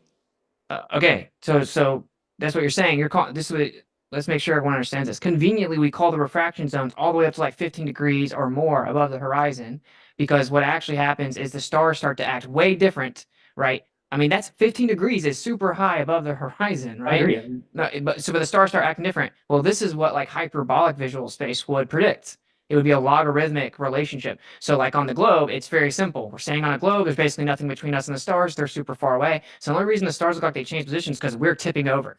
But that's actually not what we observe in reality. All the way 15 degrees or more, we start to see them start to compress and get logarithmic, meaning that the way that they change is exponentially different. And even all the way up towards 90. So you're told specifically not to utilize those. So we can say it's refraction. That's not even like a realistic or viable explanation, like 15 degrees. So conveniently, the difference in the linear perspective and a hyperbolic perspective, it's a wash, right? According to the globe, it just conveniently, we're going to change that range and not use it. We're not going to use the range that would be different between a linear and a hyperbolic visual space. But is that also the place where refraction would cause issues with the observations of stars? 15 degrees above the horizon? Sure. I mean, if you're looking out in a direction, that's not very high, and that's where all the atmosphere is, right? So you're going to be looking through the most amount of atmosphere at about 10 to 15 degrees from the ground. That's where you're going to have, if, again, I'm saying if refraction is true, which I believe that it is, and then you just have to say, well, that's what the globe is saying, is that the reason that the stars get mushed together is because they are being refracted, or they kind of disappear, they kind of get mushed together. Wait, did we get here? I think we're a little past here, right? I think we're a little bit past here. Faded in that area. So again, I don't know if that's really, because I'm saying we could still take the distance away from 15 and away from 90, and then we could, if that's working perfectly as a sphere, that'd be really weird that that works as a sphere, but not the 15 degrees that we have left to go. So, I mean, you could just keep doing that one section that you have, and you would be able to figure out that the Earth is 24,901 miles around, simply because you can keep going north, and you would always get 1 degree every 600 miles. So I see what you're saying. I mean, again, you're just going to claim that that's, I'll have to look into what exactly the formula is, because I do know that refraction does break down as well. Not refraction, sorry. Yeah, I'm starting to remember here. This is Jeran asking for formulas on the ghosts of chupacabras and unicorns and all that stuff, because he's just either the mental capacity is not there, or it's an intentional, dishonest, fundamental failure to understand how the absolute basics of logic or science works. You don't just stack a bunch of cards and then argue on the top level. You have to support every layer, in particularly the first layer. And it seems like, again, he's just either being intentionally dishonest with the fallacy spam, or there is some kind of mental disability here. Which is, I mean, look at Whitsitt. I mean, he's having trouble here with like this level of mental deficiency. I mean, poor Whitsitt, having to dumb down the basics so severely. And then I don't know if in his mind, I don't know if Austin believes Jeran's being authentic here and honest, and he's just indulging him. He's trying to handhold him through the preschool basics. Or I don't know what else is going on. I mean, what does Austin really think of Jeran here? Perspective breaks down close to you and far away from you. It does because of the way that everyone tries to use like linear geometry for perspective. So like, and this is just an assumption, but this has actually been written about for decades, and it's just people don't even want to go touch it. And like, I've done a stream on this, right? It's a very basic way to disprove this idea, because when we look at railroads, we know that they're physically parallel in reality, but they look like they converge. Okay, but according to planar geometry, they don't ever converge. They're just parallel. Yeah, this is exactly where we left off last time. So now I will be engaging the counters here. This is exactly where we left off. So if and nobody has any questions, we will continue. So part 4 officially starting right now. So if we were seeing in planar geometry, we would see them just remain parallel. So obviously there's a difference between how we see in actual plane geometry, right? Because it's converging. They appear to converge. And what they end up saying is, oh, well, we have a formula for that. yeah, you made a corrective adjustment to the trigonometry because planar geometry doesn't work. And this has been like a well-known problem. It's just like the elephant in the room in any discussion about visual space. And I will say they actually recently had to address it because they were utilizing planar geometry for perspective. Look at Jeran's face here. Is this just Dunning-Kruger stupor? Is this just the inability, mental disability, the inability to understand anything? Or is he already setting up the intellectually dishonest cope? Or are we actually going to get an honest response from Jeran? Cast your bets, people. Cast your bets. Is Jeran preparing for an actual honest response for the first time here? Or is he just going to pretend like Austin didn't just say everything he just said, just the basics of logic here? Because I've gone over this endlessly. I mean, just absolutely endlessly. If train tracks look like they touch in the distance, does that mean they actually touch? I mean, that's the level of goofery that Globers bring to the table. And that's why Flat Earth has exploded in popularity, regardless of whether it's true or not.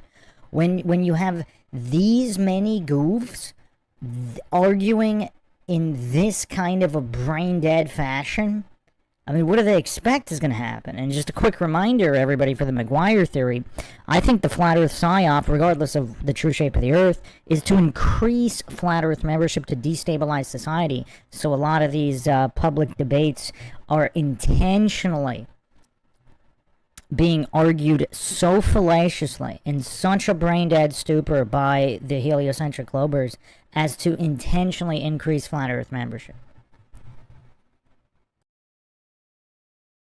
With robotics, which required extreme precision, and the robots were off. They couldn't accurately position things even in small rooms because it was such a precise need of visual alignment. So they actually had to start to integrate like hyperbolic visual space. So now we have a huge situation where we're assuming that we see in straight lines on a globe, and we map the whole globe out that way. And if we actually see with curved visual space, right there, if perspective is not perfectly linear, the globe can't be true.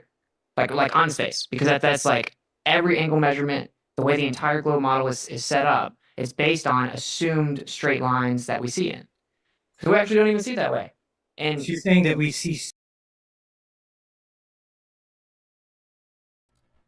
And again, for the goofs that are hallucinating that was a fallacy for Whitsitt, he said if. So again, he didn't make the claim that that was true.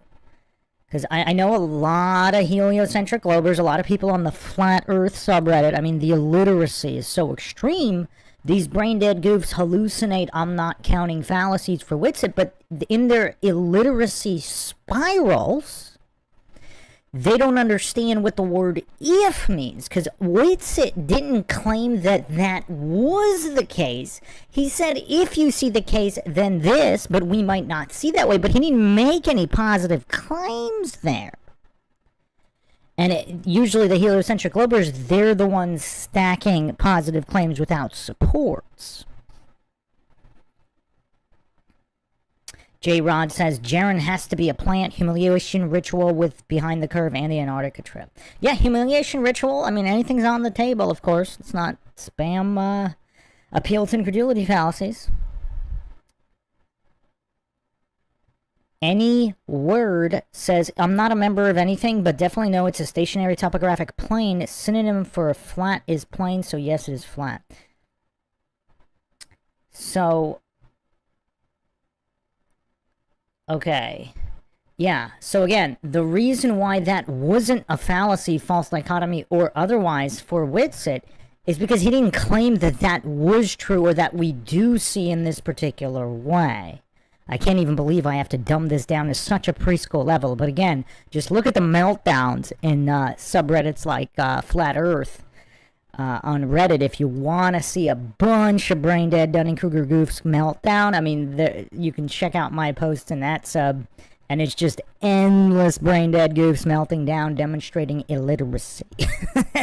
Highly entertaining, though. Highly recommended for comedy. Curved lines to the stars? I'm saying that like the collective visual space. And again, the reason that's why it's not a fallacy for Jeran there is he just asked a question. Yeah, I'm gonna try not to interrupt too much, but again, there's so many illiterate goofs out there. I kind of want to address some of these things to get them head on first, to spare them some humiliation. But I mean, unless that's what they want, then they'll do it anyway. Itself, yes, like starts towards the bottom. What happens is the extremities, so like towards as far as you can see, when you get closer and closer to the limit of how far you can see, you start to have like an actual curved convergence. But we don't see that with the stars, right? We do see that with the stars, and that's why even in the manuals they say don't even take the measurements like up to like 15 meters. Sorry, I meant, do we see, you were talking about like railroad tracks converging in the distance. So things, as they go away from us, converge, but stars don't do that. Is what I'm saying. The stars... Oh, no, yeah, they definitely don't do it like a rate. If they do, it's like hard to even notice at all, for sure. But that's why I did immediately... And again, I know I'm interrupting a lot here, but look at the difference between an intelligent individual, because he's immediately not saying, well, maybe they could still converge. It's just... obviously wouldn't be the same rate as the railroad tracks, obviously due to distances and all of that. But Jeran immediately is trying to spam that false dichotomy, immediately trying to make the claim, yes, no, that without which would also be a reductive logical fallacy, without even attempting to account for other variables. Because maybe the stars do have some kind of convergence going on, it's just we don't notice it. But if you're a brain-dead goof, you're going to immediately say, oh, they do, they don't. They do, they don't. Like, you leave no room for any kind of other variables. And that's the difference between an intelligent individual and some of these brain-dead goofs. Christopher Allen says, Jeran the Jesuit. Allen says, there are two types of people in the world, those who can extrapolate from incomplete data.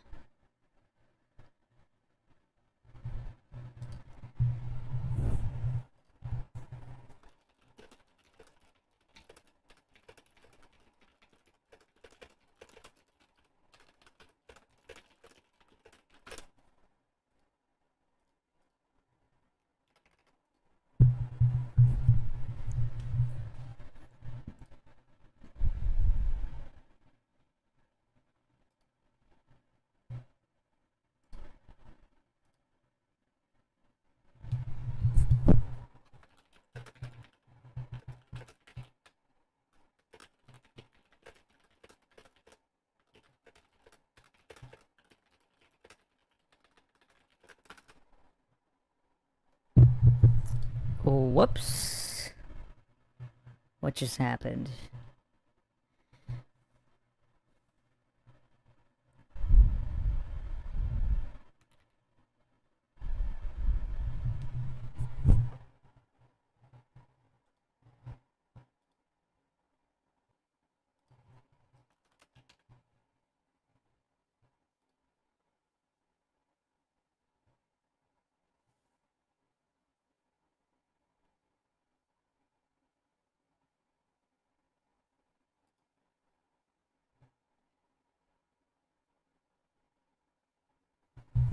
Are we back? Oh man, the lag is just unbelievable here. Let's see.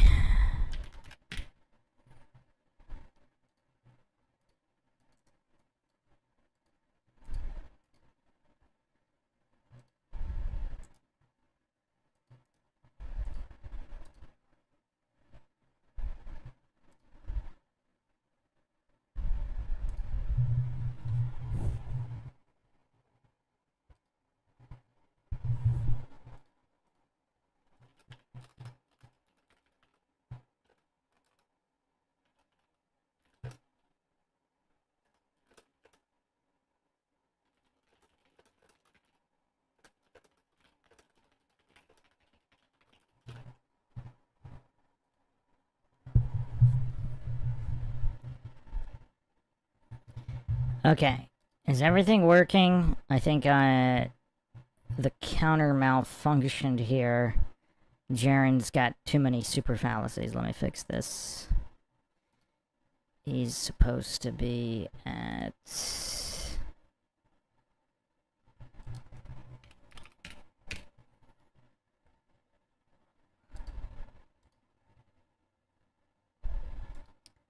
$69. Okay.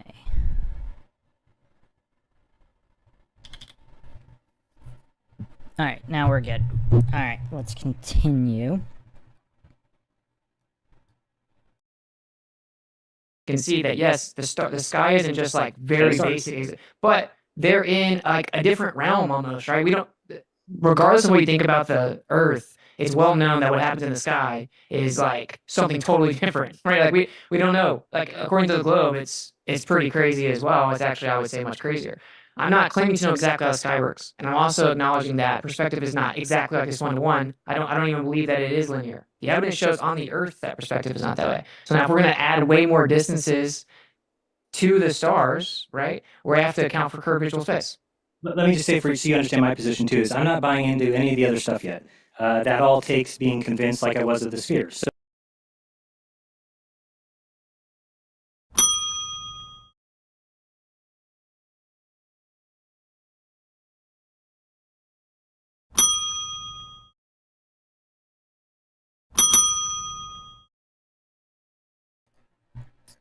Okay, so no, it doesn't take anything, and look at, he's all about indulging the narcissism. I'm not buying. Why not discuss the actual concepts?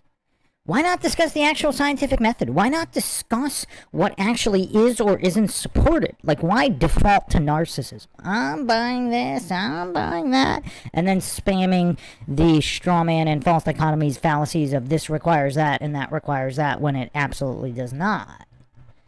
I mean, yeah, it's quite painful here. Quite painful. I mean, I really don't know if I could finish this, but I mean, I'm trying. It's just the goofery is so off the charts.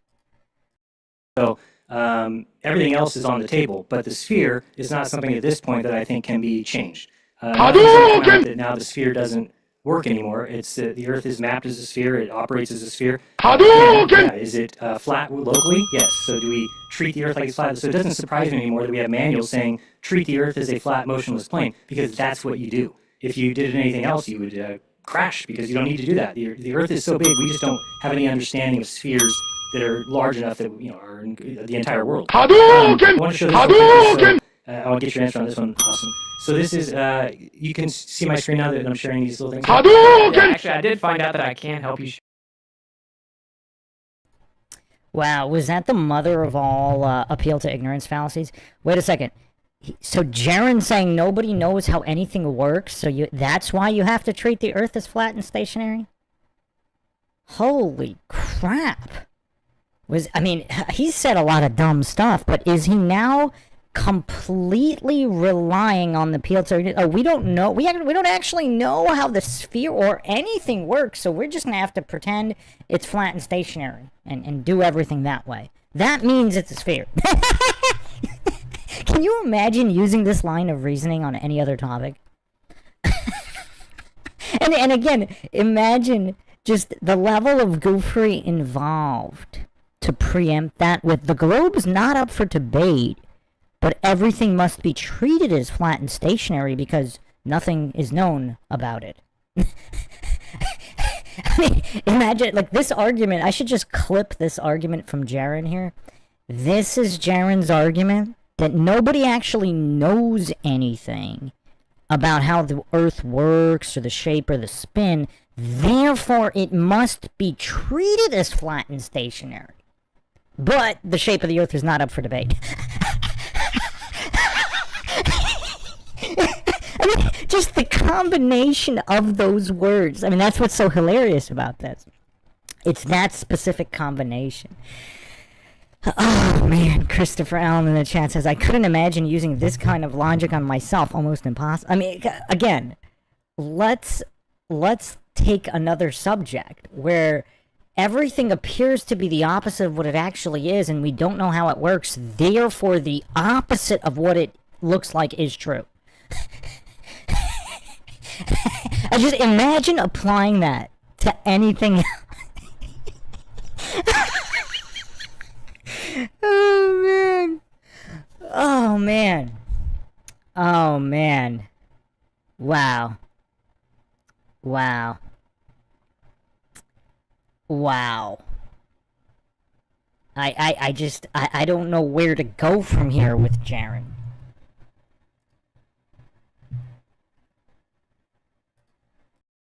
Share your screen if you want. Okay, well, I'm all right. I think as long as people can see it. So this was on Twitter. Let me make you bigger then. It's like super small, right? So. But it is kind of serendipitous, or whatever you want to call it, that this is the 6th month of the day anniversary of this particular observation. So this is the 24-hour sun on December 14th in Union Glacier. So this is what Austin and I both saw. We both know that we were both there. We both know there was no trickery. There was no funny business. That's the freaking sun. And it does circle you. Hadouken! So Hadouken! How do they both know there's no funny business? So again, at the beginning, he was hallucinating that he has all the top level clearances. So he knows every single piece of top secret classified technology that exists in the world. So he knows for a fact that there are no holographic there's no holographic technology that could simulate a sun, because he has all the top level clearances, and he's definitely not lying to us, even though he's provided no receipts. So not only is he speaking, so what's hilarious, not only is he speaking for himself, he's also speaking for Austin. He's saying Austin knows there was no funny business. Oh man. Okay, this has moved firmly back from sad and pathetic to actually kind of funny. So, okay, this is actually kind of funny. Hallucinating not just for yourself, but for others.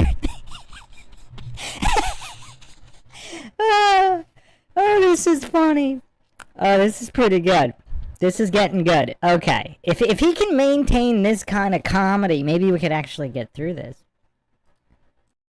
Something interesting is if we go now to the Google Earth here, you can see that, yeah. So I've got Google Earth pulled up, and you'll see up here that I've got the date as 6/14. You can't see that high? Oh, it's a little bit. So we can get this, you can see it. Shoot, hold on, I don't want you to see. Sorry.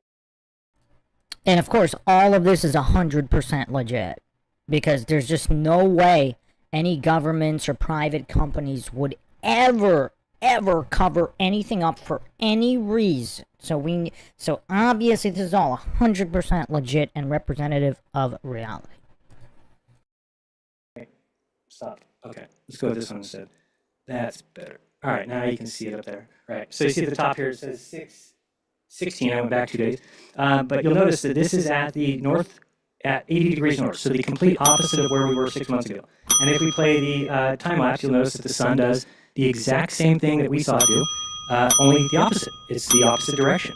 And there will never be a flat model ever in your life or your children's lives that will ever explain this. And it doesn't matter if you say incredulity that I don't know how something works. No, because there's been flat earthers forever, and they've never, not one person, not one entity, not one Shenton, Daniel Shenton, not one Lady Blount, not one St. Pierre, not one Allen, not one Whitsitt has ever been able to explain it. So if your burden of level of what is he smoking? A ton of people have given several different explanations. They might not be true, but they were explained many different ways, not just one same way. So to pretend this, to spam this many fallacies in this rapid succession, I mean, I really do think he's going to capture the Dunning-Kruger crown. But also notice how he's presupposing, again, with the logical fallacy stack of circular reasoning and false dichotomy. Because he hasn't supported that this particular observation of what he's alleging to be the sun, not only the sun, but the same sun seen in all these different places, but he's offered nothing because he doesn't understand. He either is playing stupid and pretending he doesn't understand how burden of proof works. So just the absolute fundamentals, like the preschool fundamentals of just making claims, because you would have to verify your location in relation to the other location, which he has done nothing. He's done zero verification of anything in any way, and so. Yeah, I mean, quite the humiliating performance, either intentionally or not. acceptance of something is you're not allowed to say that it doesn't, oh, just because I don't know how it works. Well, how many people need to say that something doesn't work until we know it doesn't work? Eventually, we have to get to the conclusion that something will never work, and we move on from there. We just leave it. We don't stay on something and say, well, we still think the Earth's flat no matter what, even if it doesn't work. There is a model that very simply says, of course, you would see 80 degrees north, the opposite of what you would see 80 degrees south. That's how the globe works. It's what it predicts. It's what it calls for. So, and again, it's the exact same, meaning that if you were to measure the lowest, which looks about right there, the lowest spot in the sky, if you measured that, it'd be 15 degrees. If you notice, it's exactly north. Okay, what I figured out in the south, whoops, move up. What I figured out in the south was by watching the sun, I said, man, every time the sun gets to its lowest position, if I walk towards it, it will just up by 1 degree every 69 miles. And we were, remember, it was like 15 miles or 10 degrees low or 15 degrees, wherever it was in the south. And I realized, oh, I bet you we're 790 miles from the pole, because you could just figure that out by how many times you go towards the sun till it, sorry, it was at 15 degrees, but by going towards it, it's going to lift. And every time it lifts 69 miles, you would do it 10 times, it would lift 690 times, so 690 miles, you'd travel. And that's where the South Pole is. Because what that would do is raise that sun to 25 degrees, and then what would that move the 35 degrees behind you to? 25 degrees. There's only one place on the Earth that will allow the sun to go around you and stay at the same height the whole time. That is the North and South Pole. And that is what... I mean, he's not even logically consistent here. He's saying there's only one place, but if there's 2 poles, that's 2 places. So you can't even count here. But I think that was a record both in succession of fallacies and super fallacies. Because just the stack of fallacies there, I mean, that was just incredible. That was just incredible. I mean, just the stacking of hallucinations on even knowing where the South Pole is. Is he talking about the true South? I mean, which South Pole? Because they have a sign at the South Pole, which is they're saying is not the real South Pole. But he's presupposing and fallacy stacking, making this claim that not only is that the sun, but it is that distance and this amount of degrees relative to a location that he hasn't even substantiated. I mean, this level of go-framing is truly incredible. And that's even if he's where he thinks he is in Antarctica. Oh, man. Darian in the chat saying, at this point, this is just impressed. Yeah, I mean, even Sartain didn't go off this hard. I mean, this is incredible. This is incredible.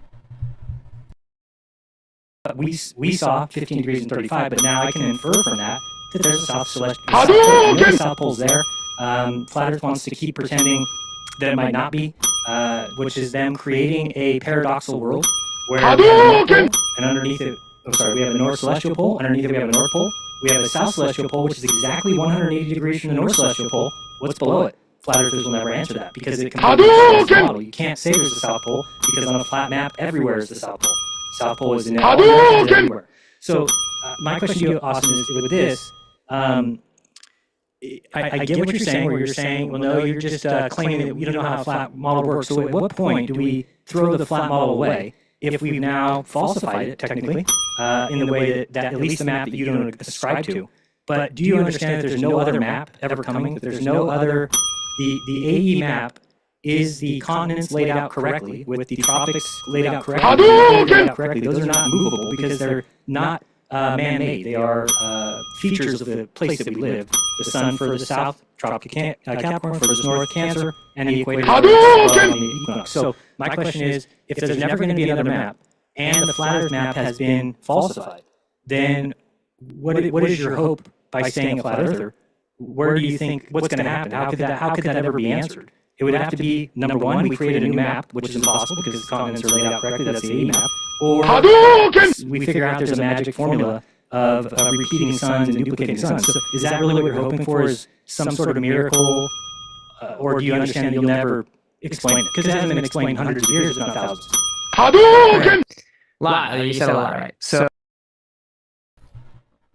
And Austin's face right there tells the whole story. I mean, that is literally a record-setting fallacy cope spiral right there. I mean, that is more fallacies and super fallacies in rapid succession than even Craig, than Sartain, than Bryant Myers.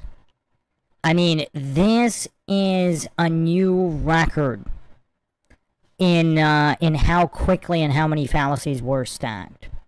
So notice how he says that the continents are laid out correctly, but he's offered nothing to support that. Now again, I'm not saying they're not laid out correctly, but how do you just throw out that many fallacies with zero support? Because again, if he supported the claim, and this is supposed to be, theoretically, this is a scientific discussion, right? A scientific debate, but I mean, obviously not. I mean, Jeran doesn't even know what the scientific method is, let alone how to apply it. He doesn't understand controls, he doesn't understand variables, he doesn't understand any of this.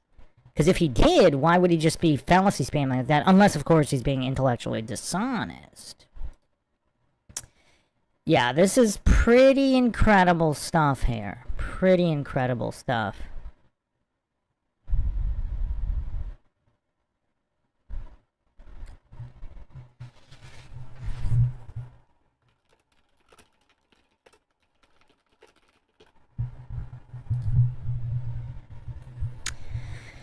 So, yeah, I mean, that was pretty impressive, actually. I actually was somewhat impressed.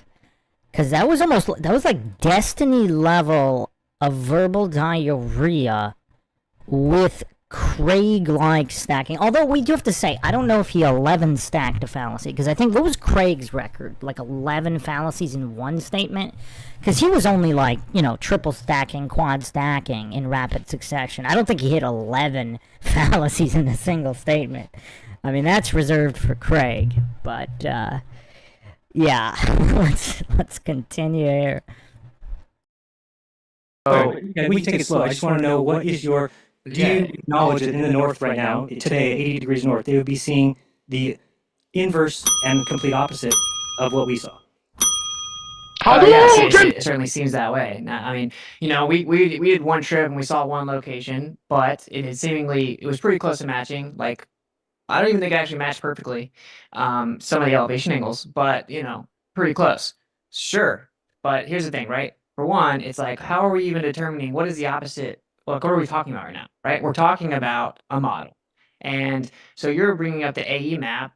The AE map uses the same fictitious observer in the center that the globe does. You actually have to just assume the center of a globe, use a fictitious observer, and then look at the sky, and you're actually going to map out this projection. If you're talking about the South Pole, if I were to take the center point and move it over 5 or 10 degrees, now everything changes drastically, right? We don't even have the same positioning to observe the sun at all as the A map, because it's just a projection. They both have fictitious observers. And this isn't just some like way to get out of it. It's very important. It's very important to understand that these are just maps and projections and models that use fictitious observers and assumptions for convenience sake. We then did this over the course of time, and now we have like generally what we observe matches our map or our model.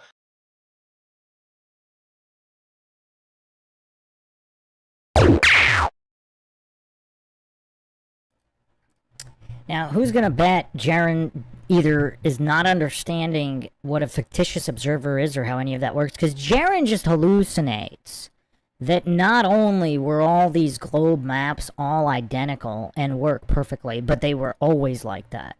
As if there were no adjustments. I mean, it's like he doesn't know the history of anything. I mean, it's just wild. Like, even if the globe model is completely true, like, he's so utterly clueless or playing stupid on how everything came to the current model. Shane St. Pierre says, you should try to do an analysis on the most recent debate Jeran has with Space Audit. It is way more fallacious than even this. Okay, that's hard to imagine. Shane St. Pierre, that is hard to... How could it be more fallacious than this? What? Oh, man, now I'm going to have to check it out. I mean, everybody wants to see the new Shiva breakdown, but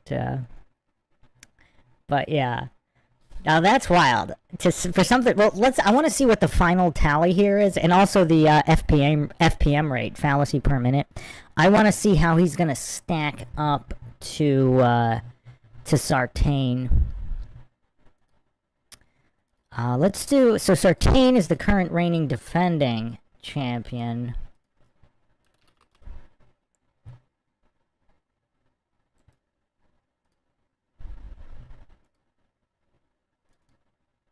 Let me get Sartain's numbers here. got a little bit of lag.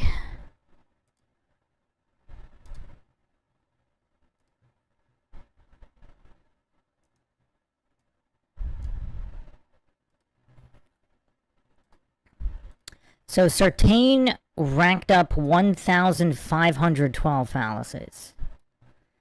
I did the calculations on his FPM and everything. I don't know where I put that. I'm gonna have to dig that up. Let me see if I have that handy.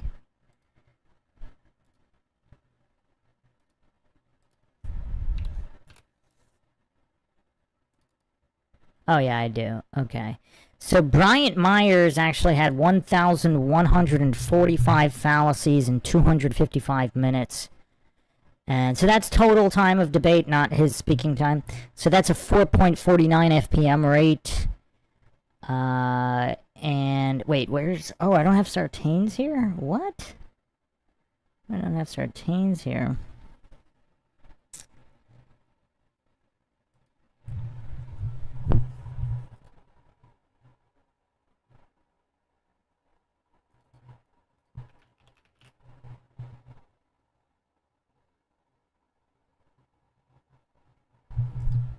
I mean, we could calculate it, though. Let me get the time. Let me get the time.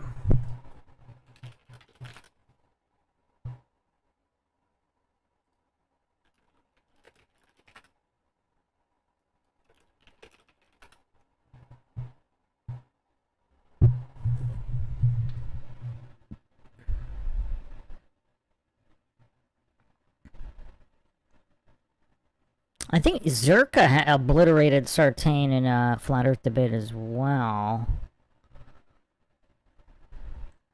Wait, did Sartain take down the original video?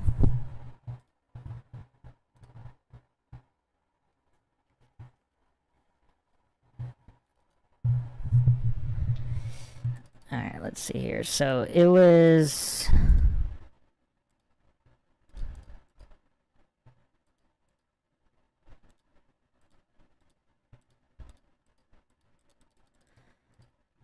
So it was roughly 346. So 226 minutes.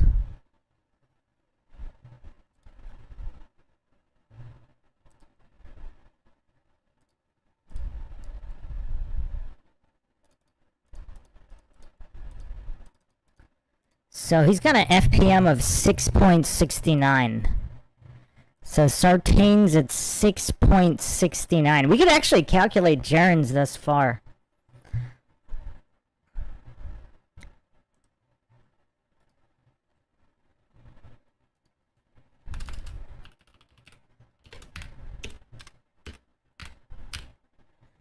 So thus far, and it hasn't even been 60 minutes. Wow. So in 55 minutes,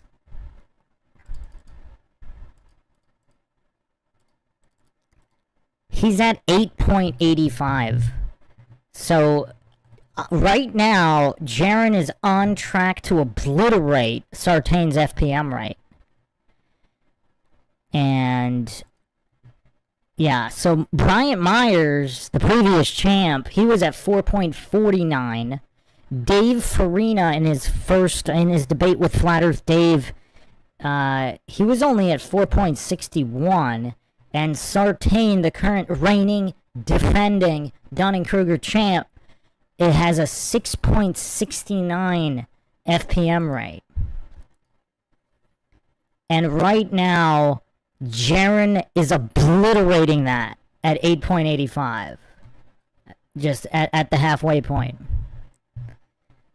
Or not even the halfway point. Not even the halfway point. Wow. Wow. Rig said audio is super distorted. Is anybody else having issues with the audio? What about now? I turned down the volume slightly. Usually people complain that it's too low.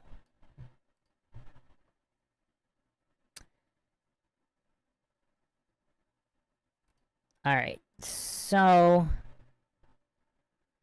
Okay, let's continue here, but yeah, Jeran is on track to dethrone the one and only Michael Sartain, the worst debater we have seen in terms of fallaciousness.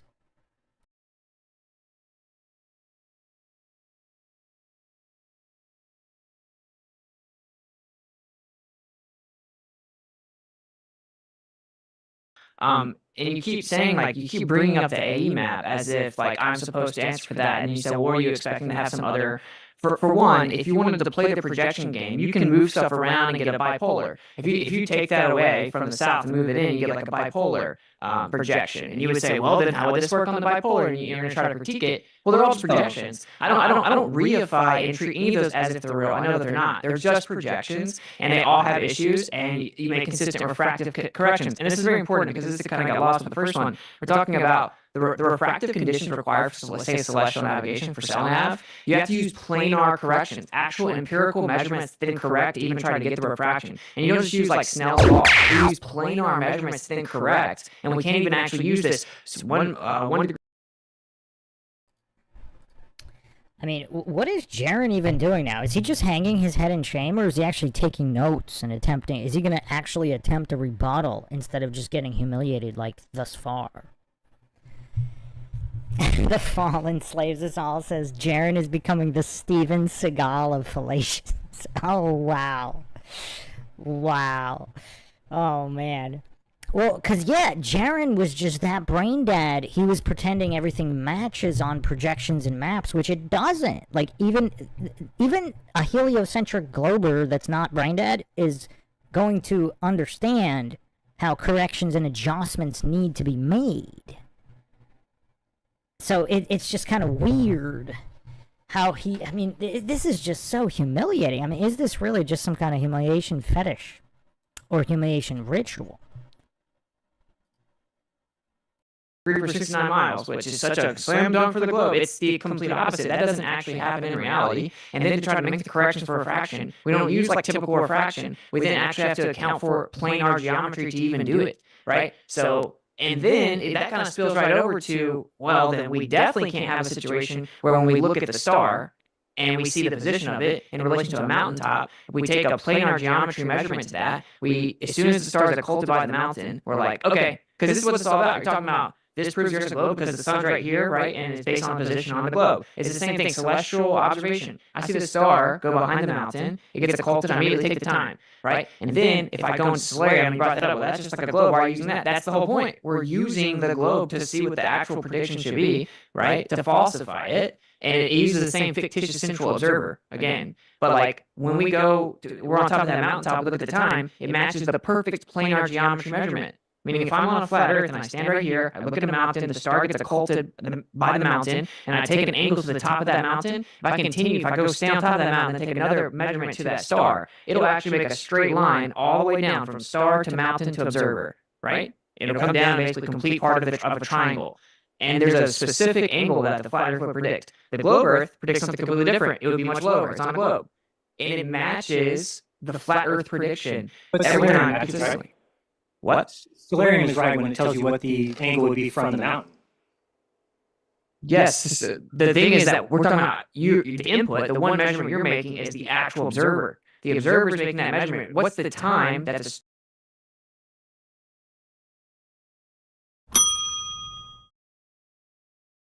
And notice how Jeran immediately went to Stellarium, which, by the way, it seems like he doesn't understand how to use Stellarium. But he immediately, because he thinks Stellarium supports the globe Earth, which, again, it's software which had adjustments. The older versions of Stellarium were actually completely different for those that have played with both versions. Because when, I want to say 2015, 2016 Stellarium, there weren't auto corrections made to a lot of things in Stellarium back then. But anyway, that aside... That's like I said I should do a whole podcast on that because Stellarium had some very interesting observations that did not support the globe model. And then there were a bunch of updates. I don't remember the exact year, but it definitely wasn't was it 28? It must have been after 2017, 2018. I want to say somewhere around there, there was a new version or update, and all of a sudden a lot of the so-called measurements were different. But notice how Jeran doesn't even attempt to use whatever's left of his brain. He immediately wants to default to authority or genetic fallacy.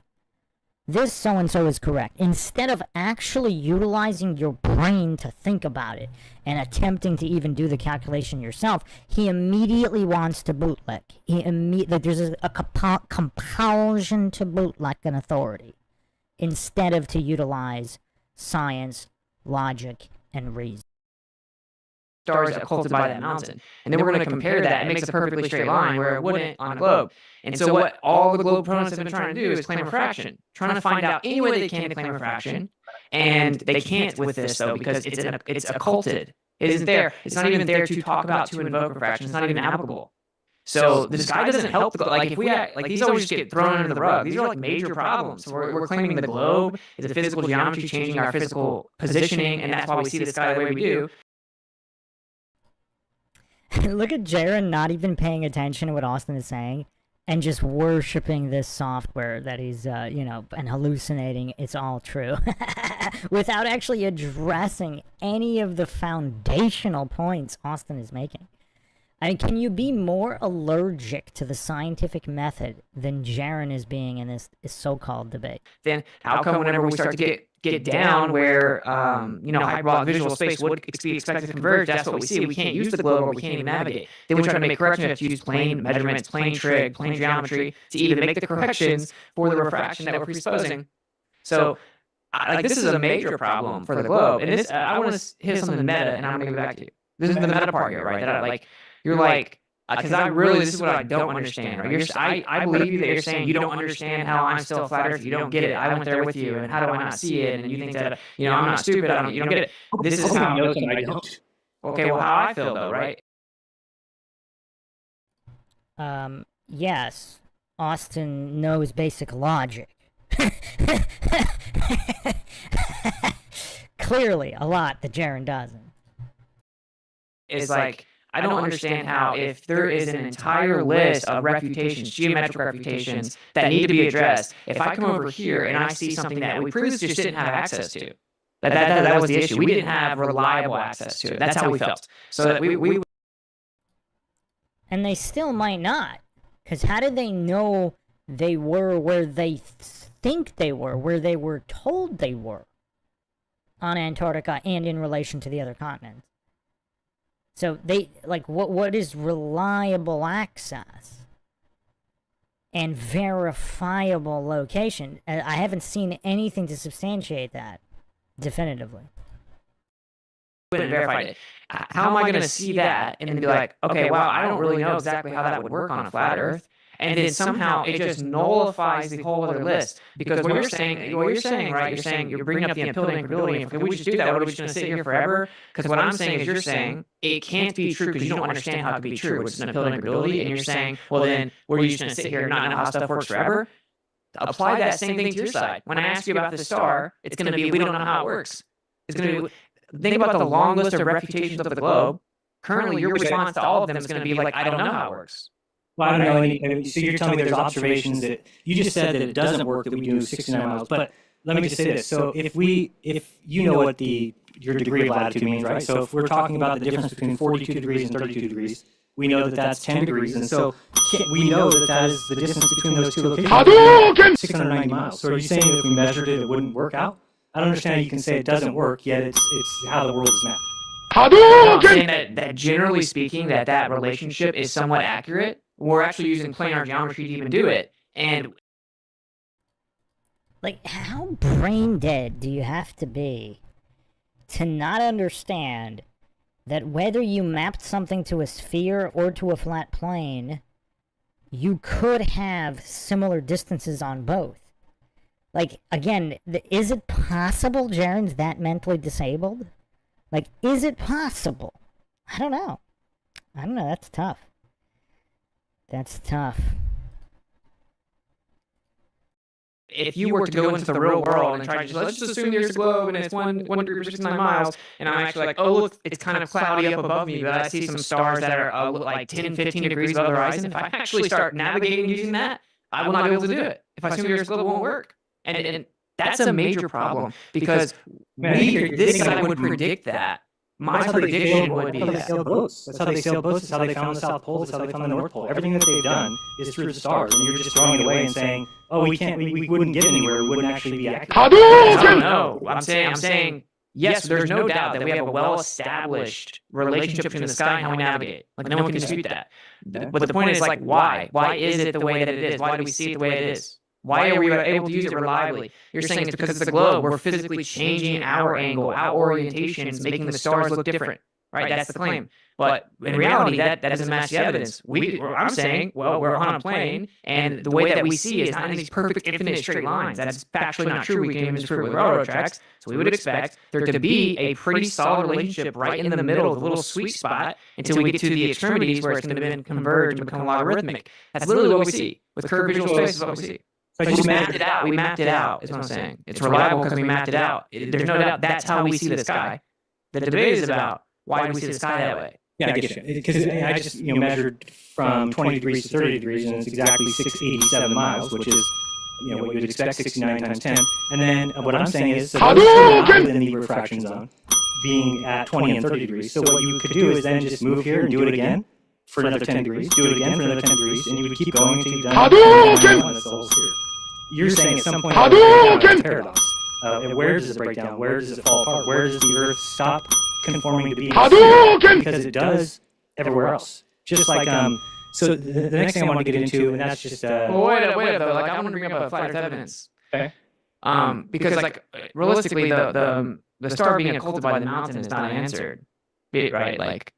Yeah, I mean, I think that's a kind of a new thing that I think that people are working through right now. I don't fully understand it because of the fact that you're using stellarium, which is the curved Earth angles, correct? It's not giving you flat Earth angles, it's giving you curved angles. You're saying you're taking a location from where stellarium is not even talking about. You're further back than that, right? Stellarium is just telling you where the mountain top to the stars. Yeah, yes. You're drawing your location back here and saying, oh, now if we draw an angle to that mountain top. Right, so you're kind of adding something that stellarium's not accounting for. Well, that's the whole point. Is like the one measurement you're taking is you're standing there, you're looking at the star, you're looking at the mountain. Once the star is occulted by the mountain, boom, write the time down. Okay. So why wouldn't refraction come into play? I don't understand what you mean by that. Because, okay, well now the star is occulted. We're Why wouldn't refraction come into play? Like, why wouldn't the pink unicorns be eating the ghosts of interdimensional chupacabras? Like, why wouldn't that be happening?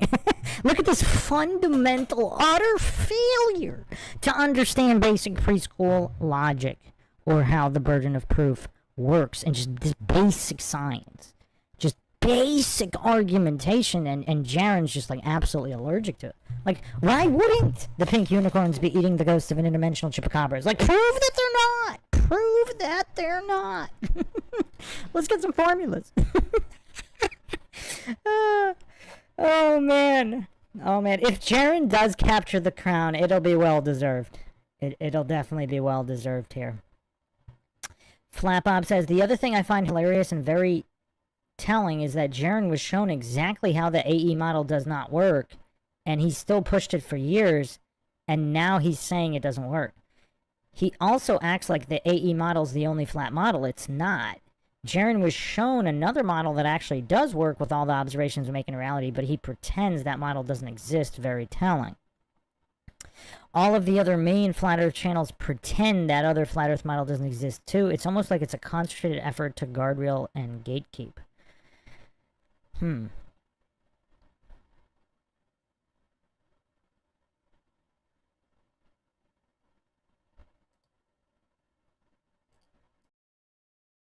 accounting for the position of the star once we're not even seeing it, it's occulted. So how are we going to say the position of the star is because it's being refracted? It's not.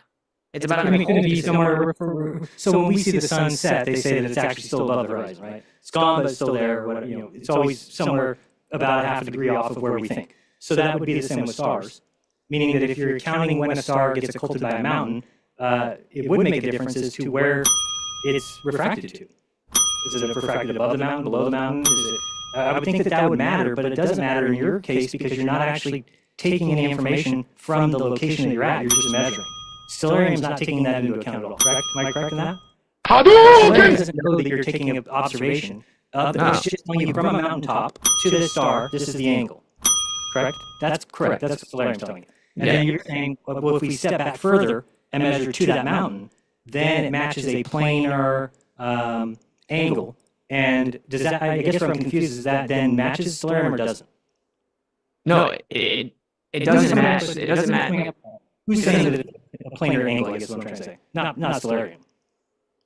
No, this is the issue. It doesn't match the globe, right? The globe claims that the 69 mile per degree is a physical, like a real physical effect. We're physically tipping away. It's not an optical effect, it's not an apparent effect, it's a physical effect. We're physically moving, right? Sure. So, okay, well, the star gets occulted by the mountain, and then if the fact that we can connect that observation with a perfect straight line, right, shows that it isn't there isn't a physical effect of 69 miles per degree because of globe geometry. It can't be. And the flat Earth prediction is exactly what it's supposed to be, but the globe is significantly different. The default, everyone just always says refraction to everything, so that's all that they say. You said it's kind of a new thing. Well, it's been months, right? And the most of the globes just keep on trying to find different ways to say somehow it is refraction, but it's not actually optical. Yeah, I mean, it's funny to me to the beginning because this is when I was answering everybody about we don't look at lights in the sky to figure out the shape of the Earth, and then 2 weeks later, this celestial theodolite comes out, which is looking at lights in the sky to figure out the shape of the ground. So I just kind of dismissed it on its face, and I guess I'll look into it a little bit more. But I guess I still want to go back to what you said because it still doesn't make sense to me. Why couldn't we just measure in 10-degree segments on the Earth to stay away from this? Oh, you can. But so we would calculate, and that would come out to 24,901. But you're saying why can't we just avoid the part that falsifies the presupposition that we're on a globe? Because I don't want to. Because I'm bringing up that it falsifies the globe. You know, but if there's refraction, that's why we're not taking those angles because they'll be off. So if we just take the angles that we can see, say from 15 to 80 or 90, well, that is sufficient to get us to the shape of the Earth. But they use empirically derived stars. So that they use actual observations with planar geometry to actually make the corrections with cell nav, which is not the same as like Snell's law, like refraction. They actually have to use planar geometry to try to make these corrections. And you're just I will say it's somewhat baffling that you're able to just default to no, not even default so comfortably now. No, it's not that it's so comfortable. It's that they have an explanation that has been measured and does show to be the case. I've seen examples myself, but here's what I want to go back to. If people understand.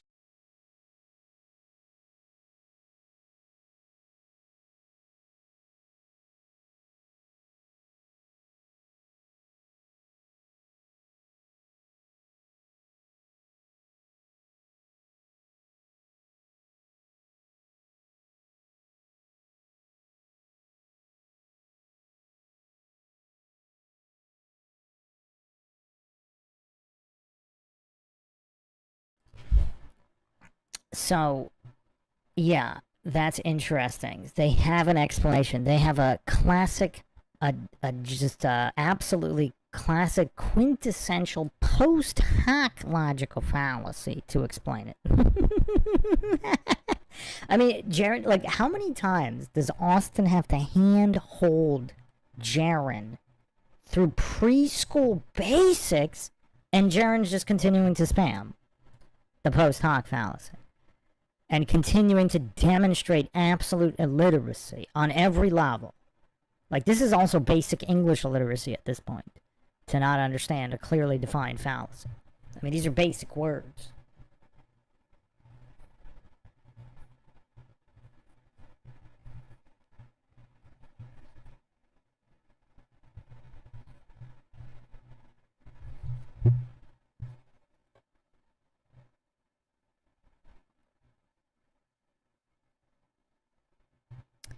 So, yeah, I mean, I'm getting quite exhausted out here from just this level of fallacy spam.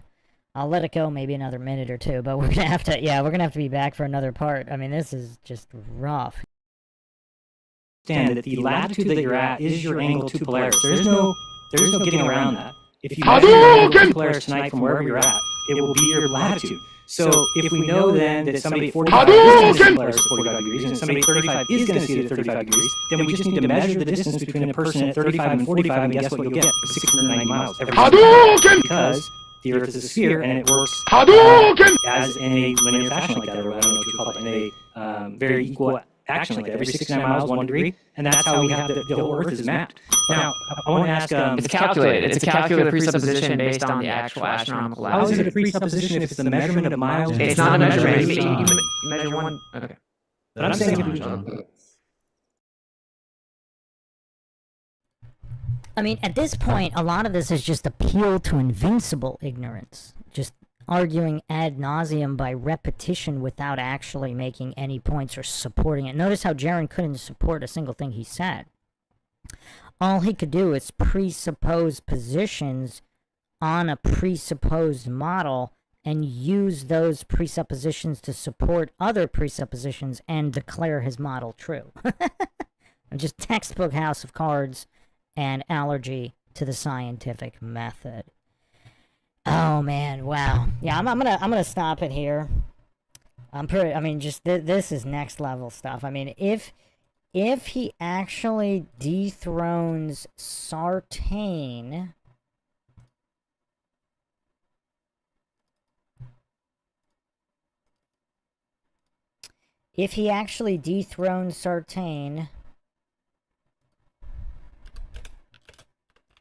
it will be well-deserved for sure. Well-deserved for sure. Any final comments people have on this? I mean, this is going to be at least 1 or 2 more parts. I mean, this is just incredible goofery here. I mean, this is next level goofery. From the one and only Jeran. I mean, just getting demolished point by point by Austin Witz. I think Austin's also kind of tired of just, using the same preschool definitions, because Jeran's either, again, mentally disabled and unable to process those basics, or he's intellectually dishonest and playing this level of stupid and just pretending to not understand and just repeating the same fallacies.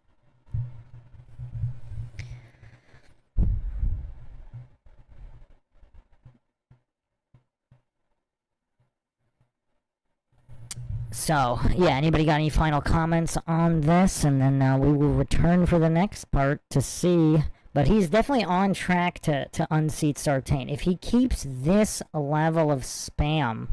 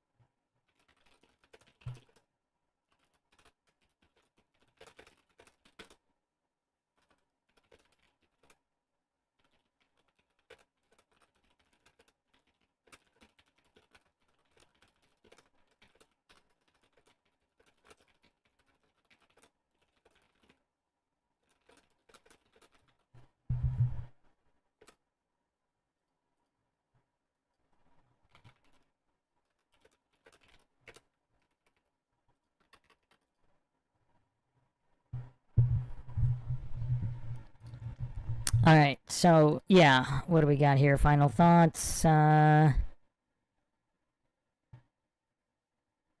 Thomas Morgan saying, Isaiah 40, Luke 3, earth is made level and the glory and salvation of God is revealed. Enoch 93:10, creation is revealed to the elect.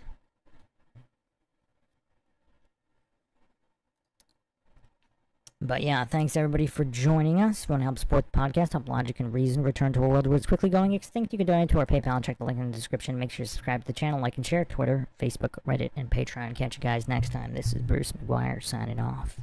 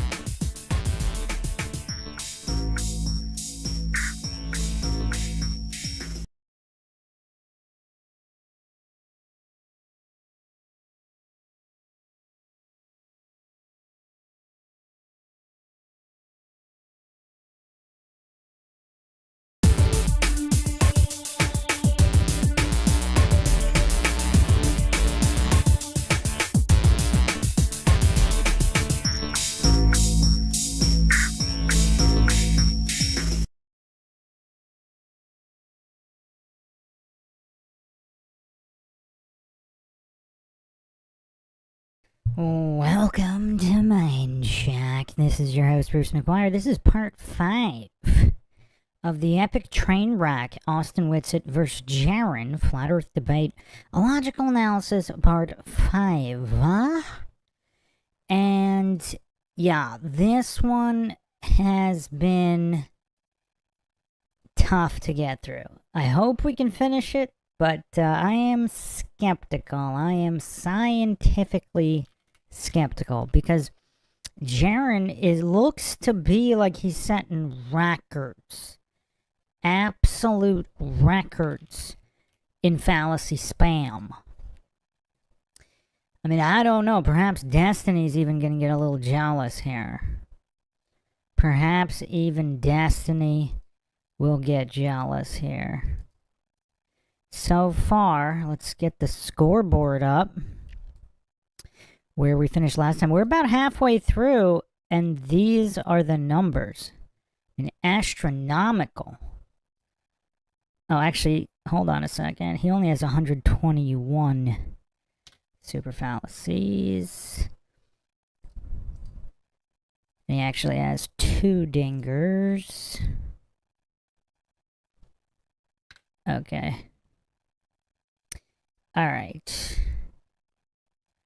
And Austin has 28 zingers.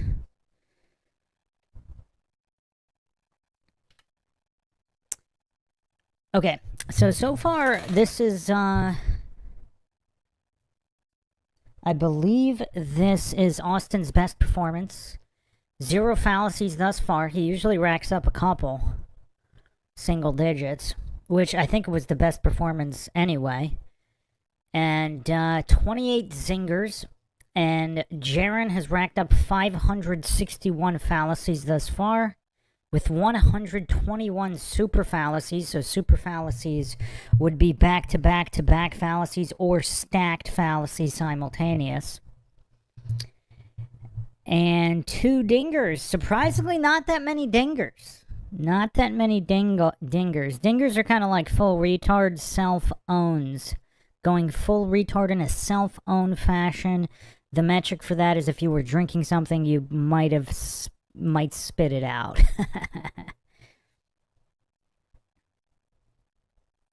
So, let's see who's in here. So far, we got the legendary Flat Bob, Sarah Catherine, welcome, Franklin Loza Paredo from South America, Aaron, Big Papa Pump, Scott Steiner in the house. Sarah says, I'll have to leave early because I have to go get a new laptop. That sounds fun. A powerhouse.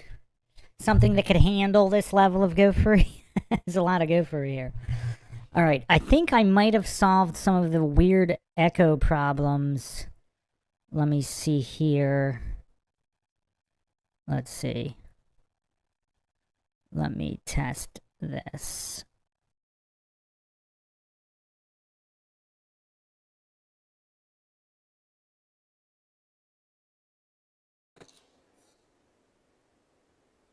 Okay, what is up, guys? Sorry for the delay. Everything went wrong.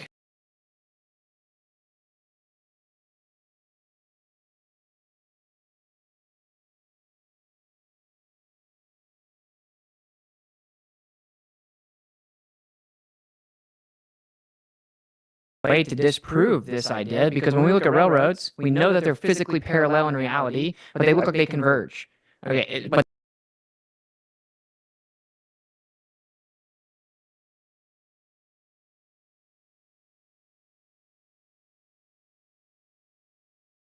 I don't think you could have heard me there. And then now I'm echoing. Now I'm not echoing. Okay, maybe not. Okay, weird audio. We'll do our best here.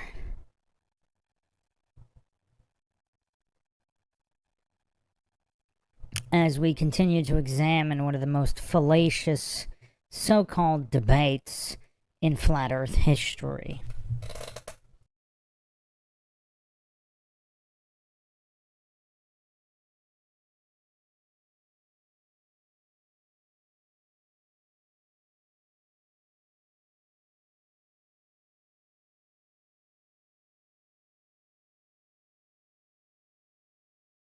but according to planar geometry, they don't ever converge. They're just parallel. So if we were seeing in planar geometry, we would see them just remain parallel. So obviously there's a difference between how we see in actual plane geometry, right? Because it's converging. They appear to converge. And what they, oh, well, we have a formula for that. Yeah, you made a corrective adjustment to the trigonometry because planar geometry doesn't work. And this has been like a well-known problem. It's just like the elephant in the room in any discussion about visual space. And I will say they actually recently had to address it because they were utilizing planar geometry for perspective with robotics, which required extreme precision, and the robots were off. And again, look at Jeran's face. It looks like Jeran did not comprehend anything there. I mean, who thinks Jeran actually comprehended something that Witsit just said? Does Jeran even know what planar geometry is? I don't know. I mean, look at the goof's face. I mean, he's mentally gone. They couldn't accurately position things even in small rooms because it was such a precise need of visual alignment. So they actually had to start to integrate like hyperbolic visual space. So now we have a huge situation where we're assuming that we see in straight lines on a globe.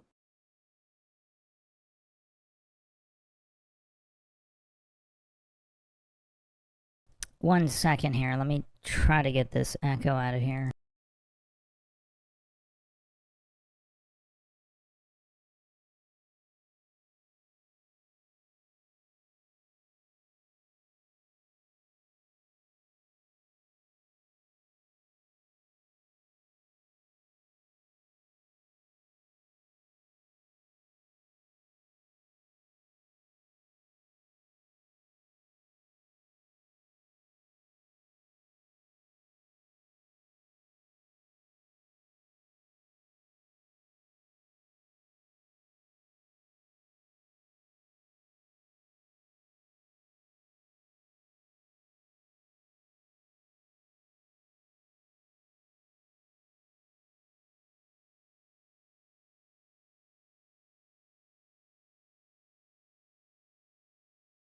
And we map the whole globe out that way. And if we're actually not, Stick if it's Cross exam time. yeah, that's really 30 short. minutes. 30 minutes has been. as like Snell's law,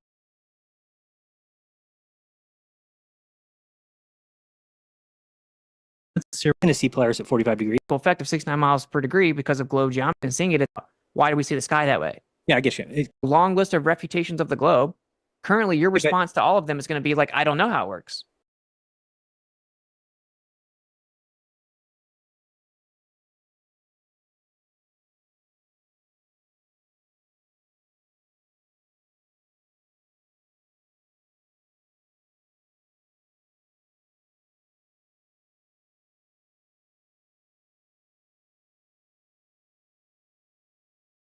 Well, I don't know. We see, but Times 10. And then what I'm saying is, so the star being occulted by the mountain is not just telling you where the mountain top to the star is.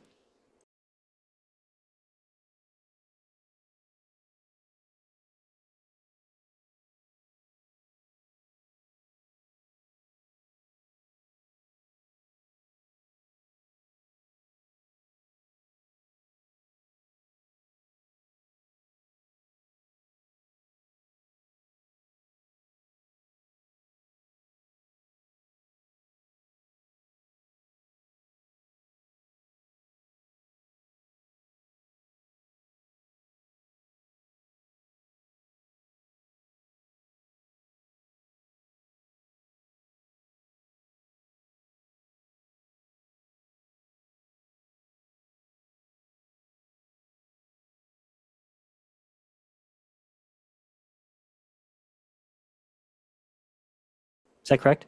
And seeing it, it's a You're just measuring. And well, if we step back further, right. Sure. So okay, well the space.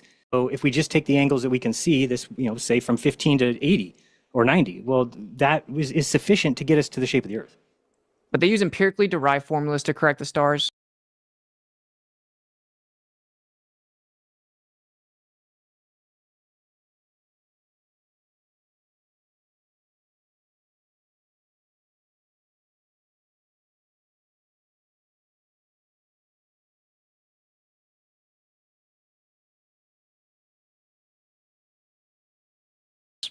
So I will say it is somewhat baffling that you're just that has been measured and does show to be the case. I've seen wherever you're at, it works as a sphere and it works as in a linear fashion like that, or I don't know what you would call that, in a very equal action like that, every 69 miles, 1 degree. And that's how we have the whole Earth is mapped.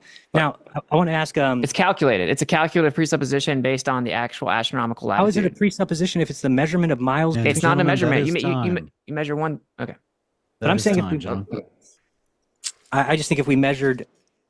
That's the time of like open? That's the open cross exam time. Yeah. That's really...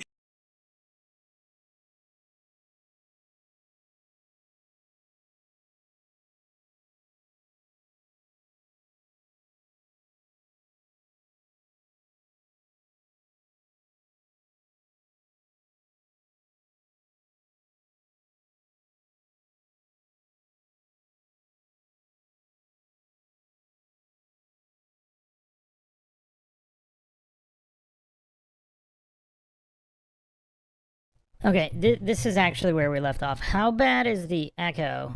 Is there an echo? I don't know. Sometimes there's an echo. So, let's see how far we can get here.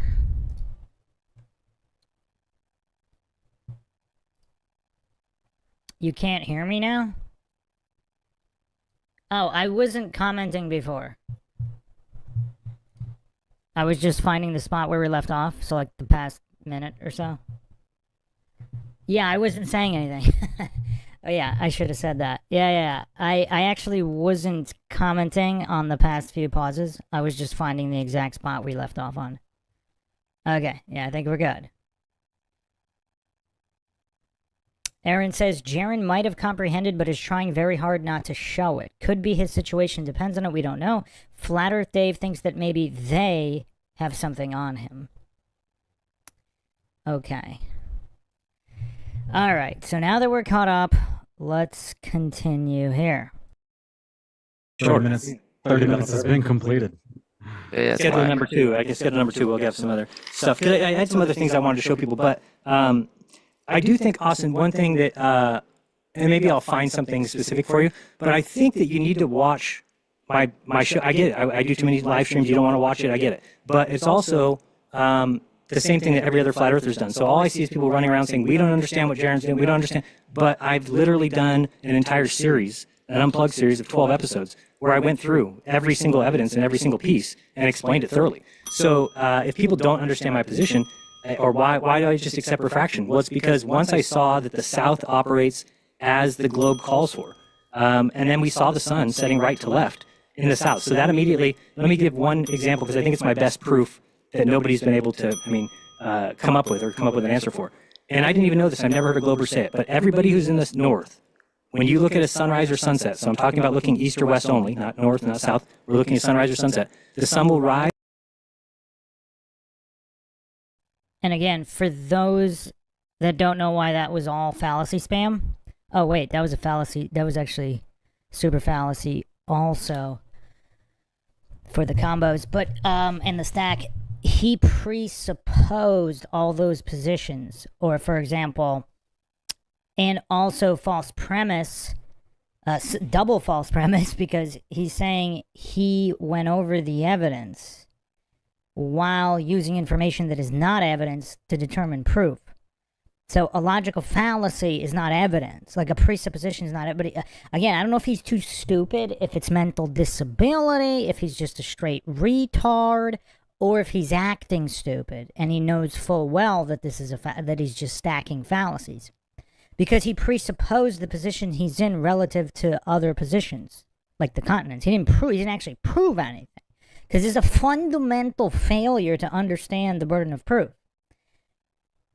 If you claim you are in Antarctica, if you claim that the globe map is correct, and that the way the spherical Earth is mapped is correct, and you're standing in a spot relative to another spot, you don't just spam the circular reasoning fallacy, hallucinating that it's true if you're being scientific or logical or any regard for truth of any kind. You have to prove that you're there relative to the other continents.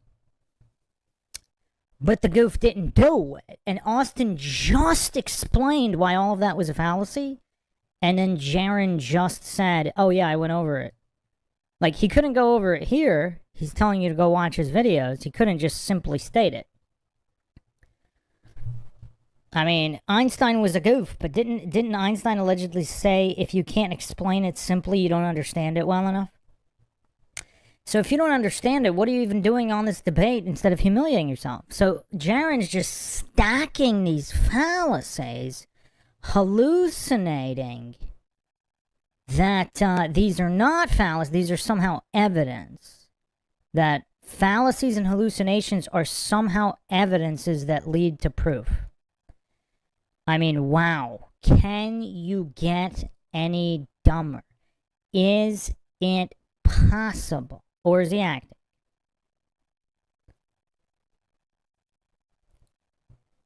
My volume is low. What about now? I have it, I have it max, well, let's see here. Is that louder? What about now? Is that good?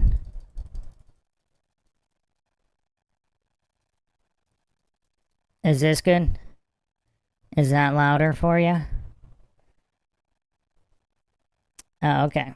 Yeah, I should remember that just to do a boost. Yeah, okay. I mean, it's supposed to auto level, but I guess it does not do that. So yeah, let's continue here.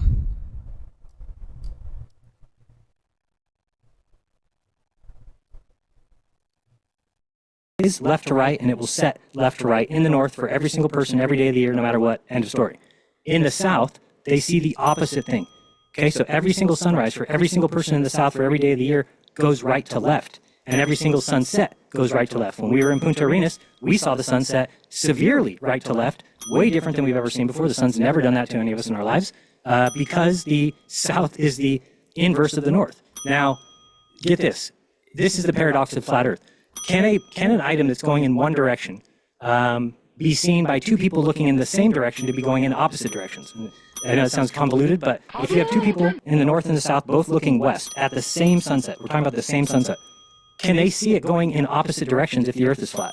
How would that be possible, right? So you'd have a sun going around, and you'd have people south and north looking west.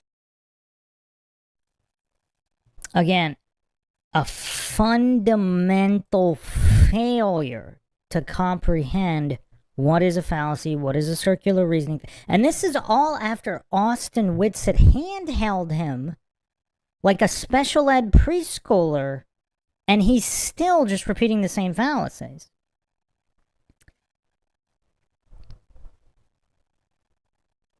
I mean, what is going on here? Can he be this stupid? I don't know. It's tough. I mean, this is painful to go through this. I mean, he's just regurgitating. Now he's adding the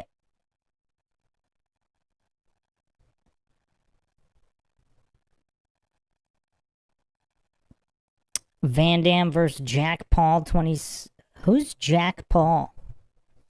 2026. Is that you, Lord Zed?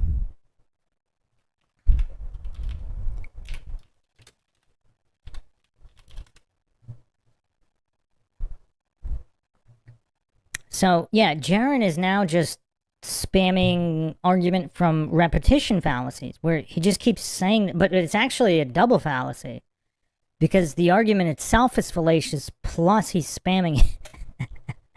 I mean, technically, that's another super fallacy, because in reference to what he was doing before.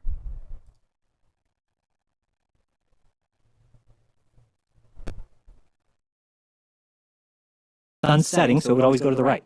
On any flat Earth that there'll ever be, it'll go to the right. But we saw it going to the left. Now, here's the crazy thing. Do you know if somebody on the day that we saw the sun set right to left in Punta,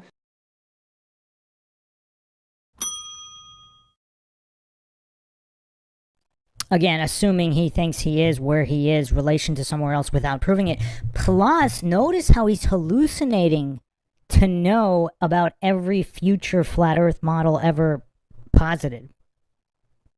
Like, he knows every single flat Earth type of model that's ever going to be posited in all of human history moving forward. I mean, just the level of just retardation here. I mean, does he have no awareness of how he's sounding, or is this humiliation ritual? Did the powers that be force him? So not only does he have to go become more of a flat earth recruiter than he ever was with these dumb arguments, because anti-flat earth grifters are probably the #1 flat earth recruiters, because they argue so fallaciously as to cause more people to become flat earthers. Not only that, but there's some kind of stipulation that he has to do it in a humiliation fashion. That, or he's just that enamored with Dunning-Kruger championships and the MINDSHOCK podcast that he's just coming for that crown. And he specifically designed this debate to commit as many fallacies and super fallacies as possible to capture the crown. if you were in the north, you saw the sun set left to right. So imagine that. We're in the south, watching the sun go left. They're in the north, watching the sun go right.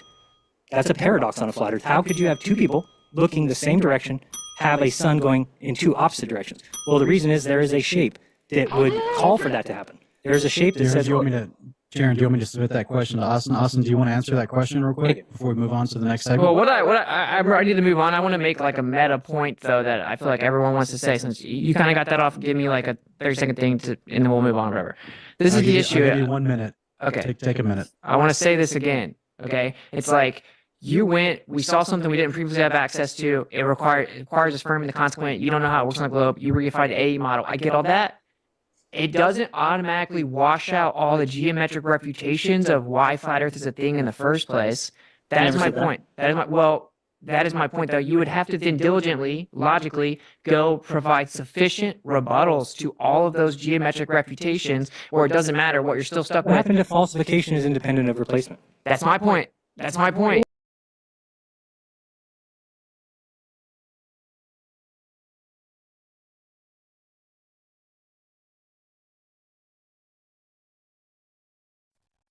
So, wow, that's definitely a dinger for Jeran, because the goof doesn't even understand what that means. And also, that wasn't falsified if you did... Stacking fallacies is not a falsification of something, especially if you can't prove you are where you think you are. So, I don't know, is Jeran acting stupid or is he legitimately retarded? This is a tough one. This is really, really tough. It seems like Jeran is here to just win this Dunning-Kruger championship, and that's it. Fallacies, fallacies, fallacies, fallacies, fallacies, fallacies, fallacies, fallacies.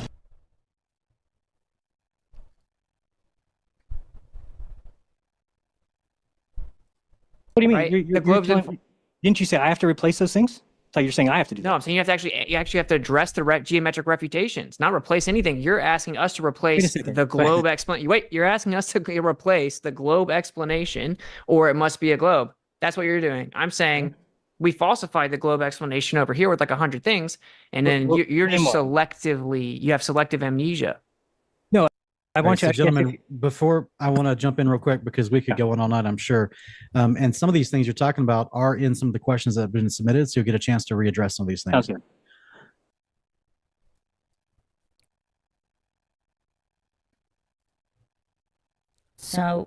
So this So, Jeran, this is like the 10th time Jeran has ignored what Whitsitt just said. Jeran doesn't want to address anything except his hallucination fallacy stack of what he allegedly knows, somehow magically knows is not a hologram. And again, completely ignoring the coffee cup caustic that Austin has brought up many times, as well as other potential explanations when something's a hologram. And Jeran pretending and hallucinating to know what is or isn't a hologram. So Jeran somehow has access to all of the top secret classified technologies, so he knows that that's not what he saw in Antarctica, if he was ever even in Antarctica. So if, obviously he was on some kind of landmass somewhere, and even if it was south of South America, that doesn't necessarily mean he thinks he was where he thinks he was. Again, unless you're stacking the circular reasoning fallacy, hallucinating that the globe map is accurate without proving that it's accurate, and then stacking the house of cards of fallacies from that point, which is all Jeran has done.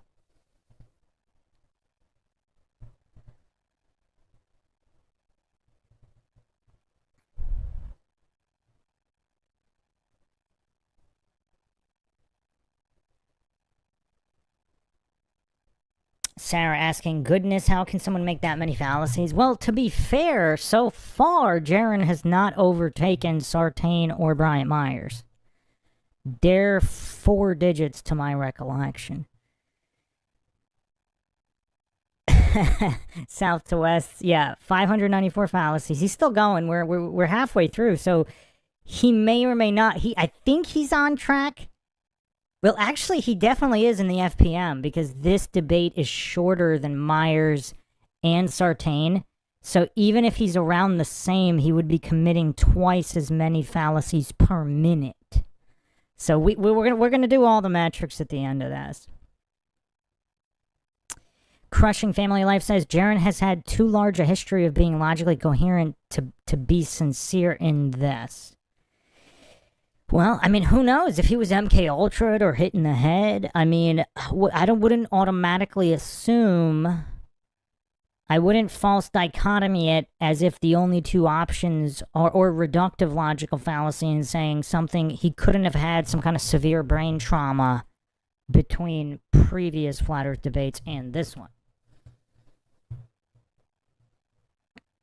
Aaron says, it always seemed to me for years that something was off about Jeran. Perhaps he was groomed for this current position by first becoming accepted as a flat earther in order to maximize the result we see now. And you know what's weird? People were calling him a shell from early on. So Aaron is not the only one who's been saying that. People have been saying that even before the turn, so to speak.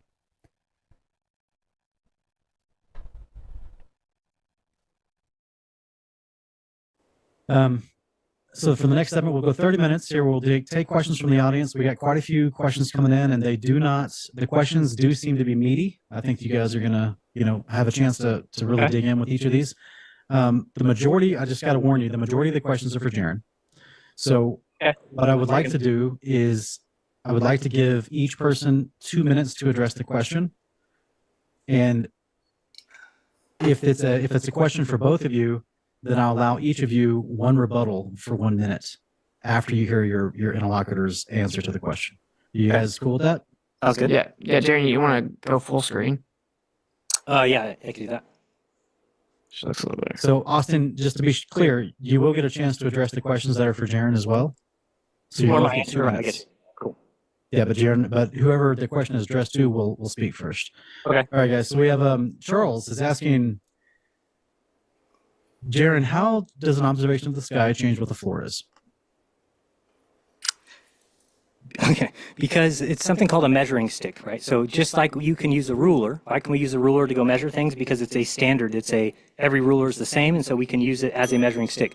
The sun is the biggest and most accurate measuring stick that the world has ever known. It's the most important thing that there ever was. And it is a measuring stick because it moves in very predictable 24-hour fashions. We know exactly where it will be in 400 years, 4,000 years, 40,000 years. We know exactly where it was 2,000 years ago. So that's because the sun works as a measuring stick. So once somebody gives you a map and tells you, you live here, the very first thing you should do is see if it jives with the known measuring stick. Because if it doesn't, then guess what? The map is wrong.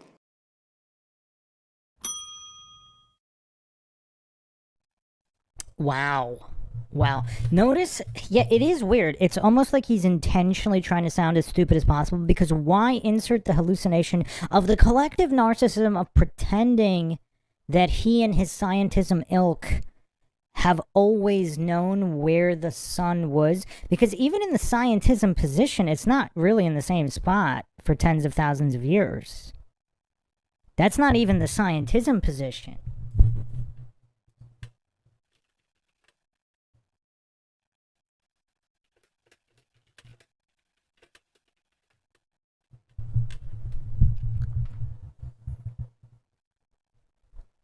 So, I mean, I don't think I need to put the receipt on the screen, but depending on when you look this up, so the Earth's orbit is elliptical, causing it, this is live science, causing it to vary in distance by about 3 million miles throughout the year. So we're not talking like 1 mile, 3 million miles. And he's talking about an accuracy of a measuring stick. So there's and that's just for 1 year. That's not even that's not even considering the tens of thousands of years, if that ever existed, drift. Well, according to the scientism heliocentric model, it existed and will exist in the future. The drift. So you have the galactic drift and all of these things. So Jeran is so retarded. He doesn't even understand any of these drifts and changing distances in his own model. In his own model. That's the level of retardation you're dealing with here. So, not to mention, if you look at, again, all of the so-called ancients, in the past, all of the models are all flat Earth models. They're all flat Earth cosmologies, with incredibly accurate calendars. Like the Mayan calendar is even more accurate than the Gregorian, less adjustments need to be made, etc. So the goofery and hallucinating that this modern, so-called modern, whatever, relatively modern compared to the ancients, heliocentric globe system, because even 100 years ago, the distance of the sun varied greatly. So, I mean, let's get some visual aids here to highlight Jeran's retardation here. So you have pretty much every single, however ancient you believe it is, everything's flat Earth cosmology, and some of these civilizations allegedly traveled well beyond their local areas. But regardless, you know, obviously these are incredible land masses. China, Africa, South America. So even if you don't want to look at the evidence of some of these, you know, worldwide traveling civilizations, even if you restrict them to their own land masses, they're massive land masses. Africa, South America, China, etc. So they're all navigating not just the ocean but the land with sundials, with this measuring stick that Jeran's talking about, with incredible accuracy in their calendars and navigation, all with flat Earth systems. So what is Jeran smoking here? Did he go full retard? Is this humiliation ritual? Because none of his points have anything to do with anything. Now, is that by design? I mean, it's kind of hard to believe that the guy's this stupid, right? I mean, even if he did have a massive brain injury, I mean, he's still talking relatively quickly. So, I mean, I don't know. Obviously, you know, the brain's a funny thing. Brain injuries, brain trauma can manifest in many different ways. It wouldn't necessarily turn you into a vegetable. You could still be highly functional in certain areas, and not others. So when you look at like how the distance, this perfect measuring stick, Jeran is hallucinating, so it was always the same. I mean, just the amount that it's changed. I mean, these are people crossing the Atlantic in times of Atlantic crossings. I mean, Newton said it was 28 million miles, then 54. And Meyer said it was 104. And so you have all these variations in a time when people were crossing oceans. And Jeran is hallucinating that this measuring stick is so exact and never changed. And this is without considering the drift. This is without the drift. I went over the drift. I'm trying to see here. I wonder, I think it was it Sartain? If it was Sartain, let me see if I can get it up. If it was Sartain, Jeran was the one responsible for crowning Sartain the Dunning-Kruger champ in that debate. Not solely, but he was Flat Earth Dave, and so, yeah, there was, let's see here, if it was the drift. Because there's so many movements, because allegedly, according to the heliocentric model that Jeran is purporting to be part of that cult, the Earth's moving around the sun, while the entire Milky Way galaxy is flying through the universe at ever-changing rates. So everything's constantly changing distances. I mean, even within the scientism model. So there is no staying the same. I'm trying to find where I went over this. Oh, here we go.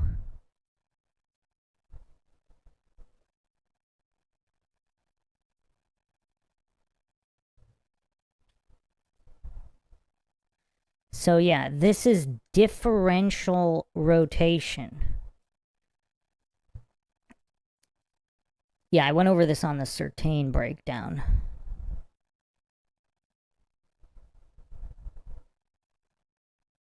So if you don't even understand your own model, so this is earthsky.org, astronomy essentials. So these are relative basics, and Jeran doesn't understand them. So the whole galaxy supposedly rotates, but the galaxy is spinning at different rates as you move outward from the center.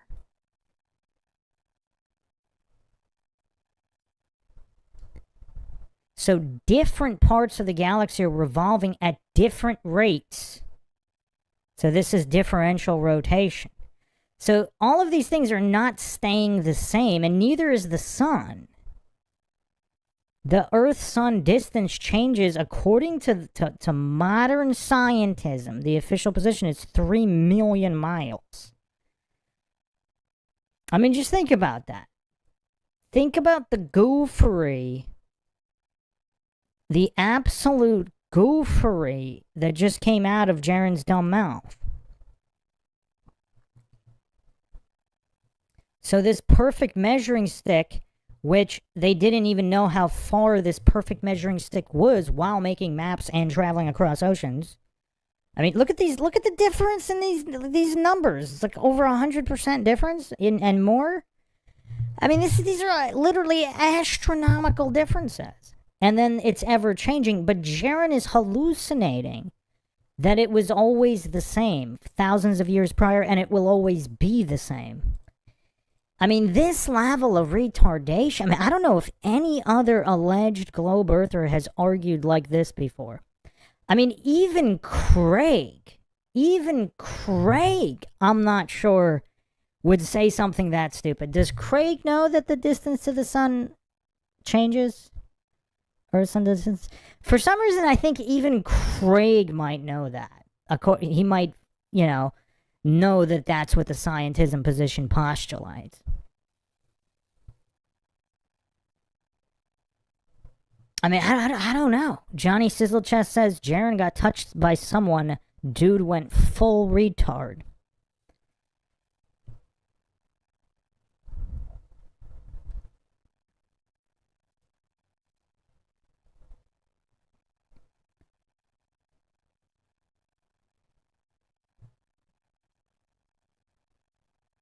South to West says, I know Jeran can get to 1,000.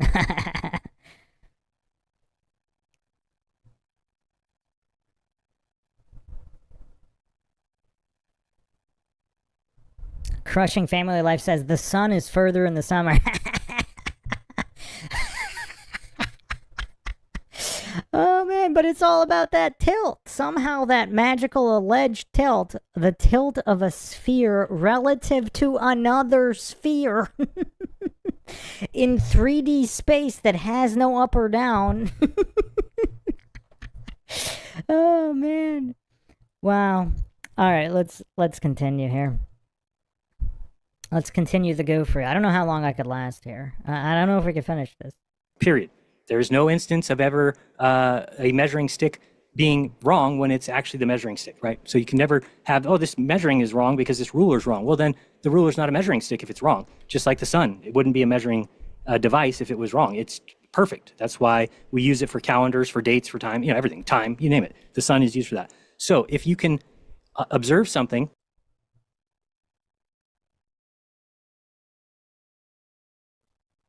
used differently because of the distances, right? Does Jeran not even know basic history? I mean, this is so embarrassing. that is not possible on the map somebody gives you, then you can immediately hand them the map back and say, you're wrong, I don't live here. Well, guess what? That's what the AE map has had happen. Now, I get Austin's point. He's saying he doesn't believe in an AE map. But then then you don't believe in anything, then the Earth doesn't have a shape or a look? Can you give me any idea what the world looks like?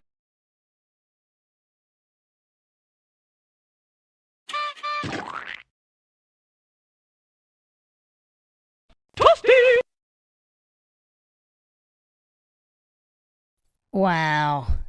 Wow. If you deny one map, then the Earth doesn't have a look. Is that the dumbest thing anyone has ever said in any flat Earth debate? If you deny this one particular map, that means the Earth doesn't have a look. Oh, man. Wow. Wow. Ooh. This is tough. This truly is tough. Oh man, hold on. I think I need to get some water.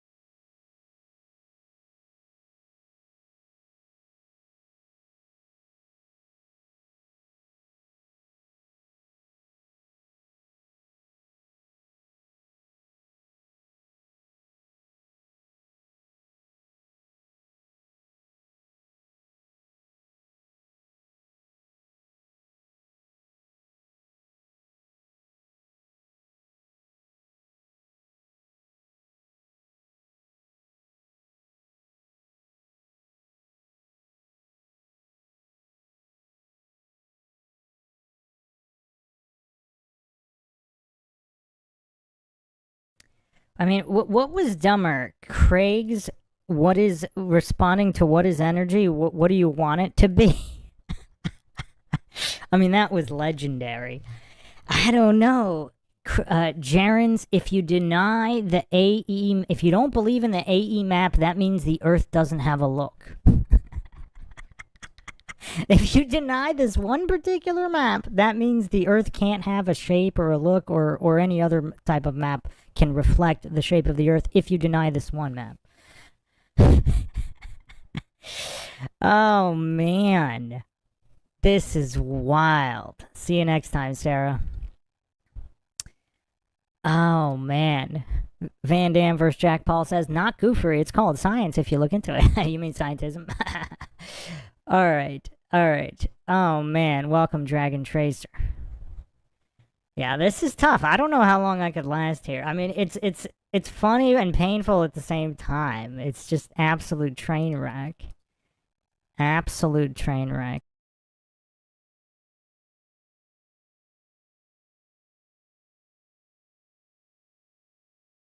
Looks like, because if you're going to tell me it's a flat Earth, then it has to be flat.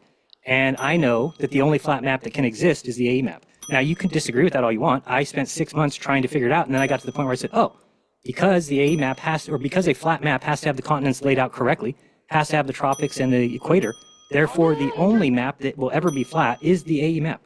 Now, you could say I think Austin said there's a bipolar model that completely destroys all observations. Again, if you have a bipolar model, the sun would be coming up the other side, so it would be rising in the west to people in Russia and Africa. It doesn't make any sense.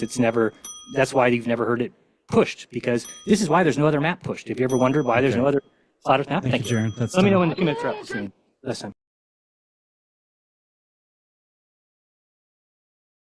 Wow. Again, presupposing to know where the continents are in relation to other continents, there's no other map possible?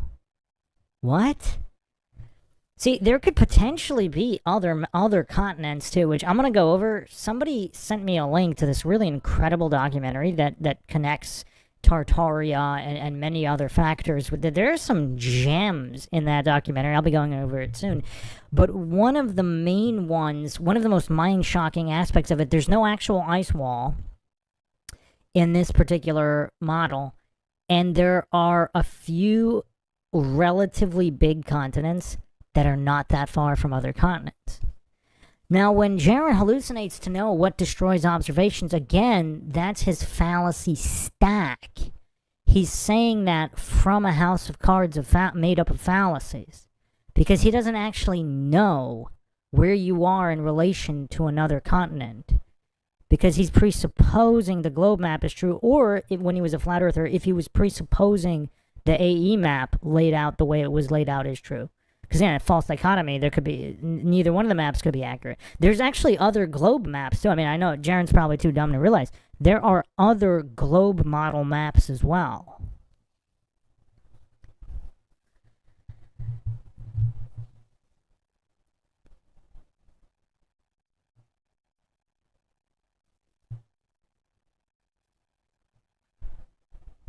Or give me All right. 10, 20 I try to give you a little bit of a grace period afterward so that we're not too strict. Austin, you have 2 minutes. The question is, how does an observation of the sky change where the floor is? Yeah. So it's independent of physical measurements of the surface. It is. But my approach is that you don't just like turn your head to things. Right. So I'm all for like trying to understand it, right? Because again, actually seeing the occultation of that star, well, that's actually technically in the sky. Now differences. We're using a physical measurement of the surface there, right? So we have a linear baseline, a specific angle that creates a straight line from observer to mountain peak to star, and there's an occultation. It's physical. And then hopefully there'll be a question about CellNav in here where I can hopefully explain and correct exactly the issue with the globe there. But I will just say, to answer the question more directly, it's like, actually it doesn't. You don't prove the surface of the Earth strictly by making a singular celestial observation, or any celestial observation for that matter. It requires a lot of presuppositions. And just frankly may not be the answer people want to hear. It is just affirming the consequent. To say the 24-hour sun in Antarctica proves the globe requires a logical fallacy. It like literally requires it. And then shifting the burden, appeal to incredulity, et cetera. So that's the issue with it. The reason that it doesn't prove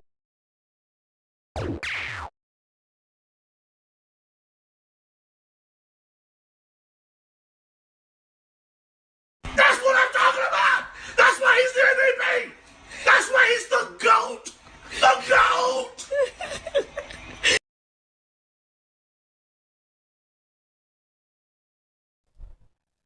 I mean, I just really don't know how much more Austin can dumb this down for Jeran. Like, this cannot be dumbed down further. I mean, this is remedial, special ed, preschool level English. I mean, one could argue, some of it is preschool. Okay, some of the concepts might be closer to like second or third grade.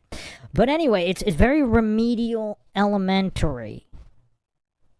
And yet, Jeran either can't comprehend or pretending not to be able to comprehend. Another point, though, according to Jeran's own stupidity, if the map doesn't match observation you throughout the entire model, well, on all these globe maps, like Africa, Canada, Russia, they're all supposedly not representative of the actual landmass size. Not to mention the alleged satellite photos, etc. None of that matches the globe model maps put forward. So according to Jeran, if he's being consistent, then that throws away a spherical Earth. Obviously, it doesn't. The Earth could still be spherical theoretically. Just because someone makes an inaccurate map. I mean, you can make an inaccurate map of your town. That doesn't mean your town doesn't exist. And obviously, your town, if your town is flat, it's going to be flat. You can make a globe representation of all the blocks in your town that could be relatively accurate to where they are, and the distances doesn't mean your town is actually a globe. And vice versa. You can make a completely inaccurate map of your town. Let's say your town is completely flat. Let's say it's somewhere in Oklahoma or something, or Kansas. It's completely flat. Like there's really no elevation. And you can make the map completely wrong of your flat town, but your town's still there, and it's still flat. So Jeran's hallucinations about maps, I mean, I don't know if anybody's made an argument this dumb. Has Craig even made an argument this dumb about maps? And hallucinating to know what maps will be postulated in the future?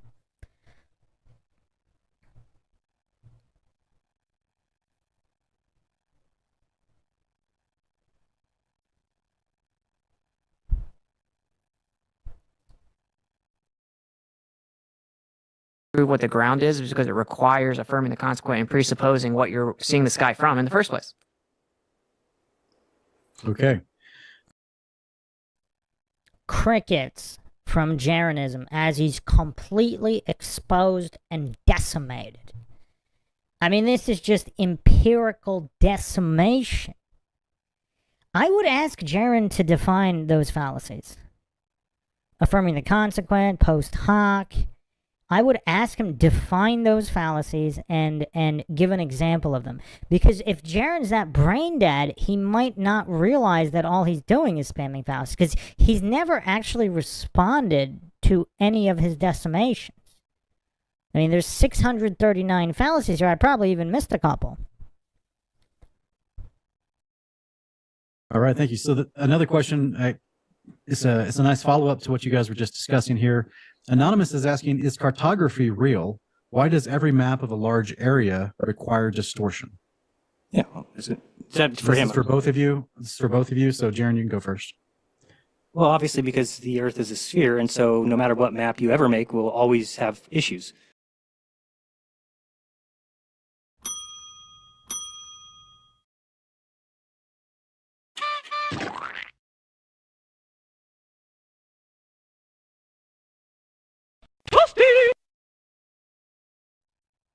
So, okay. I mean, this is just a whole new level of retardation. So, maps can only be wrong because the Earth is a sphere? So, if the Earth is flat, you can't make a wrong map of a flat Earth? Furthermore, he just said if the map doesn't match, then the model's wrong, and now he's saying, well, the maps of a globe Earth are wrong because it's a sphere. So, it's unfalsifiable. I mean, you cannot make up this amount of logical fallacy spam. I mean, I really don't think even Craig has spammed this many fallacies. Hadouken!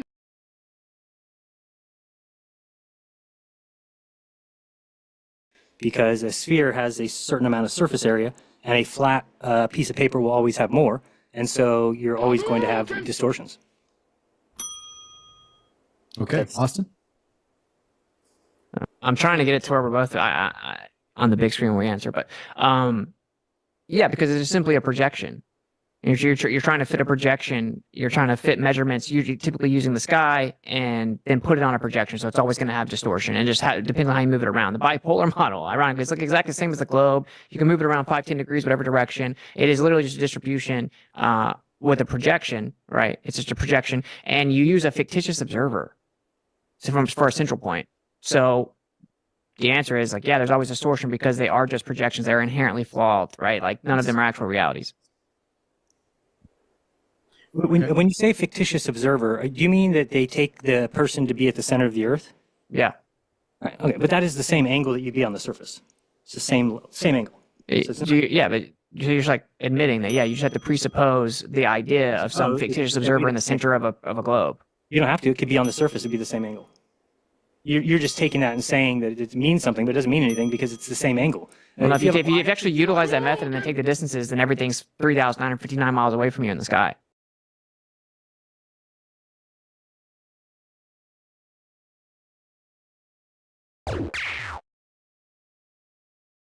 Okay, this is the first time where I'm genuinely thinking Jeran might not be playing stupid. Like, either that or he's just trying harder to act stupid here. It almost seemed like he genuinely tried to understand but couldn't. Because his brain, whatever, his feeble mind is stuck. Because Austin's talking about the presupposition of globe. Jeran is stuck in fictitious observer. What would it look like if you were standing in this one point?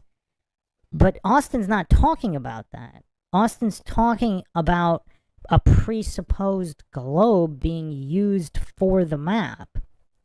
So Jeran doesn't even know what Austin's talking about, or again, he's playing stupid. But he seems to have stepped up his acting game here because he seemed more genuinely confused instead of just ignoring everything Austin was saying like before. Because when Austin was decimating him, exposing all his fallacious nonsense, he just doesn't say anything about it. But here, it almost seemed like he was ramping up his feeble mind into a higher gear to try to comprehend and still couldn't. Right. No, I'm saying that if you're talking about the angle from the fictitious observer to the celestial sphere is the same regardless of if you're at the middle or on the surface. Because the line would go through that person on the surface, right? Yeah, but to know where you allegedly would be on the surface to get that angle, you have to actually have the sphere, thus the center of it, to go get that angle in the first place. And you would say, yeah, if you do have the sphere, you assume the fictitious observer in the center, then you're on the surface, it's the same. Yeah, because the angle has to still come out from the center to actually claim that that's what the angle is in relation to. It requires a fictitious observer in the center.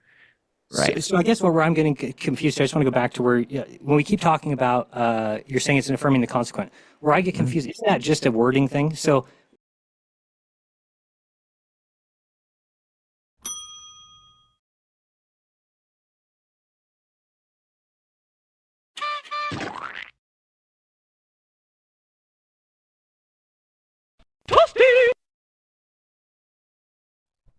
Logical fallacies are just a wording thing? So adhering to validity is just a wording thing. When you have no logical basis for anything, it's just a wording thing? Somebody exposing that is he arguing it's semantics? Is he arguing logical validity is a wording thing? I mean, look at this goof's face. Like, he's mentally gone. Like, when you dismiss logical fallacies and the complete evisceration of all you have said as a wording thing, I mean, is it possible to just, I mean, is there any more of a white flag than that? I mean, this is bonkers.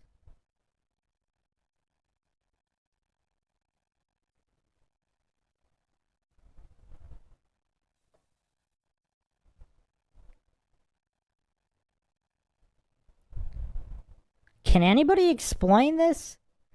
I mean, I'm kind of feeling bad for Jeran here. I mean, it's like, yeah, it's like a preschooler got dragged into, well, not dragged, I guess he agreed to it, to go into a kickboxing ring with a full-grown adult, and this is the result.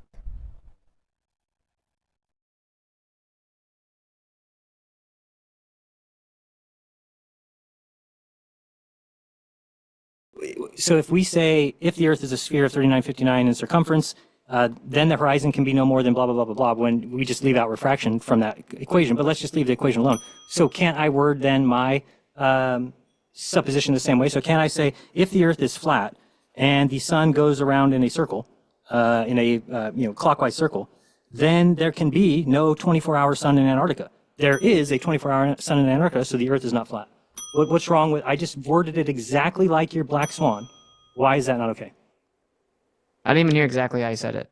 Okay, so the black swan is if the Earth is a sphere of 3959 miles, so that's the presupposition you have to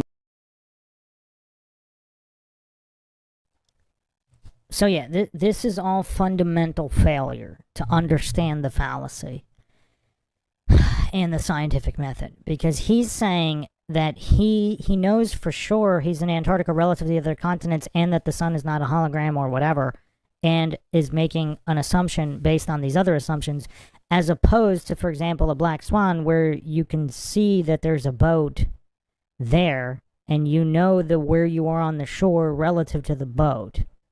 So that's a non-congruent argument logical fallacy, while spamming these other circular reasoning logical fallacies and false premise fallacies and reductive logical fallacies, while not understanding what the scientific method even is. Make that assumption. Okay, if the Earth's a sphere and if it's 3959, then the horizon can only be this distance based on this math. We go out and observe and it's actually not that. Therefore, we've now falsified the globe. Okay, so if we change that to now, if the Earth is flat and it has a sun that goes around in 24 hours in a clockwise motion, then the south cannot have a sun that circles the opposite direction. And if it does, we go out and observe. Guess what? We went and saw that it does do that. Therefore, the flat Earth has been falsified. What's different about my claim than the flat Earth? Because you're just like claiming there's like no apparent sun, and then straw manning putting the argument or putting You're the claim doing the same on thing with refraction. No. Nothing here says. The Nothing here globe says model refraction. is just claimed. There's just a definitive geometric claim. There's a physical geometric horizon.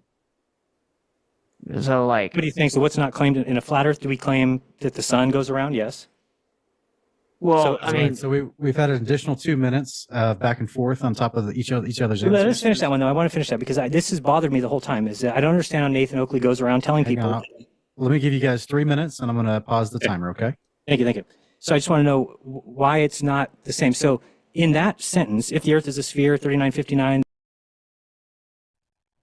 I mean, there's really nothing more to discuss here. He's basically admitted that he's not even on a rudimentary preschool level. Like, he doesn't understand the difference between these two arguments. He thinks a stacked house of cards is the same as a definitive claim about a verified object relative to your own verified position in relation to the object. He thinks that's the same as building a house of cards of where continents are in relation to other continents and what the sun is and how it moves compared to another place, even though you haven't verified your own place. I mean, this is the end of it right here. I mean, that's white flag. This is a toddler in the ring with an adult kickboxer. Like, this kind of admitted gap in mental capacity. Like, if he's seriously, like, he's saying he's confused and he doesn't understand it, maybe we should believe him. Maybe we should believe him here, and, you know, he just has no place in any of these discussions.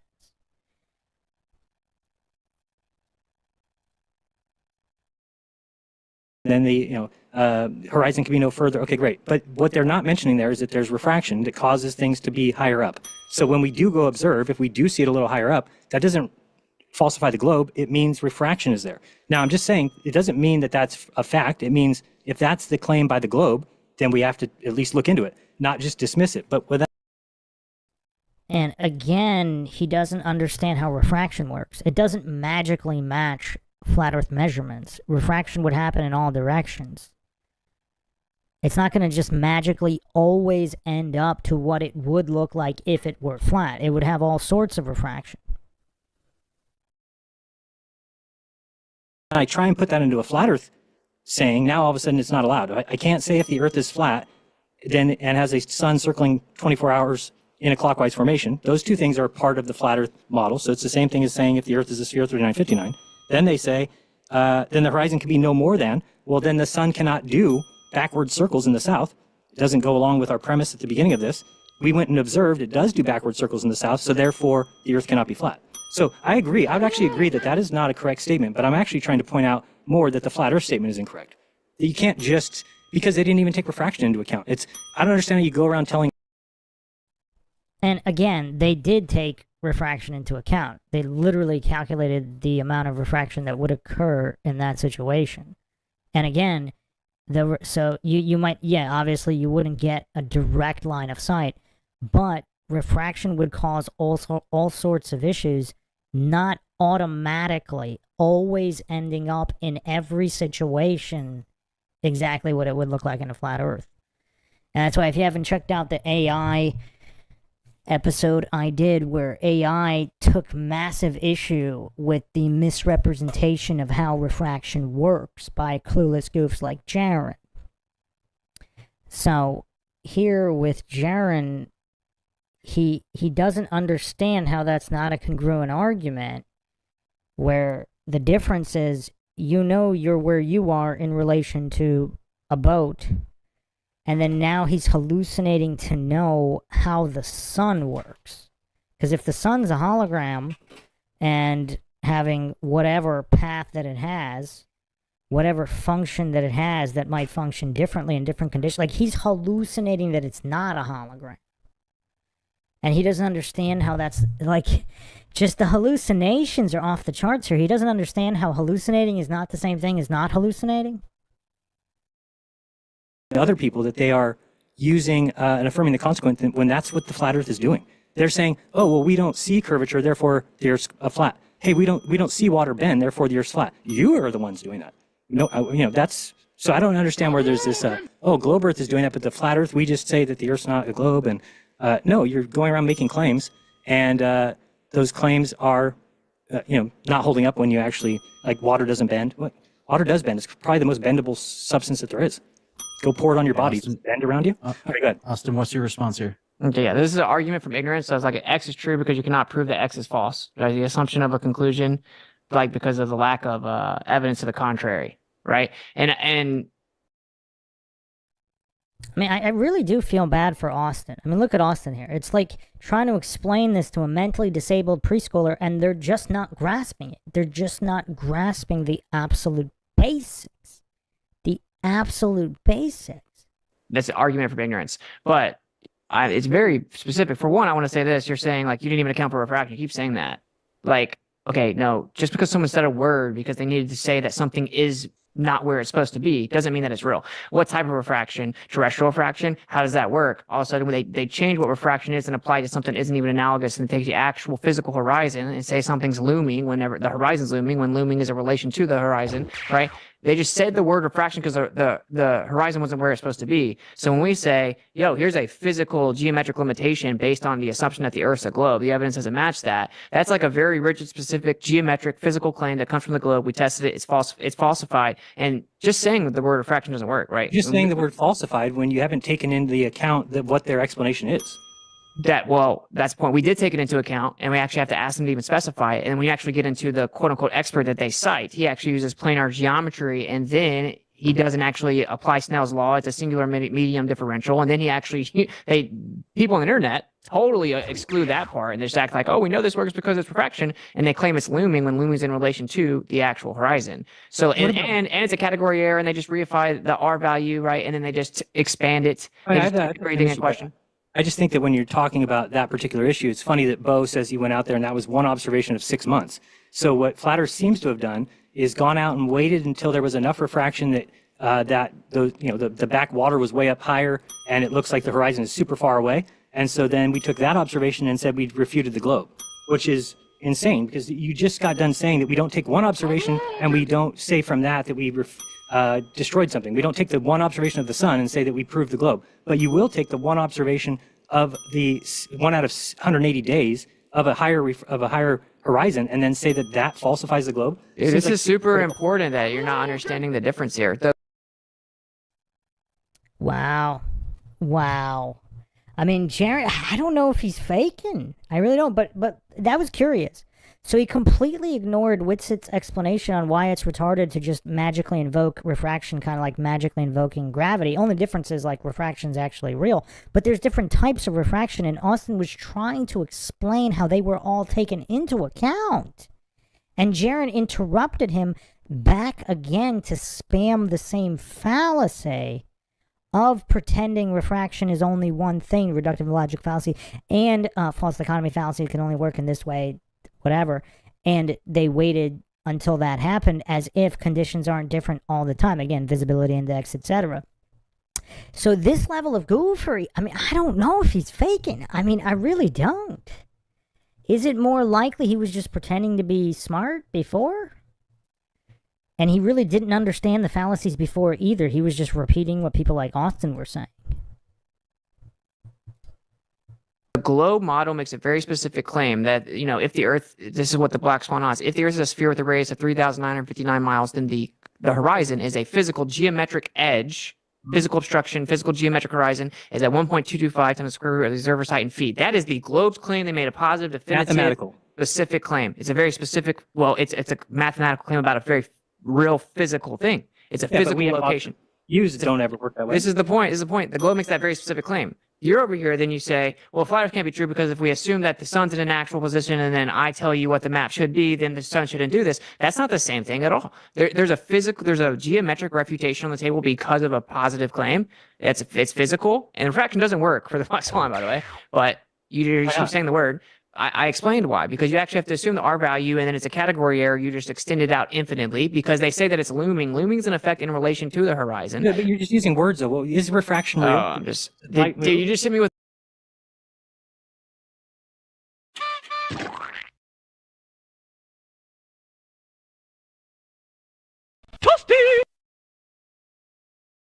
Every time Jeran doesn't understand something, he says, you're just using words, though. Well, what is he supposed to use in a debate? Is he supposed to use telepathy? You're just using words, though? Yeah, if you knew the definition of those words, you would understand the concept being described. It's almost like he's frustrated with his own stupidity, so he has to pretend that it's all word salad because he doesn't understand any of the points. I'm not sure he's faking this. I'm not sure. I'm really not sure. He might be this stupid. And frustrated with his own stupidity. Like to say, I mean, even look at the moderator. The moderator looks fed up with Jeran here as well. You're just using, those are just words, though? You're just using words? What? What is he supposed to use? Does he need preschool diagrams to illustrate this? I mean, maybe, but he still wouldn't understand, because you still need to understand the words in addition to the preschool diagrams.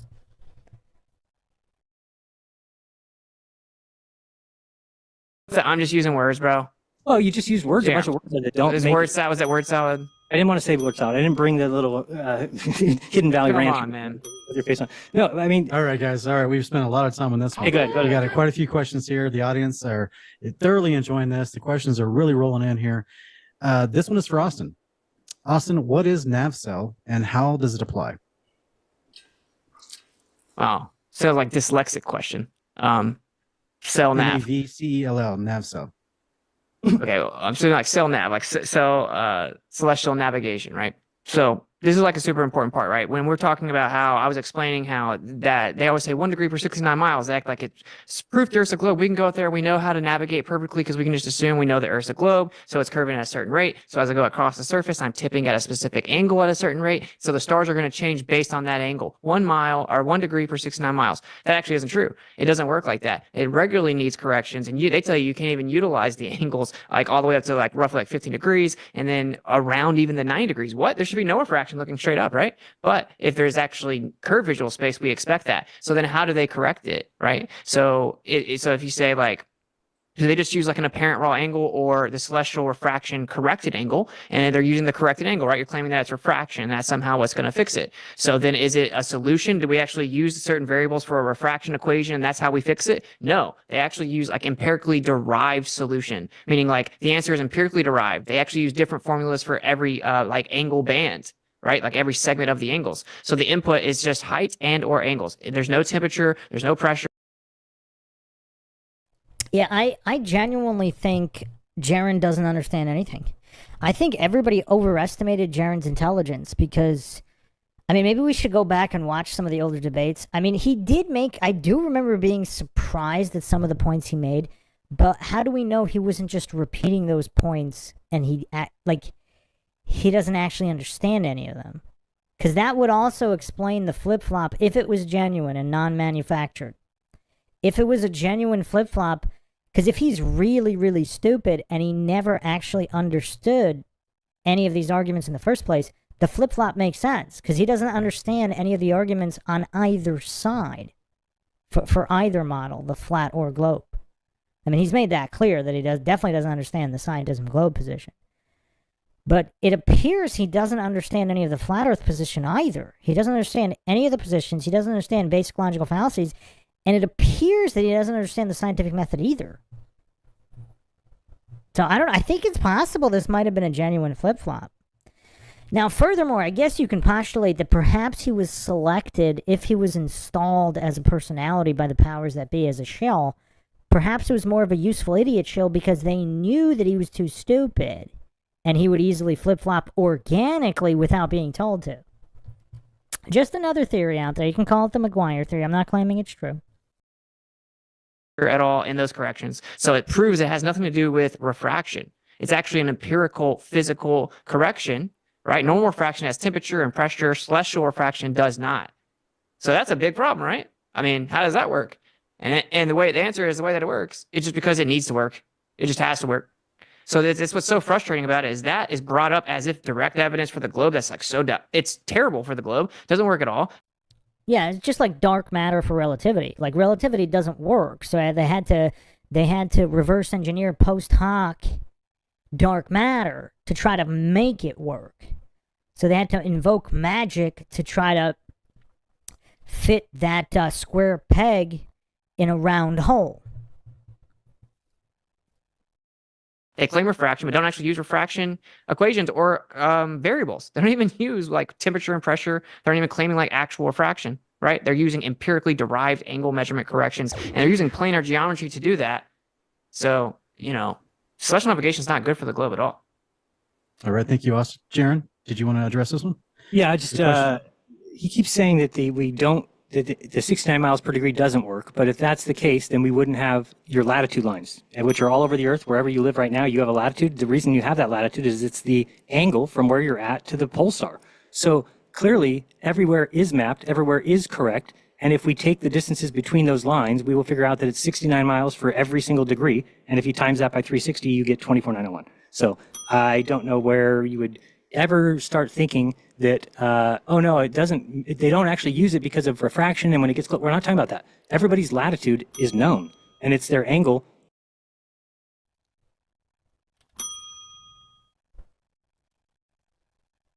Hadouken! Again, latitude in relation to what? Because he's again presupposing a model to match it to the model. And again, all of this celestial navigation from the ancients is all with a flat earth model and a kind of a domed celestial sphere of the heavens. The celestial navigation's not new, the astrolabe's not new, none of this is new. So the goof keeps spamming this reductive logical fallacy and then pretending other things don't apply because his brain's too simple to understand it. I don't know. The more this goes on, I'm thinking it's plausible he is this stupid. To the pole star. That's how we map the Earth. So again, for it not to work would be that you have people where they're not actually at. But we know that anybody who's at 37 degrees, go out tonight and measure the angle to Polaris. It will be 37 degrees. That's what it will be. And the other thing is, are you trying to use the Nathan Oakley line that we can't measure angles from a curved baseline?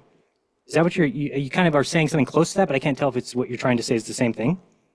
When you're saying that we, No. Okay.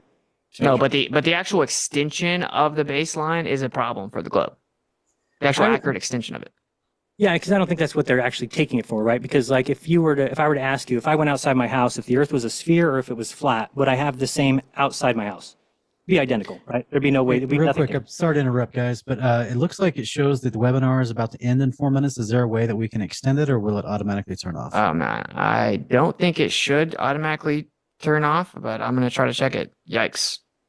If anyone else is in here and can help at the same time, that'd be great. I'm gonna go try to change it. Okay. Yeah. Oh my goodness, the pressure's on. We technically could start another one, but that would be really lame.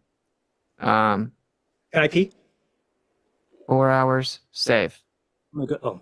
Did it change? Yeah, I think we're good. Okay. All right. Yeah.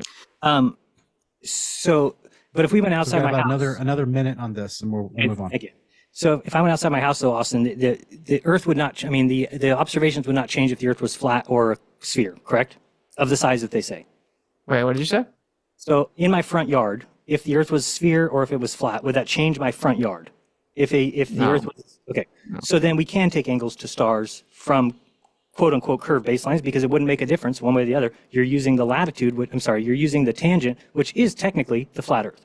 Well, technically, like if you want to ask technically, like on the smallest, most imaginable scale ever, our front yards would be different technically, but practically, Right, okay, but I'm talking about practically, angles. We're taking an angle to Polaris. technically, but like practically, no. But Right. the issue is that we utilize an extension of a horizontal baseline. And again, when we actually take these angles and they don't match, we have to make corrections. And what does the globe claim? The globe claims refraction, but do they actually account with refraction formulas? No, they don't take temperature and pressure and make the corrections. They actually take strictly height, strictly angles, and planar geometry to make the corrections. Yeah. So to actually That's make the it part work, you that have to make the Earth flat on top of acting like it's flat, on top of measuring like it's flat, and then you claim that's the proof it's a globe.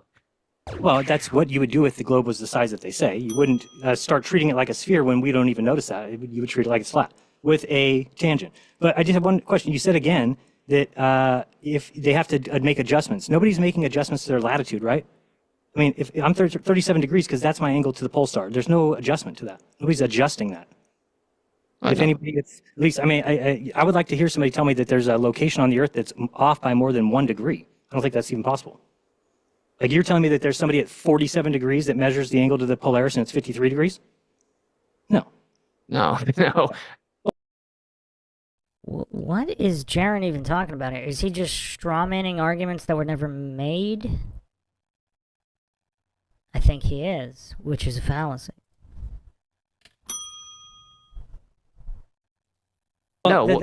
What I'm saying, there is no refraction getting in the way of our latitude, and our latitude lines are a certain distance away from each other. And if you measure those out, they equal to the 24,901. So I get that you're saying, oh, that's just some arbitrary math. Well, no, it's not, because we have the Earth mapped. Okay, but longitude and latitude how was that accomplished? It was reverse engineered from observations of the sky, right? And then they actually apply correction. They apply correction angles over long distances. Didn't actually go physically measure anything. They do calculative corrections over long distances. Right? That's what they do. This is where we go all the way back to what we talked about earlier, which is like, well, how are we actually seeing? Because you're presupposing we're seeing in perfectly straight lines infinitely, and that the only reason the stars are changing is because I'm tipping over on a ball, and we actually don't see that. So if I say the Earth's a plane and we don't see in perfectly straight geometry, it's curved visual space, you say, no, actually, we see in perfect straight lines infinitely far, and there's nothing between us and the stars is how we can see it, and they're crazy far away. Like, okay, let's go test it out. Which one matches reality? It's actually the first one, because when we start to get to like 15 or even more degrees close to the horizon, it all begins to get logarithmic and compressed in as if it was converging in curved visual space. It would not do that. And it's not just refraction, because again, it also, that you're not allowed to use up close to 90. That's where the refraction was supposed to be the least when you're looking straight up, right? That's what they say. They say you look straight up, there should be basically no refraction. Yeah, they cannot use close to 90 because, well, if it's curved visual space on both close to 90 and the edge, you would expect there to be an actual logarithmic change. It wouldn't be a 1-to-1 linear ratio, and that's what we see in reality. And conveniently, they'll never tell you that. We have to go look at the actual manual.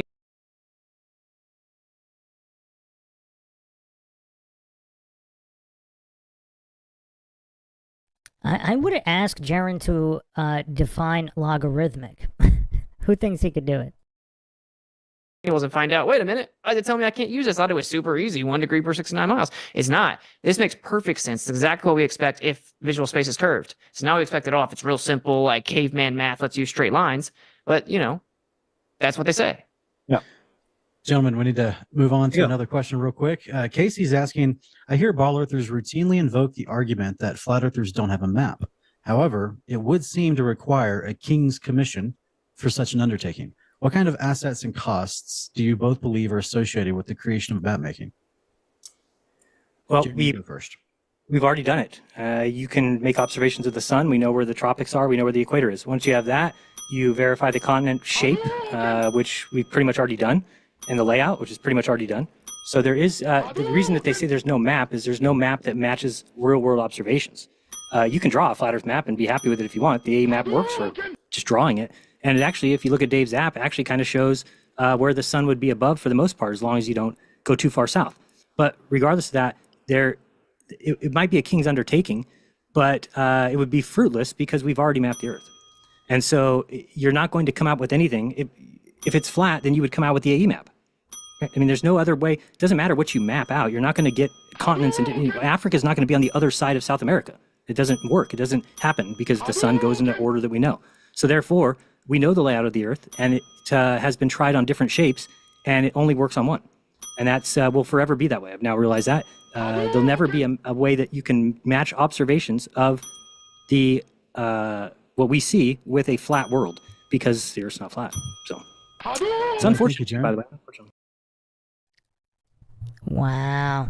So again, nothing but a logical fallacy stack, not even answering the question. Because the question was, so right now, how much money do you need, or resources, to map the existing world, regardless of shape? The question wasn't, was it already done? And, you know, you have your blind faith that it was or it wasn't. Not to mention all the different maps of the past. I mean, many of which used a flat cosmology. So, wow, that might have been, I don't know, was that the most embarrassing stream so far? He's at 723 fallacies, 150 super fallacies, 7 dingers. I don't know, is he gonna crack 1,000? And this debate's not that long, so even if he cracks 1,000, he might not catch Sartain. But he very well might break the FPM. He might have the FPM record.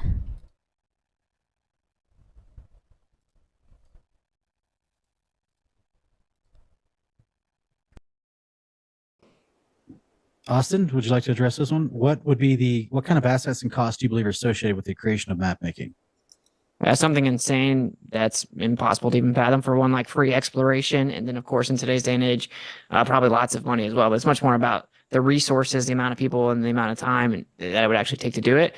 It's not particularly realistic. Like, yeah, sure, we have some maps, but they're just maps. This is actually the problem: is people, Jeran, really, you think that there has to be an accurate map of reality, and there will never be one. There will never be one. There's not even one of the globe. You think the globe is accurate, but you're correct. You're not going to let you say that. Wait. The globe is made from a coordinate system. The globe is made from a coordinate system. That's all that it is. You presuppose the actual sphere. Then you're going to look at the sky. You're going to reverse engineer the coordinate system. And you're going to make the map based on that coordinate system. That's why you're going to always have distortion. It's just a projection. And you can move the center around, and then it changes. Am I lagging? Are you saying the globe? The globe has. You just said that the globe is a projection, or is the globe an actual model of the Earth?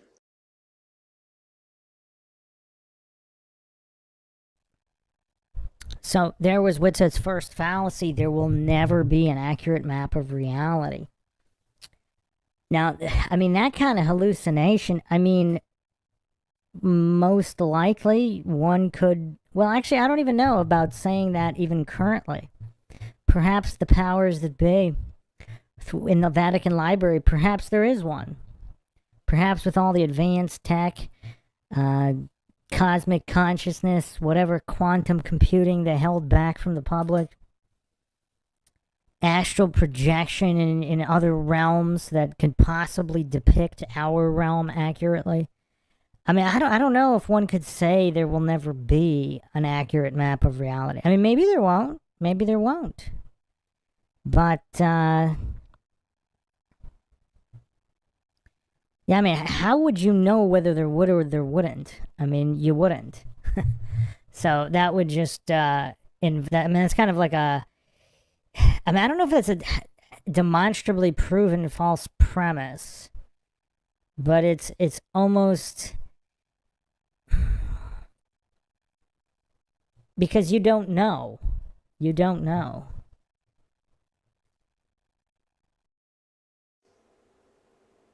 The map's a projection. All the maps are projections. I'm not talking about a map. I'm talking about the globe Earth. The globe model with the 3D globe with some people on this side, some people on this side, some people upside down from the other people. That map, that globe model. What about it? Well, because it's made from a coordinate system. And yeah, that's how you would make it. That's how would you make it? Do you not get the point though? It's not about how you would make anything. It's like we just make the coordinate system using the sky, reverse engineer it, and then we make the maps based on that.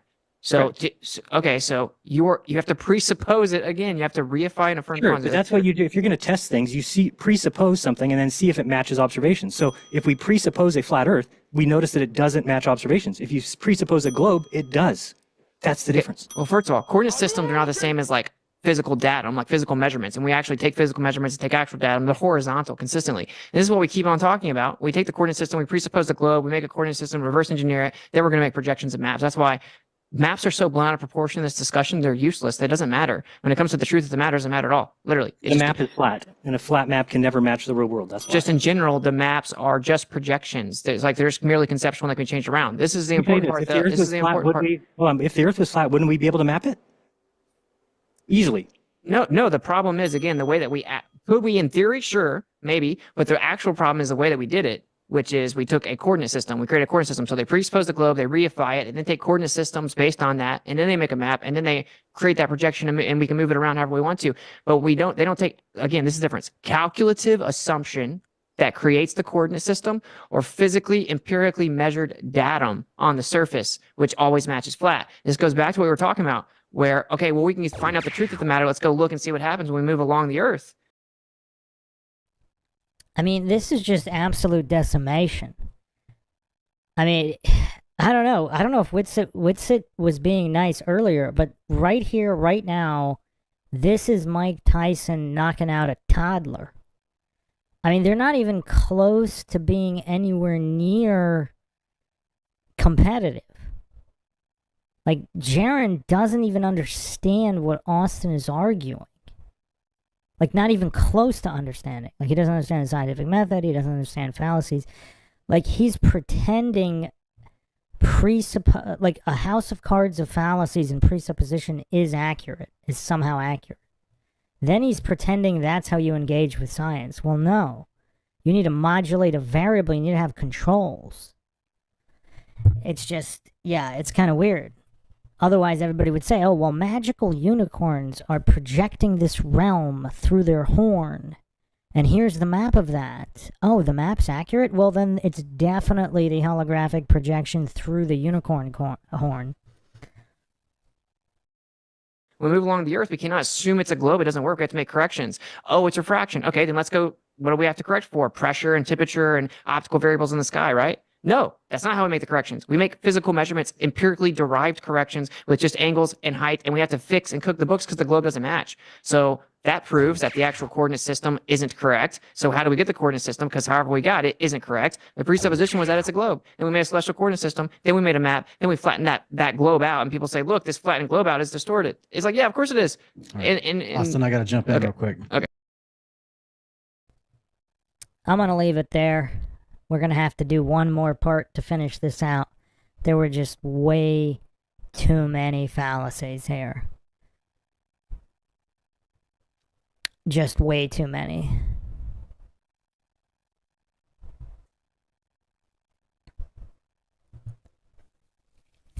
Flatman B official dropping in for a moment. But yeah, I'm going to finish it here.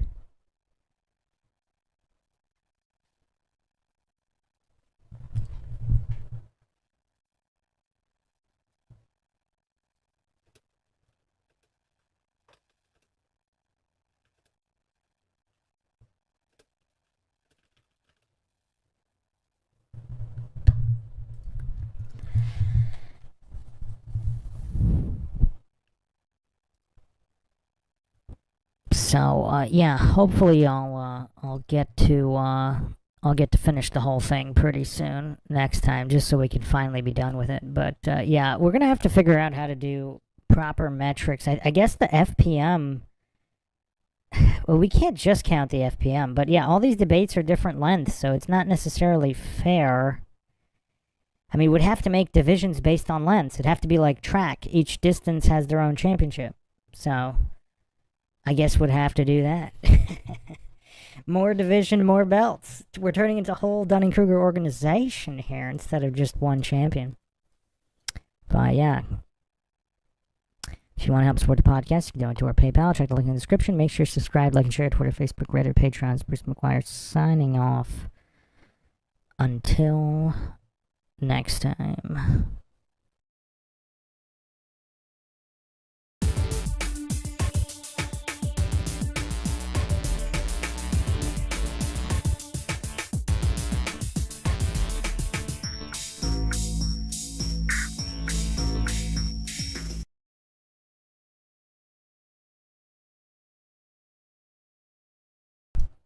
Welcome to MINDSHOCK.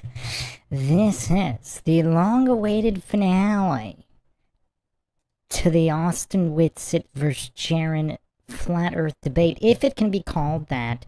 A logical analysis, part 6. Yes, it took 6 parts. Now, I'm not 100% sure we're going to finish this here, but I hope we are. I mean, just the level of gophery has just been so off the charts from Jeran.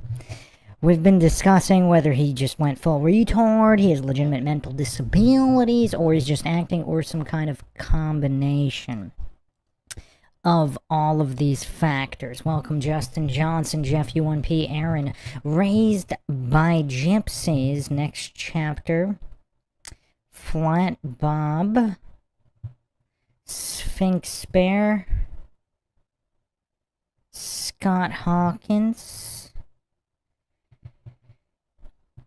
Who's ready to tackle some gophery? Sarah Catherine Austin MP in the house as well. Sphinx Bear says Bruce is just trying to quickly unlearn everything he knows about logic and reasoning in order to understand Jeran better. I still think, even if I did that, I still think I would. This is just absolutely incredible. Yeah, it's tough. It's really tough because not only that, but Jeran just keeps spamming the same fallacies. Like he's not even really, the diversity of fallacy spam is just not here. Like, Craig is at least entertaining with his fallacy spam. Jeran, not so much. Not so much. So we will be tackling this debate. If you're new here, this isn't about conclusions. It's not actually about what the shape of the earth is. It's about argumentation. Who is arguing here logically versus fallaciously? We count each and every logical fallacy. 3 or more fallacies performed simultaneously qualify for a super fallacy, or if the fallacy is just that utterly brain dead and you would spit your drink out if you were drinking something, that would also be a super fallacy. Dingers are self-owns, zingers are owning your opponent. I'll get all that up on the screen shortly.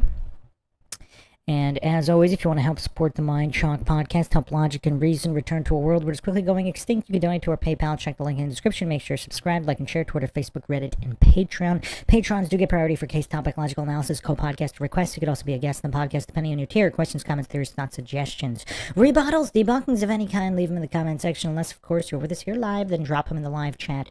I will try to get to each and every one of them, and you can also become a YouTube member right here on YouTube. Help support the channel that way. If nobody has any questions, we will get right into this monstrosity that is some kind of supposed debate here. It's mostly just Jeran spamming fallacies and Austin Whitsitt very politely explaining why they're fallacies. And yeah, it's been very, very difficult, but let's try to actually get to the conclusion today. Hopefully we can make it. Hopefully we can make it, but I don't know if I could promise that, because just Jeran's gophery is so extreme. I just don't know if I could promise that. This is exactly where we left off. If you haven't checked out the previous 5 episodes, check them out. We got the fallacies on the board here. Austin Whitsitt, I think this is his best performance ever. He only committed 1 fallacy, and actually, I don't believe he has any dingers. Let me double check the numbers here. It's always glitching out, so hold on. Yeah, he does not have any dingers. That is a glitch. So let me double check from the previous episode how many zingers he has. 41. 1 fallacy. Jeran is at 729 fallacies. I don't know. I still think he's not going to break the record, but we'll see. He's at 151 super fallacies. And this is the first time. This is a hybrid system. Is this the first time we're using the hybrid system? It might be. So the hybrid system, there's no fallacy combos here. The full system, there's fallacy combos and stacking and all of that. Here, it's just fallacy, super fallacy, zingers, and dingers. And Jeran has 151 super fallacies thus far. So, again, super fallacies are three or more fallacies in rapid succession, or stacked fallacies, simultaneous fallacies, or even the same fallacy, we can, let's get up the, let me just real quick bring up that graphic.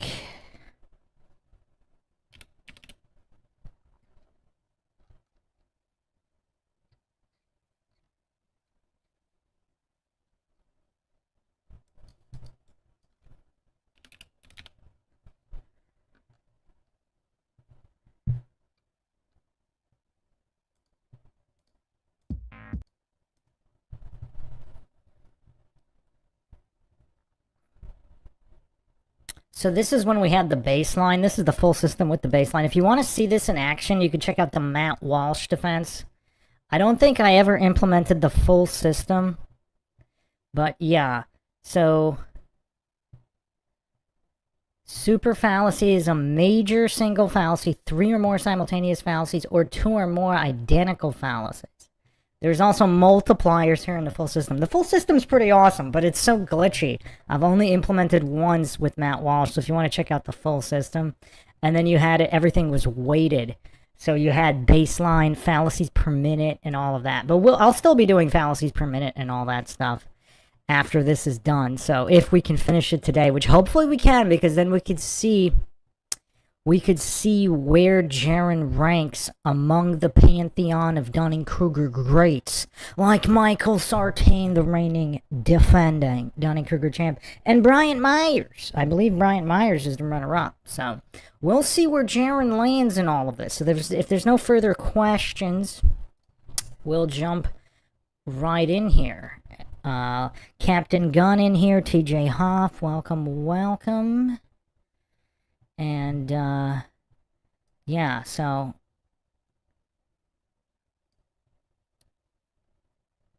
all right, so let's get into it. Let me know if there's any audio issues. I think everything should be fine, but you never know. Stored it. It's like, yeah, of course it is. Right. Austin, I got to jump in real quick. Okay. You're definitely on a roll, so I'm going to stop real quick. We got a few more questions that we need to get to. This one is from John, is asking for Jeran. Do you now believe that the weak force of gravity holds all southern oceans onto the bottom of the sphere? And if you do believe that, what type of gravity? Is it Einsteinian? Is it Newtonian? Yeah, I think gravity holds the atmosphere. Is it being equilibrium with the vacuum of space?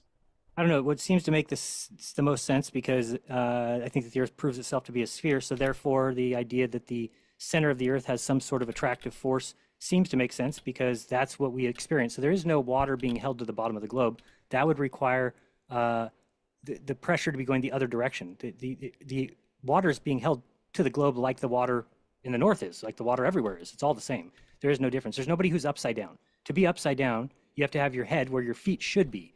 But on the Earth, your feet should be at the ground towards the center of the Earth. That's where you are. That's where everybody is. So there is nobody upside down. Now you could say, well, what about the guy way up there in the north versus the guy down there in the south, Jeran? Are they upside down compared to each other? That's a different story. That would be a yes. Wow. That's the first thing Jeran said that wasn't a fallacy in that whole spew.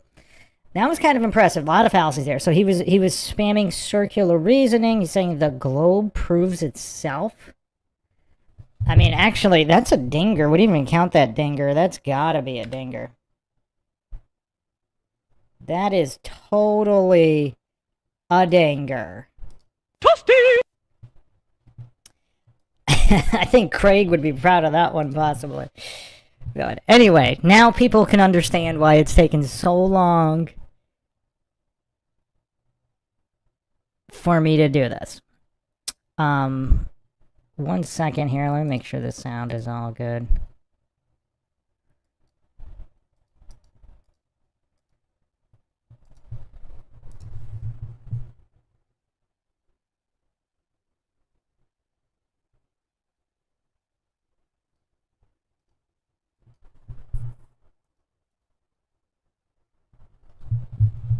Yeah, so is anybody else not getting the sound effects?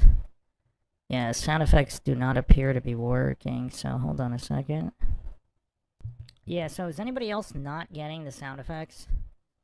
Yeah, sound effects do not appear to be working. Alright, hold on. Let me see here.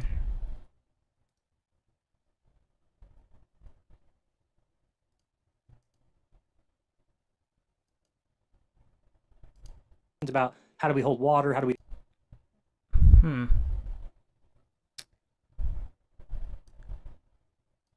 hold boats, how do we hold ships, is basically admitting that you don't have a full grasp of what they mean by gravity and how it works. Okay, thank you, Jeran. Austin, would you like to address this one? Did those work? So now he's just pretending, oh, you don't understand it, appeal to ignorance fallacy. Well, Sphinx Bear says at least he threw in a few, it seems. Yeah, but then he still stacked the fallacies after.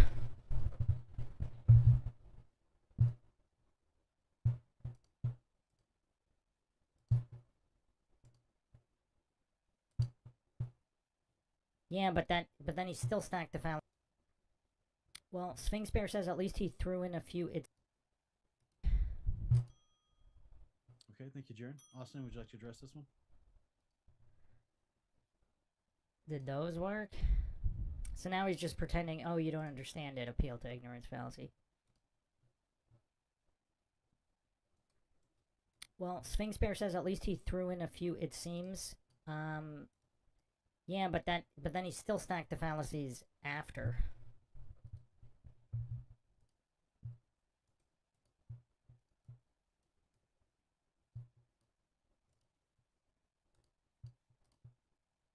Yeah, but then he still stacked the fallacies.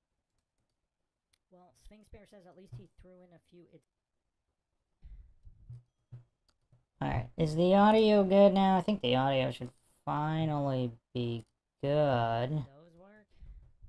So now he's just pretending, oh, you don't understand it, appeal to ignorance fallacy. Okay.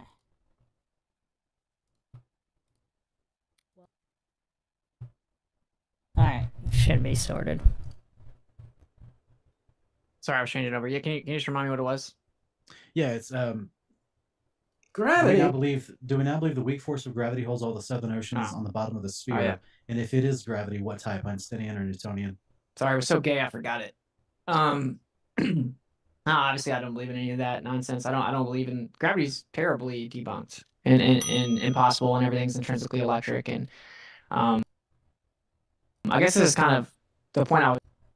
And, I mean, calling it all nonsense is ad hom. Trying to make to Jeran and more of a meta, right? Which is like, you're honing in on something that you're like, okay, I can't explain this in the flat Earth, so it can't be flat. But it's like, okay, so what about all these other things that we know you're not going to be able to explain on the globe? Because you actually require gravity as the prerequisite to ever even claim it's a globe.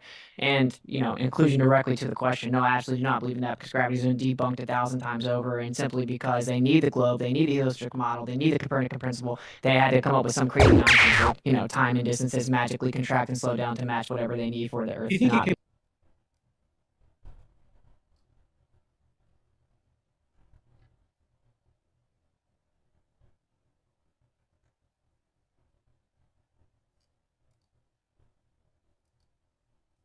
That's what I'm talking about! That's why he's the MVP! That's why he's the GOAT! The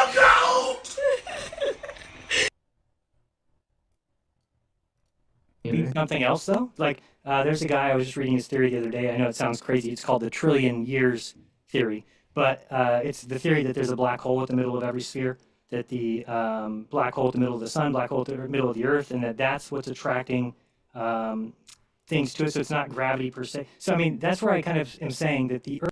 So here's actually an example of Jeran not committing a fallacy, because he's just saying, oh, have you heard of this? This is a theory. There's nothing wrong with stating a theory. It's when you start making positive claims that that theory is actually reality, then you start committing the fallacies. Earth will always be a sphere. Just like all your friends that are geocentrists, Robert Sungenis, Robert Bennett, all these PhD guys, they all believe the Earth is a sphere. Everybody, Tycho Brahe, Copernicus, you name them, they all believe the Earth is a sphere. And there's a reason for that, because... Hadouken! Well, you're just a pit now, you boldly Hadouken! majority. no, it's not appeal to majority. It's appeal to authority and appeal to majority. He did double up those, because he's not naming random people in their mom's basement, right? He's naming these authorities as if there's so many of them and all of them. So he's committing two fallacies there.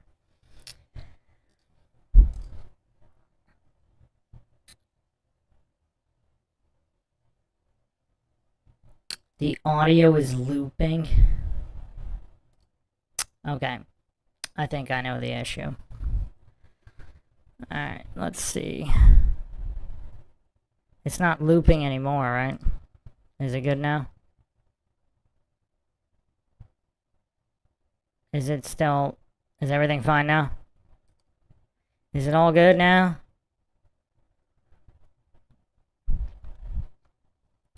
Let me know. Is it all good? Is my voice still doing something weird? Okay, I think I know the issue. Oh, it should be good. You're saying that we have today a flat Earth theory that has no map, no model, no explanations, you can't even tell me what the Earth looks like. You can't even say, oh, it looks like this, because Well, what you you're did. describing. You totally shifting the burden. I don't want to be super cutthroat and just hit you with what your fallacies you're using, but you are using lots of fallacies. But like to answer in good faith, like it's like, who cares? Actually, I talked to Dr. Bennett, and he said that he sits in the room and he's like, wow, I don't know how to answer these reputations of the globe. He hasn't focused on that. He didn't say like he's for sure that the Earth's a globe. It has to be a globe. Da, da, da. But I want to ask the question everyone here wants to know from you, right? Like, do you think the Earth is moving? It seems to make sense that's where you would get, easier. Oh, okay, another example of Jeran not committing a fallacy. It seems to make sense. It does make sense. It seems to, especially to him, if something seems a certain way to a mental deficient, it might seem that way to them. There's nothing wrong with that. Like if it seems like 1 + 1 is 3 to Jeran, that's not a fallacy. To say that within his mental deficiency that seems that way to him, that's not fallacious. Next chapter asks, is it wrong to want to punch him? Oh, man. Alright, let's continue. Your easier observations. Otherwise, if you're geocentrist, then you have to move everything around the Earth at crazy speeds, faster than the speed of light. Seems kind of funny. Dude, so do you not see why people are like, what is going on right now? What? You know that the evidence... Wait, how would you have to make everything match? Well, think about that logical fallacy stack. 1, that there is a speed of light. 2, that the speed of light is there's a determined speed of light with an exact number, and that it's constant, and that things would have to be moved faster than that in order for things to be geocentric and geocentric. Like, where did he come up with these hallucinations? That triple stack super fallacy was pretty crazy. That was pretty crazy. I'm not going to give it a dinger per se, because it wouldn't make me spit my drink out, but that was a super fallacy. It's shown that the Earth is not moving. We may go ahead another debate or something. Real quick, guys, let me jump in with this next question, which is exactly what you're talking about, okay? Roger's asking, why are the measurements of the ether ignored? The MMX, the Dayton-Miller, Bob, and many others, along with Aries failure, which shows the Earth is not in motion. Okay, Jeran, would you like to go first? I mean, to me, it shows that the Earth is not in motion through any kind of an ether that they tried to test, at least the way they tested it. So again, to those things, that seems to me to be such a high level physics thing that's out of my wheelhouse, and it used to be important to me because I thought. Yeah, I mean, everything's out of his wheelhouse, so he's partially right there. Right? So all of the advanced physics that are required to understand any of this stuff, like ether, etc., it's out of his wheelhouse. So the only issue is here was through his narcissism and his Dunning-Kruger, he doesn't realize that even basic preschool English and preschool scientific method, and yes, the scientific method can be taught as early as preschool. I've shown the worksheets. I might have even done that on this series. If people really want to see them, I can bring them up again. Preschool scientific method. There are teaching tools for the scientific method in preschool. But regardless, if you want to go elementary school, once he realizes that even the basic scientific method is out of his wheelhouse, then he can actually start to learn something. But as of right now, like it is kind of an interesting admission, right? Like his narcissism is not off the charts. Hey, say what you will though. Let's give Jeran some credit here. I don't think Jeran is as much of a narcissist as, for example, Michael Sartain. even Bryant Myers, and especially that Harrison Smith goof that Austin eviscerated in Flat Earth Debate.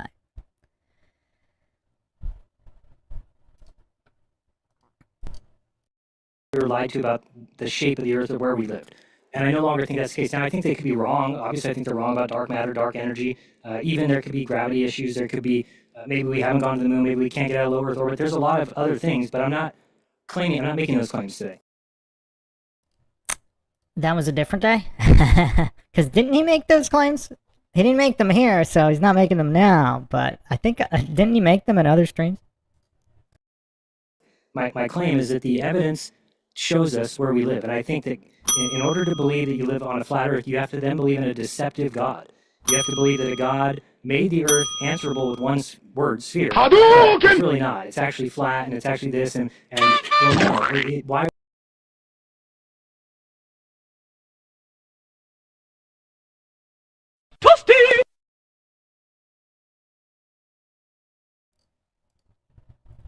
So this is a new one. The Earth can't be flat unless there's a deceptive God? What is this goof smoking? What? What? You need to... I've never heard this one before. I gotta give Jeran credit here. I've never heard this one before. The Earth can only be flat if there's a deceptive God. Where did he pull that out of? Oh man, this is a special kind of goofery. Well, now I think people know. I think people know why it took so long for me to even get to this, because just the off-the-charts goofery here. I mean, this is just mental disability. Like, where does these hallucinations come from? Because Jeran's too stupid to understand certain basics. There must be a deceptive God. When I say too stupid to understand certain basics, I mean in the model. Not that the model's true, but in the model, which he claims doesn't even exist.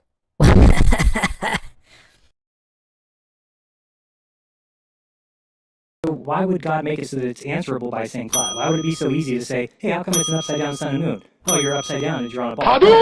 Why is there a backwards moving? Because you're on a ball. Oh, well, why is there a south celestial pole? Oh, because you're on a ball. Oh, so all the answers of you're on a ball suffice. Yet we're supposed to believe that that's not the truth. The truth is really that God made a flat Earth, but just happened to make the mistake of making it also by being on a sphere. Now, the difference is we can map the Earth, we have it mapped on a sphere, and it matches every single every one. And on a flat Earth, it matches none.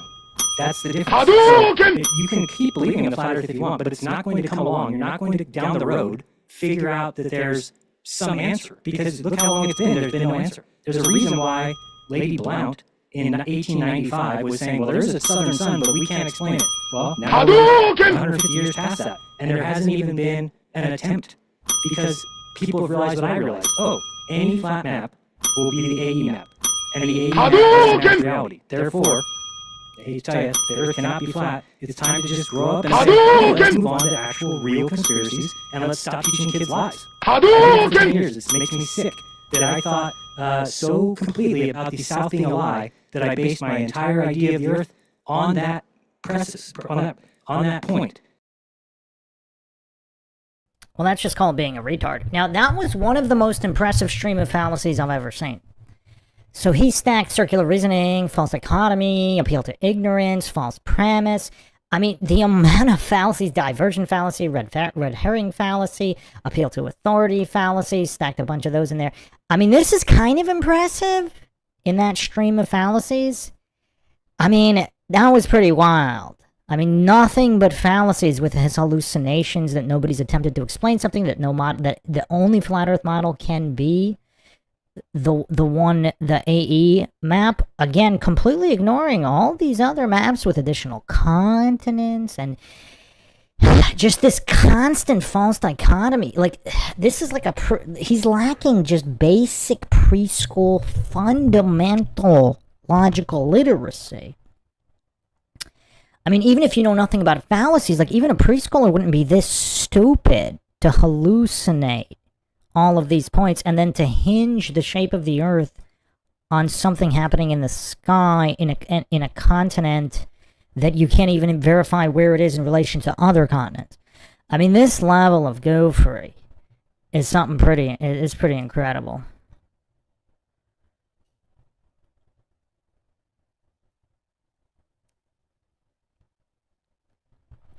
Yeah, this is tough. Let's try to finish this. I really want to finish this so we could do his metrics. I want to know the metrics, the fallacies per minute. Who thinks he's going to unseat Sartain?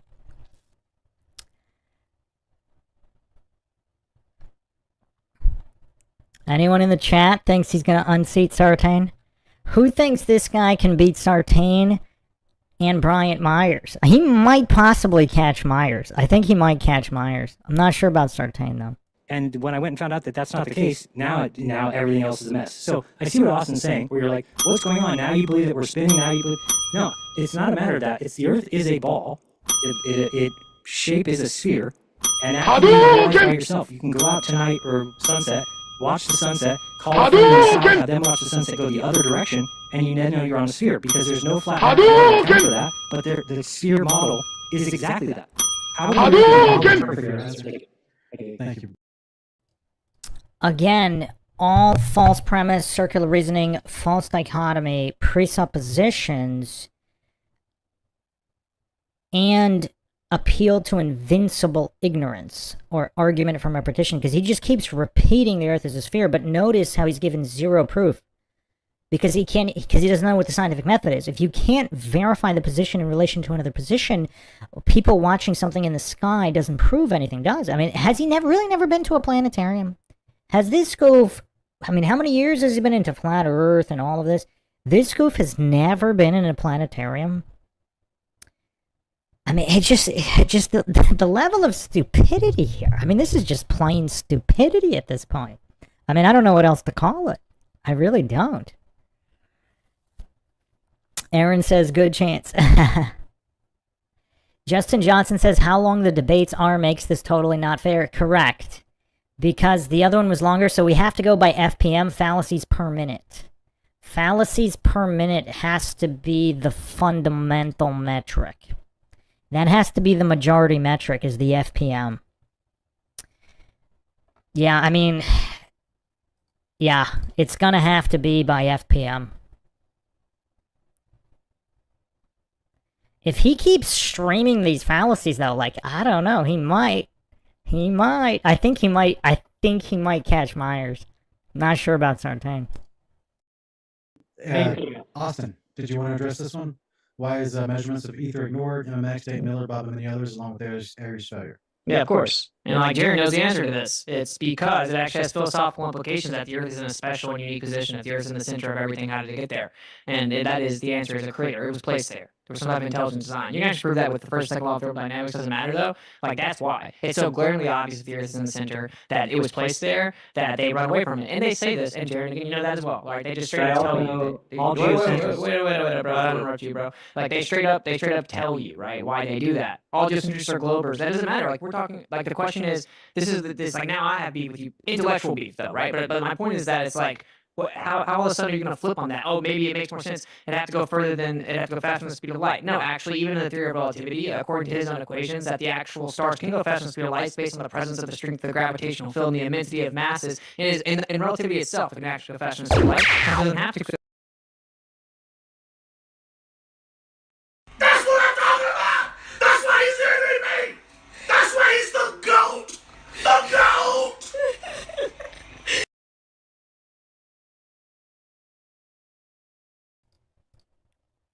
Yeah, so, I mean, yeah, Austin really does have a way with words. I mean, just the sheer logical evisceration here, because Austin's not claiming that that is all true. He's saying within that own model, it doesn't make sense. So where Jeran hallucinated that from, stacking all those fallacies, that's just pure baseless hallucinations, because everything is out of Jeran's wheelhouse. He doesn't understand either side of this debate. So why is he here? Is it just humiliation fetish? Next chapter, a dinger is a self-own. So when you say something so stupid, you own yourself. I believe Craig was also the originator of dingers, which is why he now there's a Craig Toasty. A Mortal Kombat style Craig Toasty when something is just so stupid, such a massive dinger. Because Craig pioneered the dinger. And I think the super fallacies too. We had to revamp the whole system because of Craig's fallacy spamming gophery. I still think Craig has the record for most fallacies in a single statement. Craig committed 11 fallacies on one statement. See, if you see here, Jeran's going 3, 4, maybe 5. I don't know, maybe he even hit 7 once. Nobody's hit 11 other than Craig, to my knowledge. The presupposed physicists even claim that, and we have to claim the finite speed of light in the first place. But MMX absolutely showed the Earth was not moving. So now we're in the world where we're just invoking insanity, right? Just pure insanity, that the measuring apparatus contracted, but it looks exactly the same. And the reason that is not a fallacy is because it is insanity. Isn't it insanity to ignore all the evidence and just make up random crap in a post hoc fallacy hallucination to try to retrofit everything?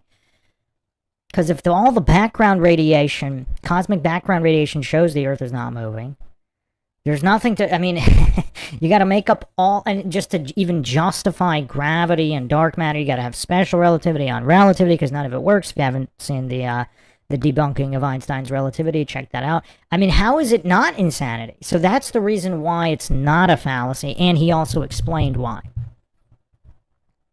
Size, time slowed down, just coincidentally the exact right amount to make us think that the Earth is stationary, but it's actually not. But we can't just, I don't agree with that, but it's still moving. That doesn't make any sense. Like, it isn't moving. The answer, and Aries failure proves definitively that it's not moving. And this is kind of like the issue. This is the issue. This is, you said, but now I was just thought we were lied to about.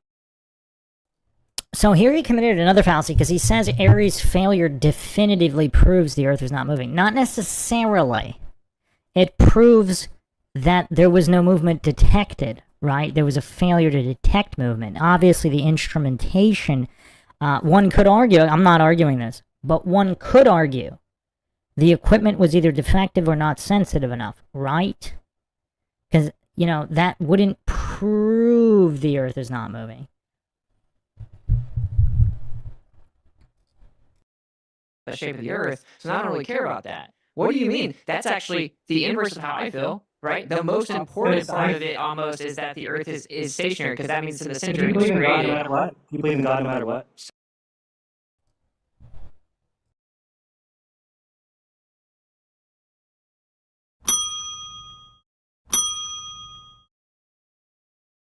And those are diversion fallacies, because whether Austin Whitsitt believes in God no matter what, how does that change any of the physics? Like, is the background, like, if Austin Whitsitt believes in God no matter what, does that change the cosmic background radiation? Like, what does it change whether Austin himself, so he's basically, it's a diversion fallacy, non sequitur fallacy, on top of trying to, he's basically appealing to Austin's anecdotal experience and belief that has nothing to do with reality, right? Regardless of Austin's answer.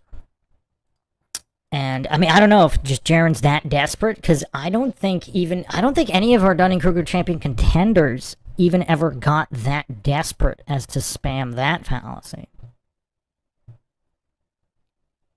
Welcome, Papa Pump.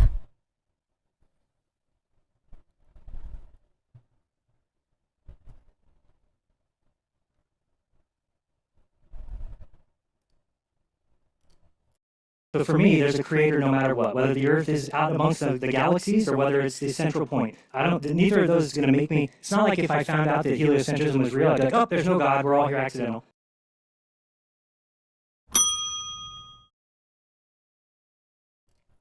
Who cares about Jeran's subjective anecdotal belief in God or any of this? Like, how is that part of the debate? Like, I mean, this is getting sad and pathetic real quick. No, there's a God. There's one point. You just brought up the point about lying to children, and now you're saying it doesn't really matter now because I selfishly already believe in God. So who cares about children being told that we're flying infinitely to the vacuum? You say, what's it matter because I already believe in God anyway? Well, what are the 6-year-olds being told that they're on a time spec does free falling through an infinite void? We'll teach your kids not to buy everything at school. That's one thing we should know right off the bat. We should know that is the point. Truth always matters. That was your whole point. And to answer the question directly and very concisely, the reason it's ignored is because it has philosophical implications that the Earth is the center. We're on the same page. Okay, well, it definitively shows that the Earth is not moving. Now, you have a stationary globe, and you know that that's really rough to deal with, and that's why you're like, well, maybe it is moving, because it just sounds ridiculous that it's just sitting there. There's not enough people that have ever looked into it. There's not enough people that have thought about, could the Earth be at the center of everything and be spinning? Could it be? There's a lot of things that make you go, I don't know if that works. Well, this is The spinning has to revolve at the same time. They What? How hard is Jeran retard maxing right now? Not enough people have looked into geocentrism? Well, first of all, that's a false premise. Plenty of people, I mean, geocentrism was like the default position even for people that believed in the globe for a very long time. So, hold on a second.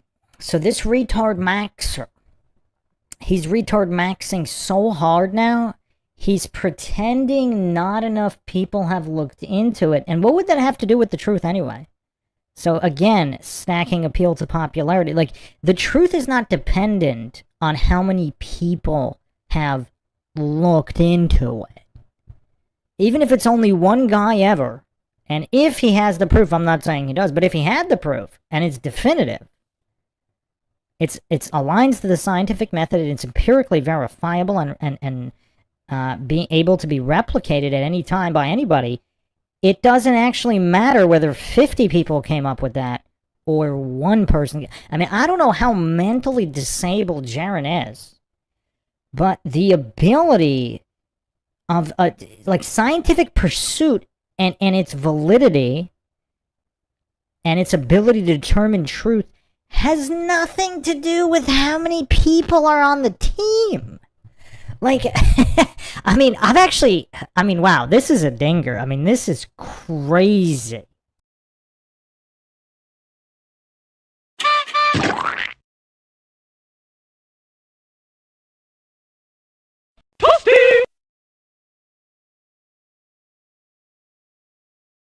I mean, he's making arguments so retarded. Like, I don't think Craig would even make a lot of these arguments. I mean, wow.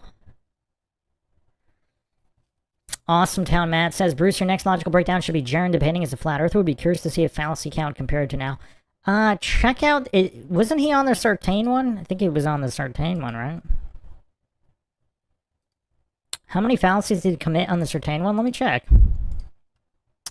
Let me check. He must have got at least a couple.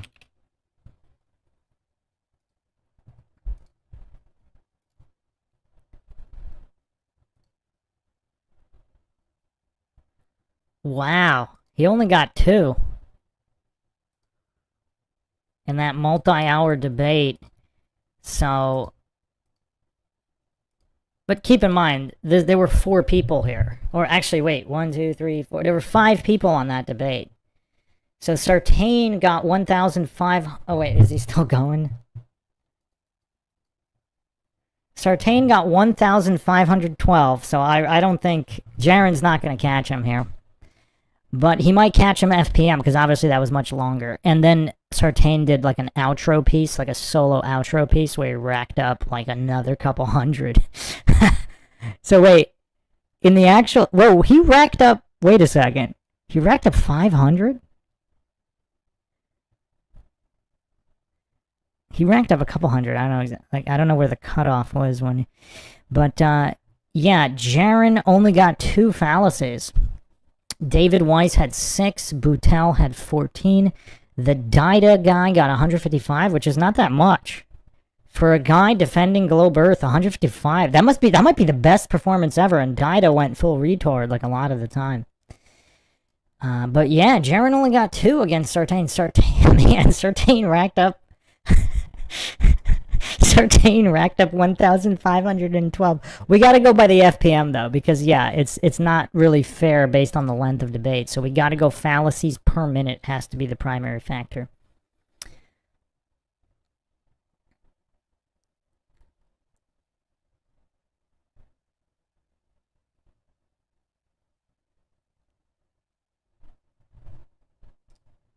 absolutely would have done that if they could have done that. have to revolve at the same time. Based on the actual celestial observations, if they're spinning, it has to be revolving. Gentlemen, want to jump in real quick. We have we have a few minutes left, just 2 minutes left. Look how confused Jeran is. He doesn't know that if you're spinning, you have to be revolving. I'm not sure exactly. Is Austin talking about the movement around the sun while spinning? I believe that's what Austin's talking about, but Jeran seems to be very confused by the whole thing. He seems to be confused by everything. If he's being genuine here, this might just be mental disability, people. If Jeran is legitimately mentally disabled and he just got really good at talking to kind of cover it up a little bit by memorizing certain phrases and certain things without actually understanding them, that also explains everything, doesn't it? Actually, and a couple of few questions that, Jeran, do you want to take any more questions at this point, or you guys want to keep going where you're okay? So we got a question here from Casey asking, hi, Jeran. It's actually to both you, but mostly to Jeran. Hi, Jeran. I appreciate you and Austin. I admit, I'm embarrassed to admit, I have listened to both of you for hundreds of hours. Thank you both. And Jeran, your change of mind was immediately following your trip. It would seem deep reflection would be necessary before concluding anything publicly. To me, your response seemed inorganic. Why didn't you ponder your view for a longer period? So that's multifaceted, but for one thing, I was the only one that people remember for 6 months prior to the trip saying what it meant. That I was laying out the AE map that I believed in, so this is the map that I believe in, it's the map that Dave Weiss uses for his app, it's what everybody believes in, even though now they pretend like they don't. We're not talking about Austin. Austin's never championed the model, but all flat earthers, this is why they have to say that TFE was fake, is because they actually do believe in the AE map, and they actually do know that the sun circling out they just don't want to come out and say it, so they'd rather just say that the trip didn't happen, this way they don't have to worry about it. But the trip did happen, and the sun did do what the AE map. So it becomes down to, remind me of the question, the premise? He doesn't even know what he's talking about. He doesn't even know that. So he's just reading. So this is just like is this a mentally disabled guy just like reading from a script? It's like he memorized a couple of points. He doesn't even remember the question, and he just, went on his whole spiel of his talking points, pretending that all flat earthers, while admitting that Austin didn't do this. Well, then it's not all, is it? If this guy's that illiterate, he doesn't know what the word all means. Like, why is he even on this? Like, how illiterate do you have to be to not know what the word all means? While, of course, spamming hasty generalization, false dichotomy, appeal to extremes, false premise. I mean, just all of it's nonsense because there's many different types of flat earthers, and that wouldn't prove his premise anyway. Regardless of what other people believe, what does that have anything to do with true reality? Or the fact that even if he was in Antarctica, because again, remember he was pretending to be some like hologram expert? He was pretending to know that it couldn't be a hologram? Like, where does this kind of just brain dead goofery come from? Like, how would you know? How would you know whether the sun is or isn't a hologram? Even if you were a hologram expert, which Jeran clearly is not. But even if you were, there's a big difference between like man-made hologram technologies on a smaller scale and if this entire system, if the Earth realm, if this whole system involves like mass, highly advanced holograms, how would a random goof like Jeran be able to know the difference? Like, I mean, this so-called debate was over before it started when he spouted that goofery.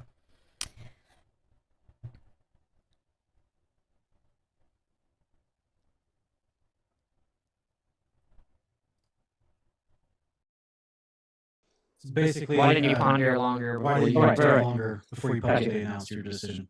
Got you. So for 6 months. Like, if he can't even remember a question that was asked 2 seconds ago, like, what is his mental state? Like, I mean, this guy's practically a vegetable. He can't even remember a question? I was the one telling everybody this because it was big to me. I did see it as an opportunity to either prove flat Earth or to detriment it, meaning that if the sun did set down there, then the flat Earth is pretty much it. Now we know that it's the case because it now refutes the globe. The globe is falsified. The sun in the south.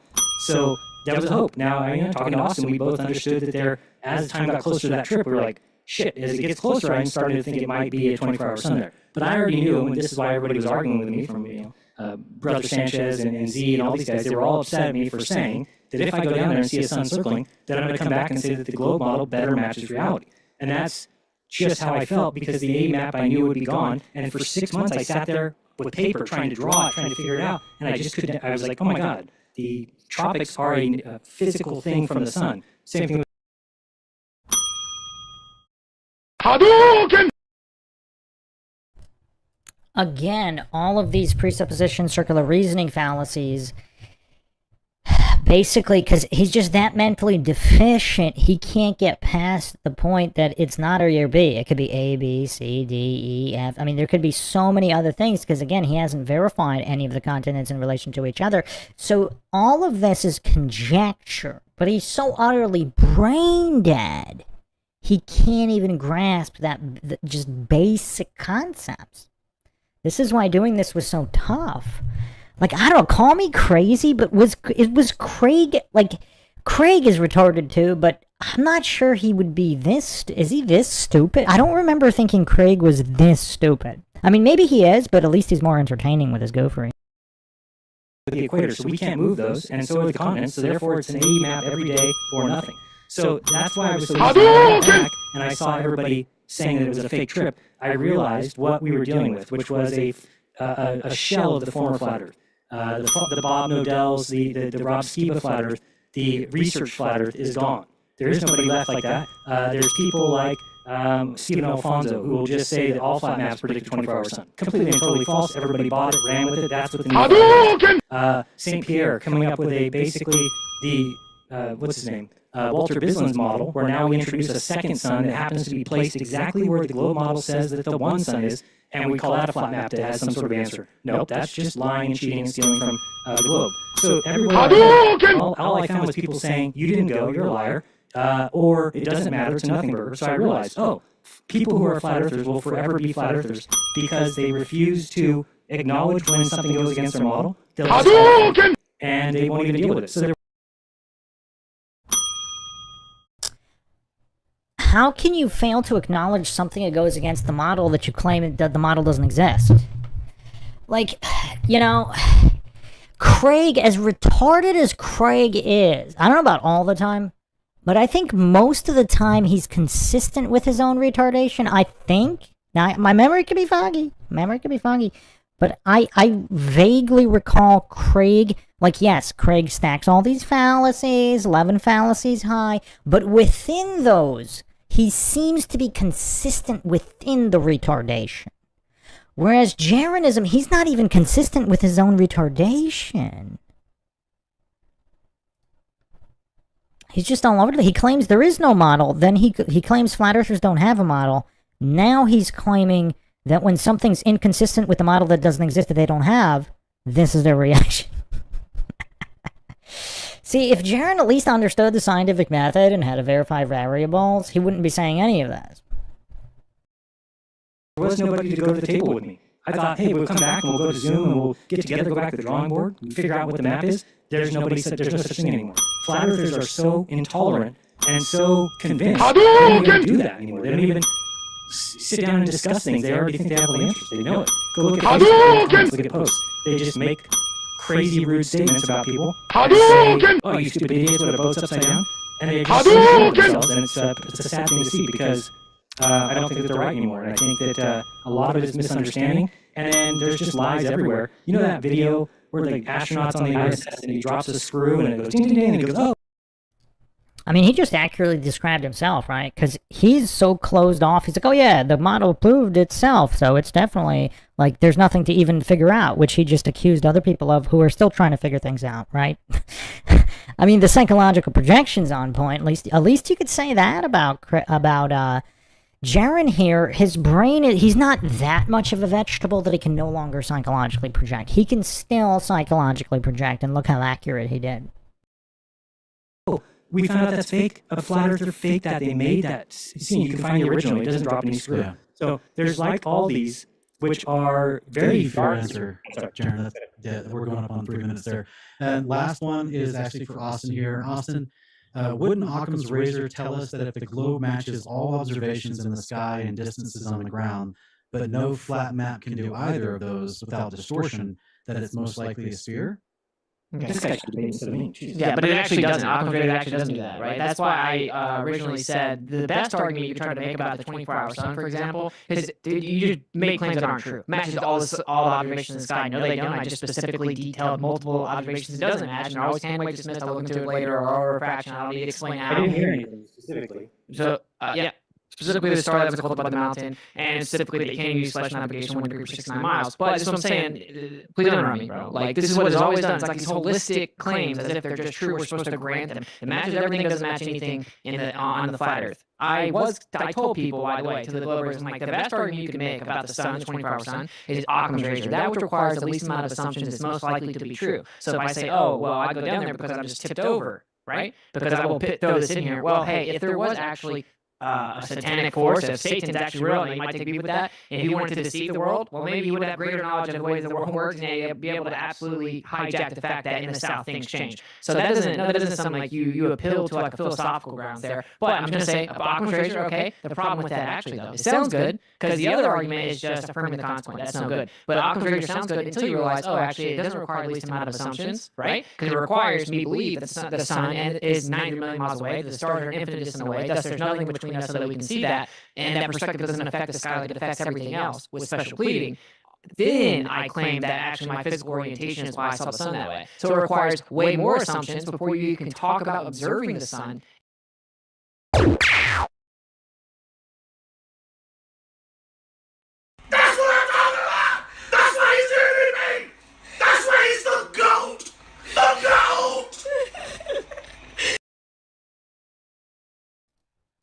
How many people actually understood what Whitsitt just said? Because this might actually be, even though Whitsitt's taking really easy on Jeran, Whitsitt's explanations here, this might be the best he's ever been, because he's very succinctly and easily demonstrating why certain arguments are fallacious and how the fallacies are stacked exactly. In the first place. So Occam's razor doesn't even apply to the 24-hour sun with the globe. So my answer is, if your hypothetical was true, if no observations ever matched, and yeah, sure, with specifically celestial observations, Occam's razor would benefit the globe, but that isn't actually the case. That isn't how it works at all. So you're incorrect. In fact, celestial navigation observations, the angles to the star observations, the celestial theodolite observations with the mountain obscuring it, etc., actually perfectly match the flat Earth. We can predict where it's going to be based on the flat Earth using plane geometry, and it doesn't match the globe. So the base premise that you baked in there actually isn't correct. And I just want to make this one more meta point right here. It's like, what based on the story that Jeran said, and wait, can we do closings?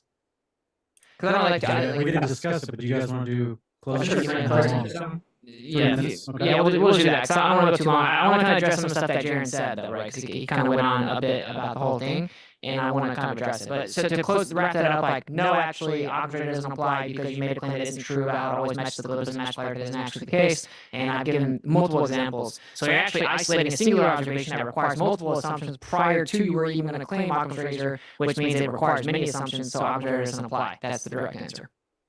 Okay, thank you. All right, if you guys want to do closings, 3 minutes each. Jeran is the affirmative, so he would go first. Okay, I think people can go back and look at the debate. I mean, if there were known anomalies with observations that the globe predicts, and what I'm just talking about is simple sunrise, sunset angles and times. Those are predicted by the sphere, and they are matched everywhere on the Earth. There's nowhere you could go and say, oh, now look at Google Earth, and it's off. When Austin's talking about the stars or something being off, he's talking about tiny little bits, like a degree, something. So it's the Earth is still a sphere if you're off a degree. It's not going to make it flat. And to picture for yourself, an Earth that is flat is going to have much different geometry than an Earth that is a sphere. Meaning that you can't tell us, here's my new belief. I no longer think you can lie to people about the shape of the Earth unless they want to be lied to. Okay, what I mean by that is people can make observations. So if somebody comes and tells you live on a dodecahedron, you can go out and make observations and figure out that you don't, because what the dodecahedron would call for isn't matching our real world. So if the Earth is not a sphere, then we would be able to show where observations of a location somewhere in the world doesn't match what the sphere says it will, and we don't see that. So Wait, So he just has amnesia about all the long-range photography, the infrared, all that stuff. That's interesting. I mean, what's kind of weird is he's almost arguing like a glober who's never actually researched any arguments, both for the globe, against the globe, for flat Earth, against the flat Earth. It's almost like he's like a day one goof who just entered this topic. And it's curious. I mean, it is kind of curious. It's kind of curious. And says that we do. He can't name one. Just name one. Just tell me like, oh, well, in Jakarta, India, whatever, they're supposed to be at 27 degrees latitude, but actually the angle to the star is 38. Something like that. That would be, then you'd say, oh, there's a problem. But the globe is perfect. The globe has complete symmetry. 90 degrees south, 90 degrees north. Each place you move up, 80, 70, 60, is identical 6 months later from the other place. 12-hour days and 12-hour nights on the equinox for everybody. And then moving north or south, hours change perfectly, meaning that in the summer for the north, you would have 0 daylight hours at the South Pole, and you would start moving your little marker up, and it would go up perfectly until you get to 24 hours of daylight. It's impossible in any other shape. The fact that you have the sun going in different directions. For a flat Earth, that's a paradox. For a globe Earth, it's a feature of living on the globe. For me, again, I just want to end with this. I'm not concerned yet with the spin, everything else yet, because I'm trying to get people to understand that we live on a sphere. That you can go figure that out yourself. You don't need help. You don't need mathematics. You don't need your NASA or anybody. You can do it yourself. I was going to show you tonight. I didn't get around to doing that, but I even put a GoPro on a. Wait, so you could do it all yourself, but he spent hours and he didn't get around to it? So the fundamental point... So he could have closed this debate in the first minute and just told everybody how to just prove it all. And that was 2 dingers there, too.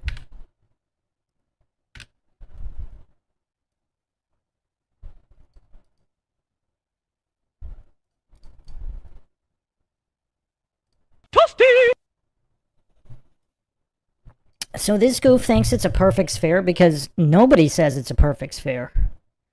It's an oblate spheroid according to establishment science, aka scientism.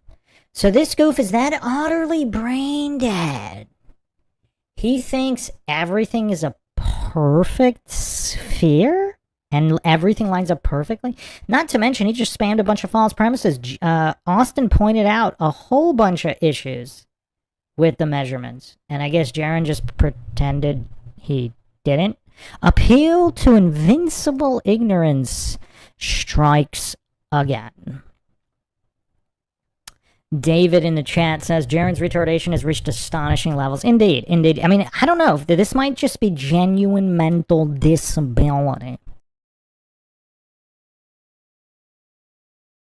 Globe, spun it, like they say, look at the observations of the light and what it does, and then match that, and it matches exactly what we see. So therefore, we live on a sphere. It would be impossible that we didn't. And the only way that people get away with supposedly lying about it is that if we let them. Meaning that, like, you guys are, we all as flat earthers just believe they were lying to us, even though we can make observations that tell us they're not.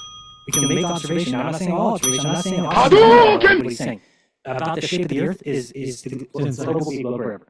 I hate to tell you, and believe me, it's unfortunate for me. I don't want it that way. I've lost my channel. Again, all the long-range photography observations that don't prove the globe, the whole crux that all of these guys spent years on, the laser tests, all of it, so Jeran's pretending none of it happened.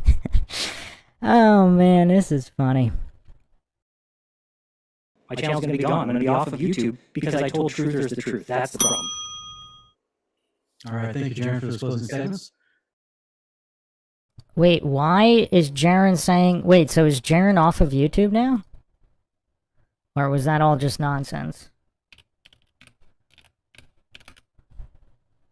No, he's still on YouTube.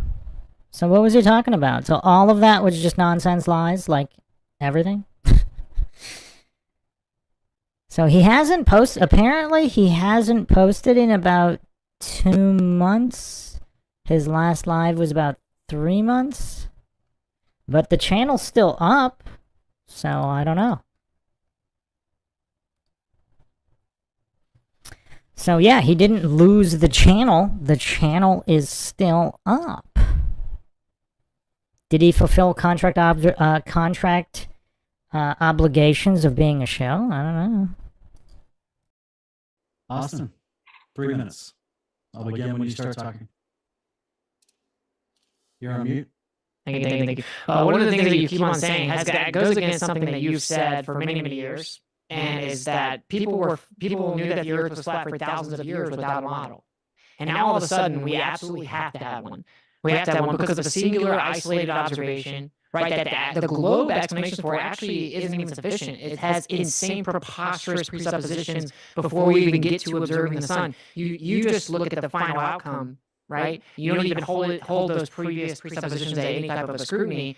And I'm just pointing out that you used to repeatedly and adamantly point out, dude, what? We don't have to have a perfect model. For thousands of years, people knew the Earth was flat without a model. Now we need one specifically for one observation. Everything else gets sent out the window. But so if Jeran had a justified belief that the Earth was planar and stationary, then a 24-hour sun over his head in the south would not falsify either planar or stationary. It only does that if he's affirming the consequent and or did not have a justified belief that the Earth was planar and stationary. Therefore, why would anyone accept his new belief that it's a globe is a justified one, considering his previous belief could not have been justified? So basically, it's just the ontological premise on which you're reaching these conclusions are flawed intrinsically in both situations. And so what I will say in closing, this is what everyone's so perplexed about, is you keep, what it sounds like to me is, in the answer to the question of why you didn't take your time or whatever, and because, I was there, bro, and, I had your back, and I didn't turn on you, and I still haven't, and I'm not going to, but I was there, right, and I talked to you after the plane. I know it was a genuine, sincere experience and moment that you had on the plane, and I was there, bro, I was there.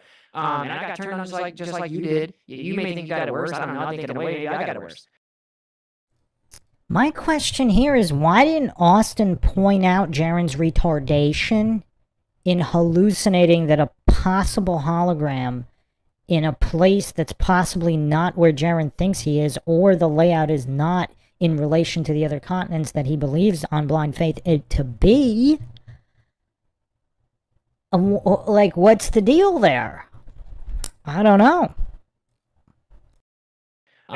But this is the thing, right? It's like the reason that people are so perplexed and so confused is because seemingly what happened was you came back and, like you said, we're going to go to the whiteboard, let's get on Zoom meetings, let's figure it out. Some of us did do that. You said that's not what happened, that's not what fighters did. Well, no, actually some of us did do that. You have, again, you don't like it, but Joe Hamby has shown many different possibilities. I've seen a few different possibilities, and simply the sun's in an apparent position. But you didn't actually do that. What you did was you come back and realize, yes, there were some people that absolutely, that it pissed me off too. I've taken a break. Because these people just acted crazy, right? And they started attacking us. And then, like you said, they clearly did reify and internalize the AE model. And then they're like, wow, this would just prove it. So they started calling us liars. They started attacking us. They did everything that we stood against, our claims to stand against when it came to the globe, right? Just presupposing a belief and internalizing it. And whatever doesn't go along with it, we're going to turn against it. But what you've now done is kind of stereotype and holistically generalize all of us, throw us in a basket. This is why people are getting triggered with you, right? Because when you say things, you're like, you say flat earthers as if we all do that. We didn't all do anything, right? And so, yes, in a way, in the grand scheme of things, this is going to be way beneficial for flat Earth because, yeah, the cultish, like dishonest people popped their head out. And so we realized, whoa, dude, we were so focused on this phenomenon on the other side or with other people or with the mainstream, we didn't realize that they were right around us as well. And so that absolutely did happen, and I stand right beside you against those people that just all turn on us. But in conclusion, I will say is the issue, you are basically just saying it can only be this way, and you're not actually examining all the presuppositions baked in, you're not actually logically assessing it, because it requires presuppositions to even make the final affirming of the consequent. That is a major point that I want you to think about, because you are not you're all of a sudden able to hyper-focus and isolate that singular observation and then put all of the other evidence aside.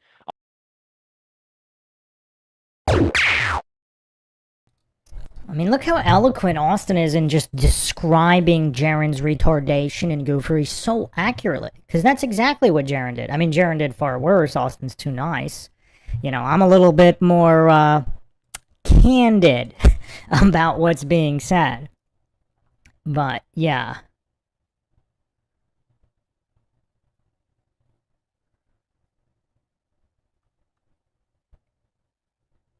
Welcome, Troubling Tribune.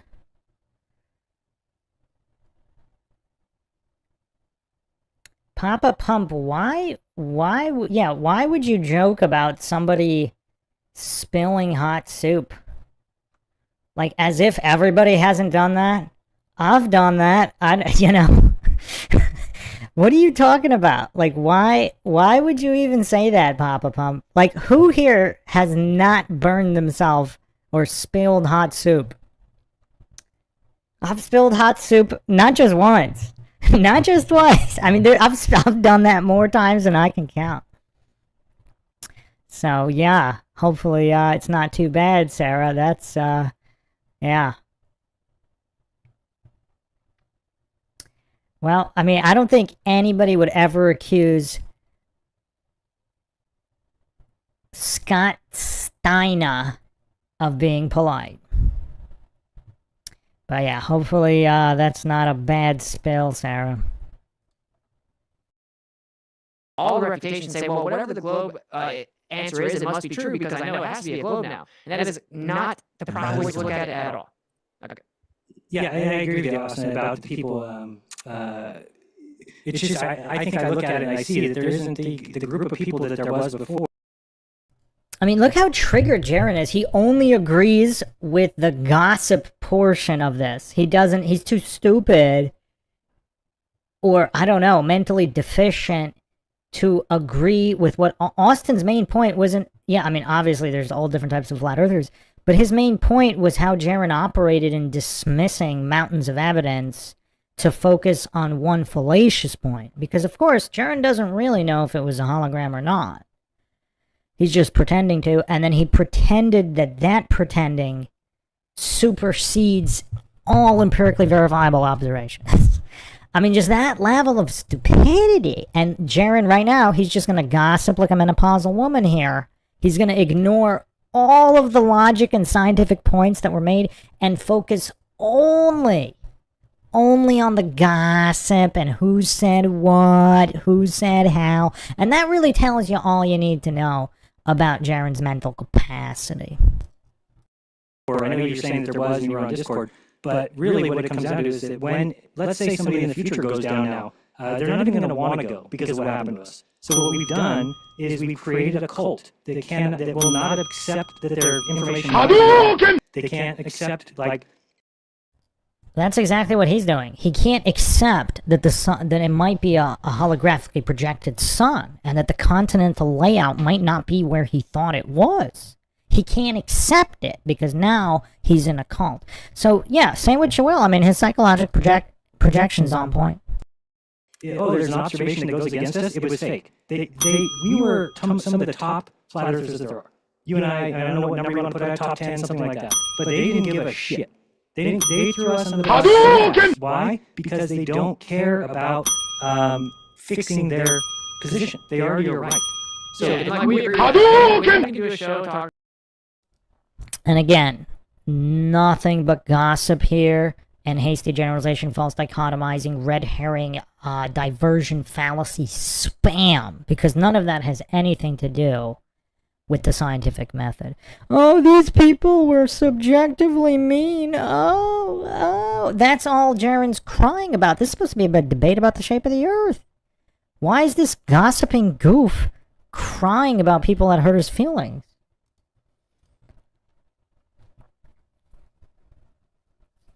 Thomas in the chat says, I think he got approached before the Antarctica trip and got paid to go along with it. Yeah, maybe.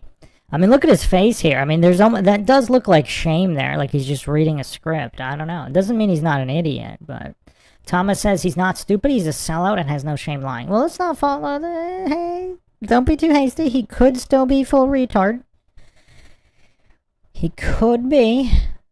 He could be.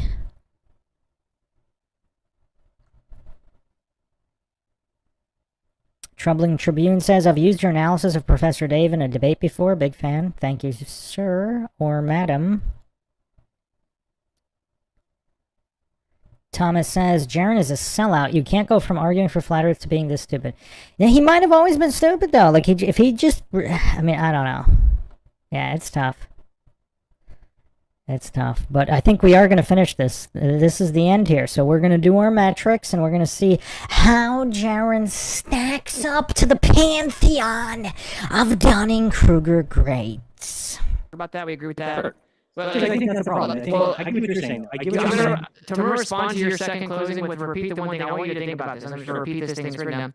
If Jeran had a justified belief that the Earth was planar and stationary, and then a 24-hour sun over his head in the south would not falsify either planar or stationary, it only does that if he is affirming the consequent and/or did not have a justified belief that the Earth was planar and stationary. Therefore, why would anyone accept his new belief that if it's a globe, that's a justified one, considering his previous belief could not have been justified? And micro expression wise, like touching your nose, like your nose grows longer because you're a liar, like Jeran just did. So perhaps this is a little bit of both. Perhaps he is really stupid, but he's not as stupid as he's portraying himself here. Therefore, all of the shame and the micro expressions, etc. And I want you to just think about it. I mean, I'll copy and paste it to you, and just think about it, right? Because it's like that's the issue. It's the actual route in which you're reading the conclusion. Does it make sense that I would say that I thought that the South was a lie because of the map that I adhered to? Then I went looking for another map when I said, oh, if this map's falsified, what are we going to have? And then I said, oh, there is no other map. So there is only one flat Earth map, and it has been falsified. So you're right. You say something true, meaning that, like, oh, well, Jeran, you don't know that there's another map that's going to come out in the future. You're right. I don't know that. There could be one. Even though I've already kind of worked it out that there couldn't be one. But I'm just saying that, like, you're putting way too much weight on projections.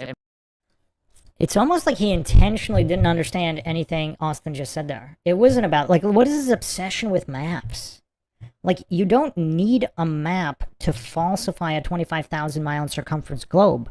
You don't need to know what something is to rule out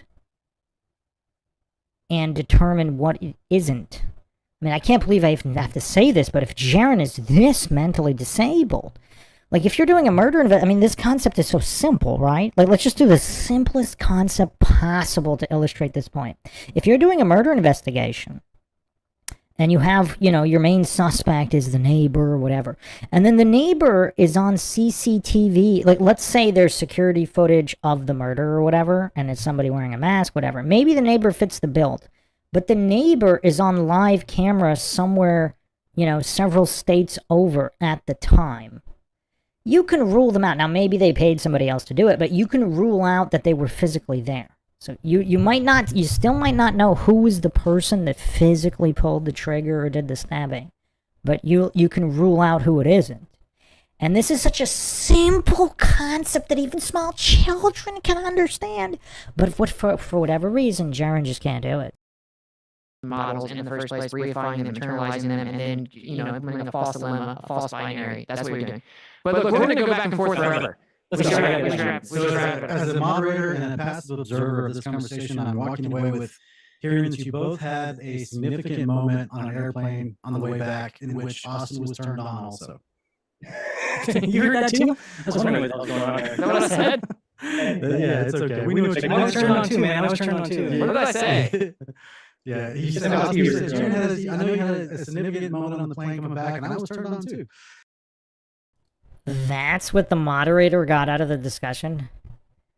I mean, Sean Griffin. I mean, is he related to Peter Griffin of Family Guy? I mean, is he single-digit IQ? I mean, he didn't moderate anything. I mean, this guy was just this guy's a total goof, and that's what he took away from the whole debate. Wow,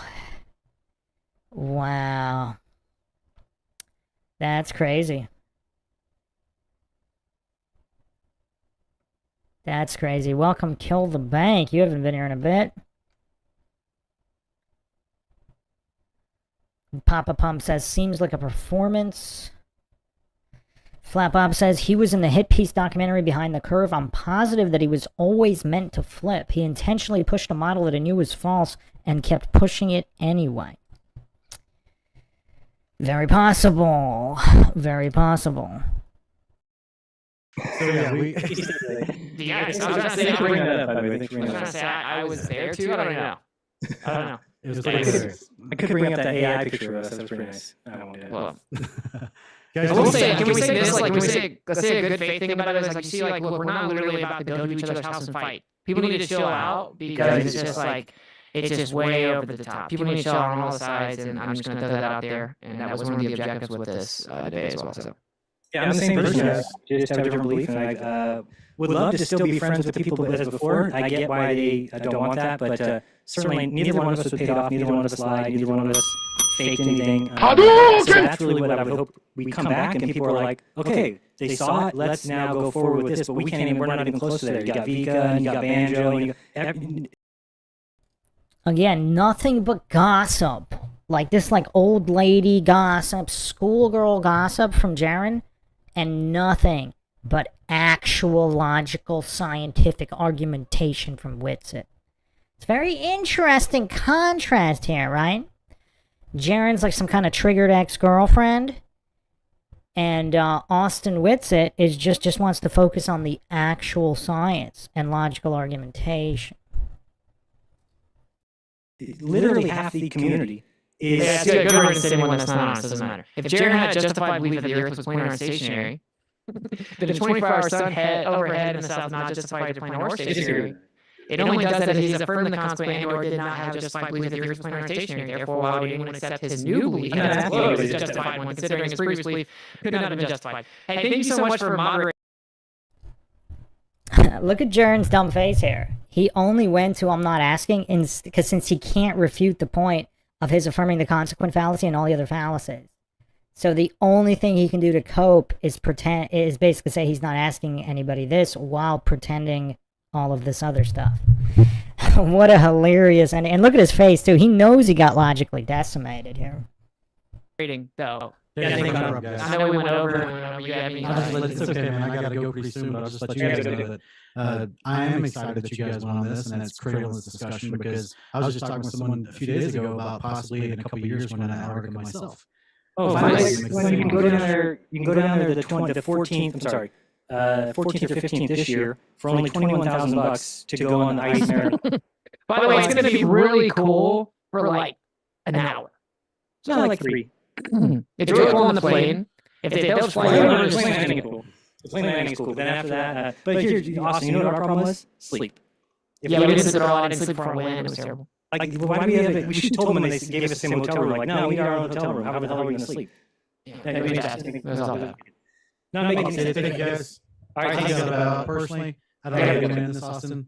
I'll let him in. Yeah, I'll let you wrap it up in the session. Okay, later. Awesome. Thanks, All guys. right, cool. Much love. Yeah, you too. All right. No, I'll go solo here. All right, cool. So, you guys asked for a long way. What we did clearly find out is that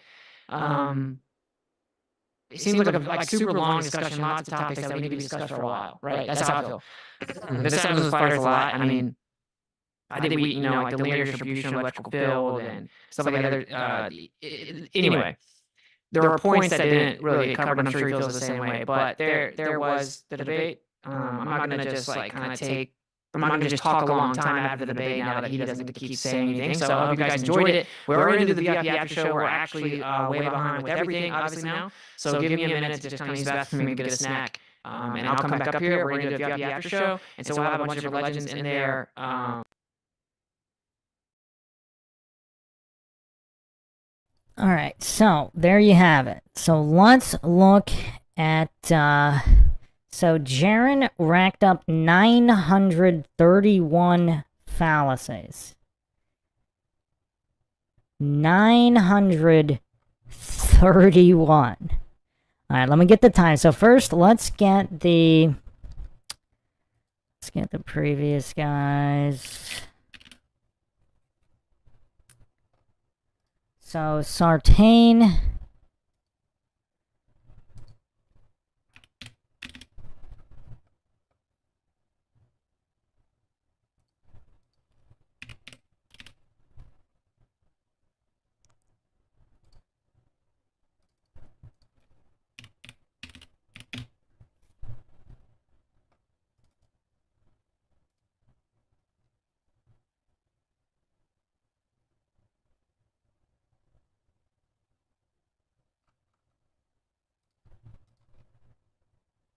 Alright, hold on. I had a whole clip here on FPM.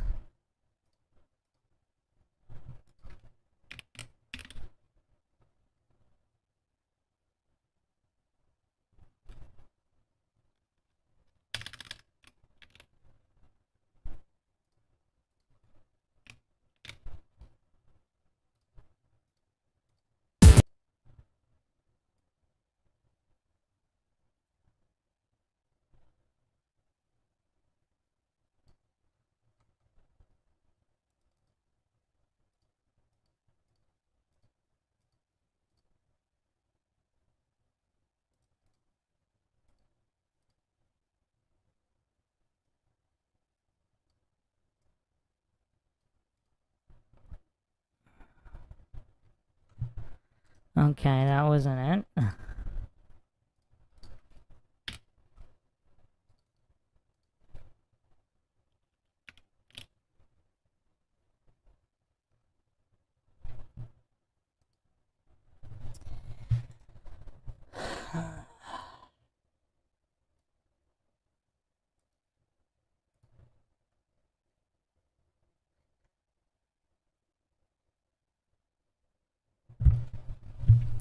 The heck? Alright, hold on a second. I gotta get this other clip up.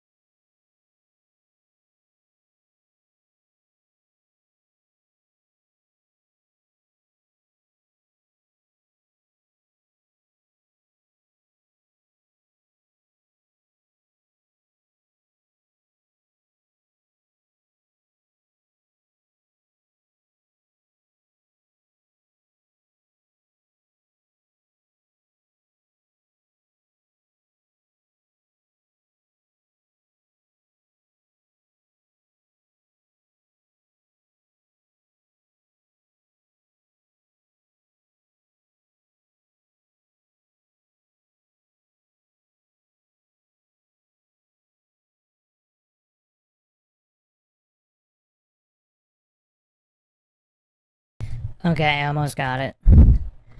Yeah, for some reason it's not on the channel.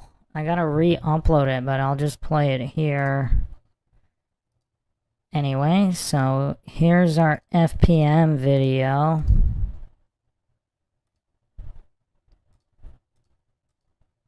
Super dingers like Craig does. I mean, it's just absolutely unprecedented. So,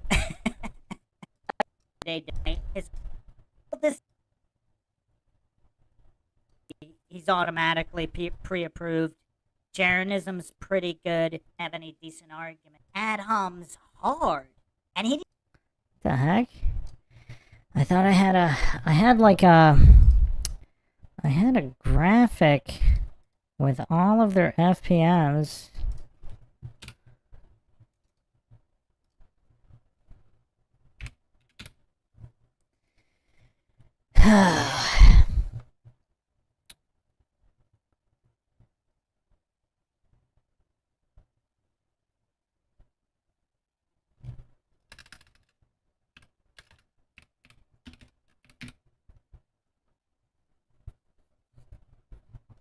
Let's see if I could find it. Got some crazy lag here. But yeah, I want to do the rankings. We have to do the rankings for everybody.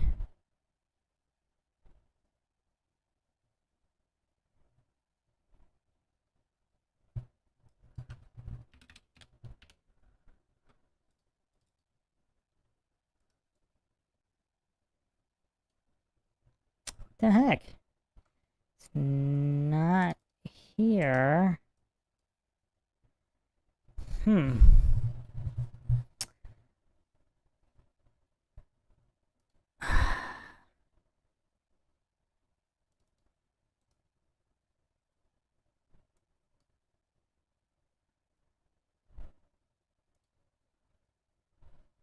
Hmm.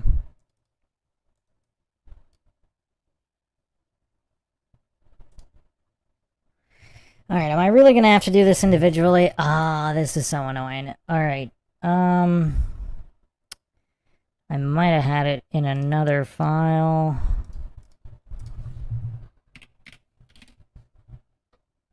Oh, here we go. Alright, Brian Myers. Okay, so here's what I got so far. So Bryant Myers has a 4.49 FPM rate. Farina's 4.61. Sartain is 6.69.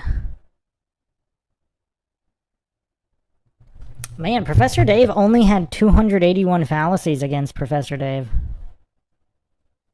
Bryant Myers' debate length was 4 hours, 15 minutes. He had 1,145 fallacies. So, man, I totally had a graphic of this. Why is it not here? It should have been in this video.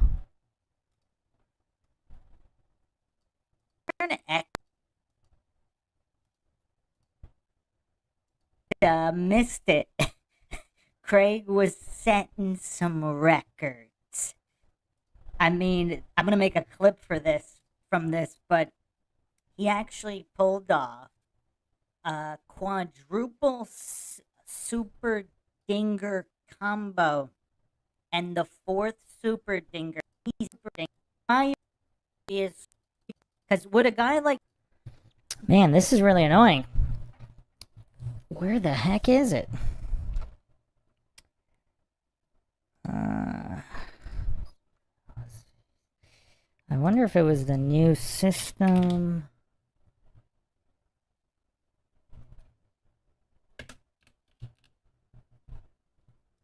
Let's see.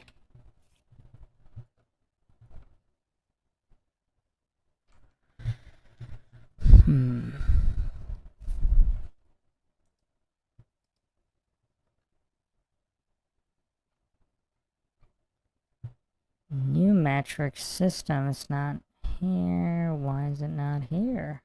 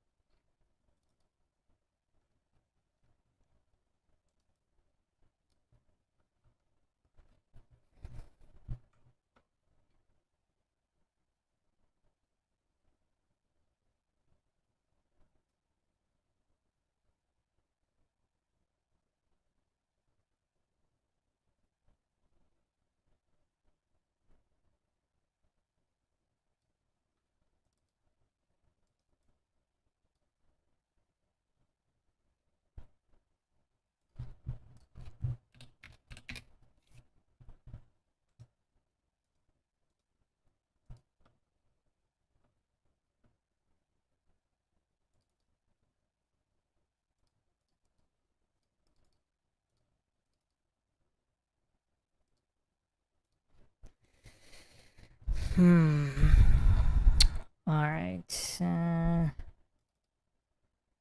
This. Okay, that wasn't it.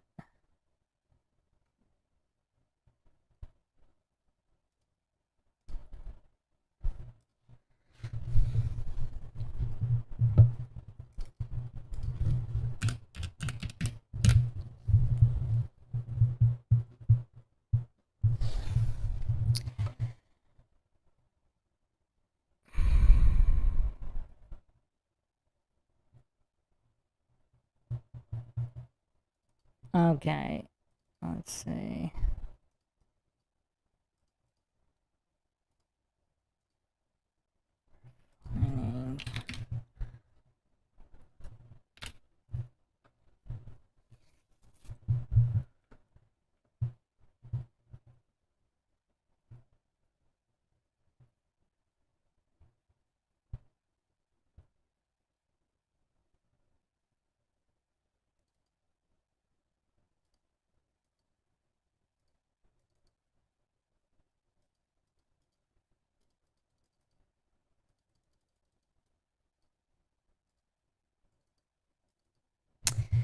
How is it?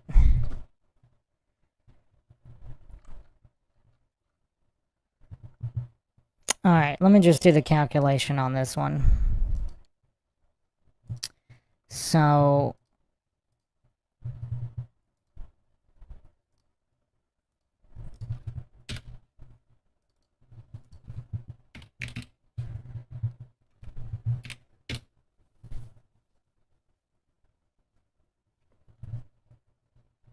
Jeran's in third place, all-time fallacies.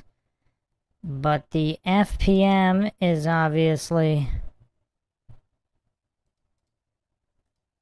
the salient point here, so it's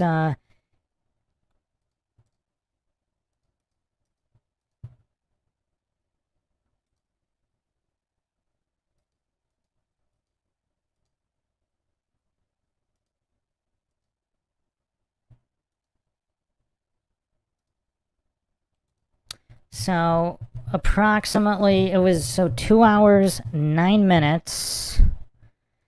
So 129 minutes.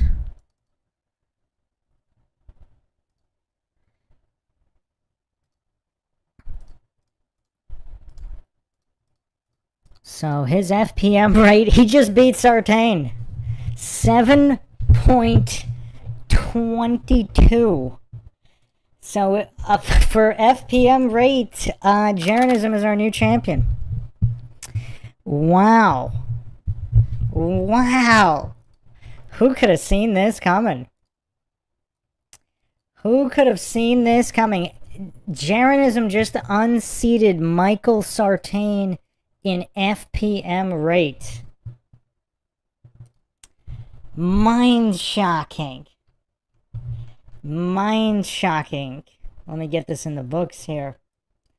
So we have Jeran, 931 fallacies. And I think he also set the super fallacy record, most super fallacies. But so 931 fallacies. 129 minutes. And let me just double check that I got that correct.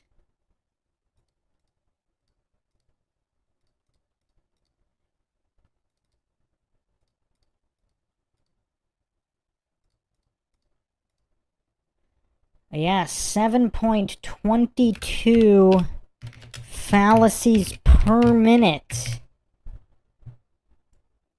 So if we're going by FPM, Jeranism has now taken the crown. I don't know if we have to have some kind of hybrid system, like a hybrid metrics, because he also got 12 dingers, which might be the record as well. Wow. Wow. Congratulations, Jeran. If we're talking FPM rate, Jeranism is the new champion. Now I just have to finish Craig's debate with Caleb, because that one was so painful. We still never finished that one. Sphinx Bear says, congrats, Jeran. Man, yeah, that was a lot of fallacy spam. I wonder... Yeah, I need a metric some of Destiny's, because I think Destiny can beat that. I really do. But Jeran has 7.22 fallacies per minute. He sustained that rate. That's the average rate in 2 hours. Jeran got over 7 fallacies per minute. Oh, man. So there you have it. What was, let me just check what Matt Walsh's was. Because we have the full breakdown for Matt Walsh.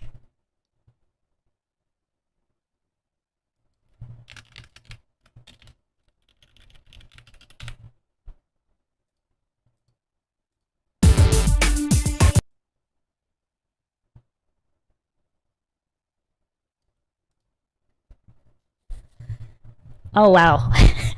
Walsh had a night. Well, Walsh is talking by himself, though, so this is not a fair comparison. But the solo debate, Walsh got 346 fallacies and an FPM rate of 19.22. Wow. Wow. 19.22. 346 super, 300, oh, no, only 19 super fallacies. So, yeah, 21 dangers. Longest non-fallacy streak. We should do that for metrics, too. Matt Walsh only managed 54 seconds without a fallacy. I don't think Jeran managed 54 seconds. I think Jeran's non-fallacy streak would be a lot shorter than that. Man, Walsh got 19.22 FPM. Oh, man. This is crazy. All right.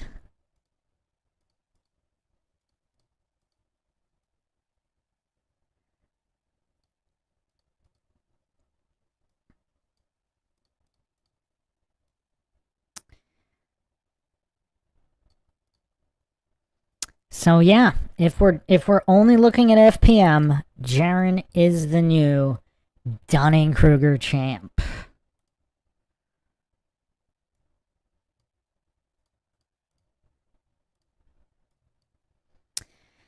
So congratulations, Jeran. We got another logical analysis debate in the books. This one took many months.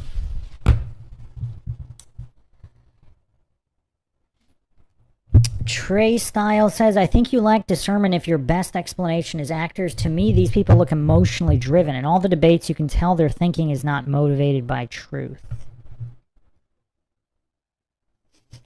Justin Johnson says, birds of a feather are fallacious together. Oh man, I'm gonna make in the community tab or the post tabs, I'm gonna make like a graphic of all the rankings with all the stats. Because, you know, Dunning-Kruger championships are now an official sport here on MindShock.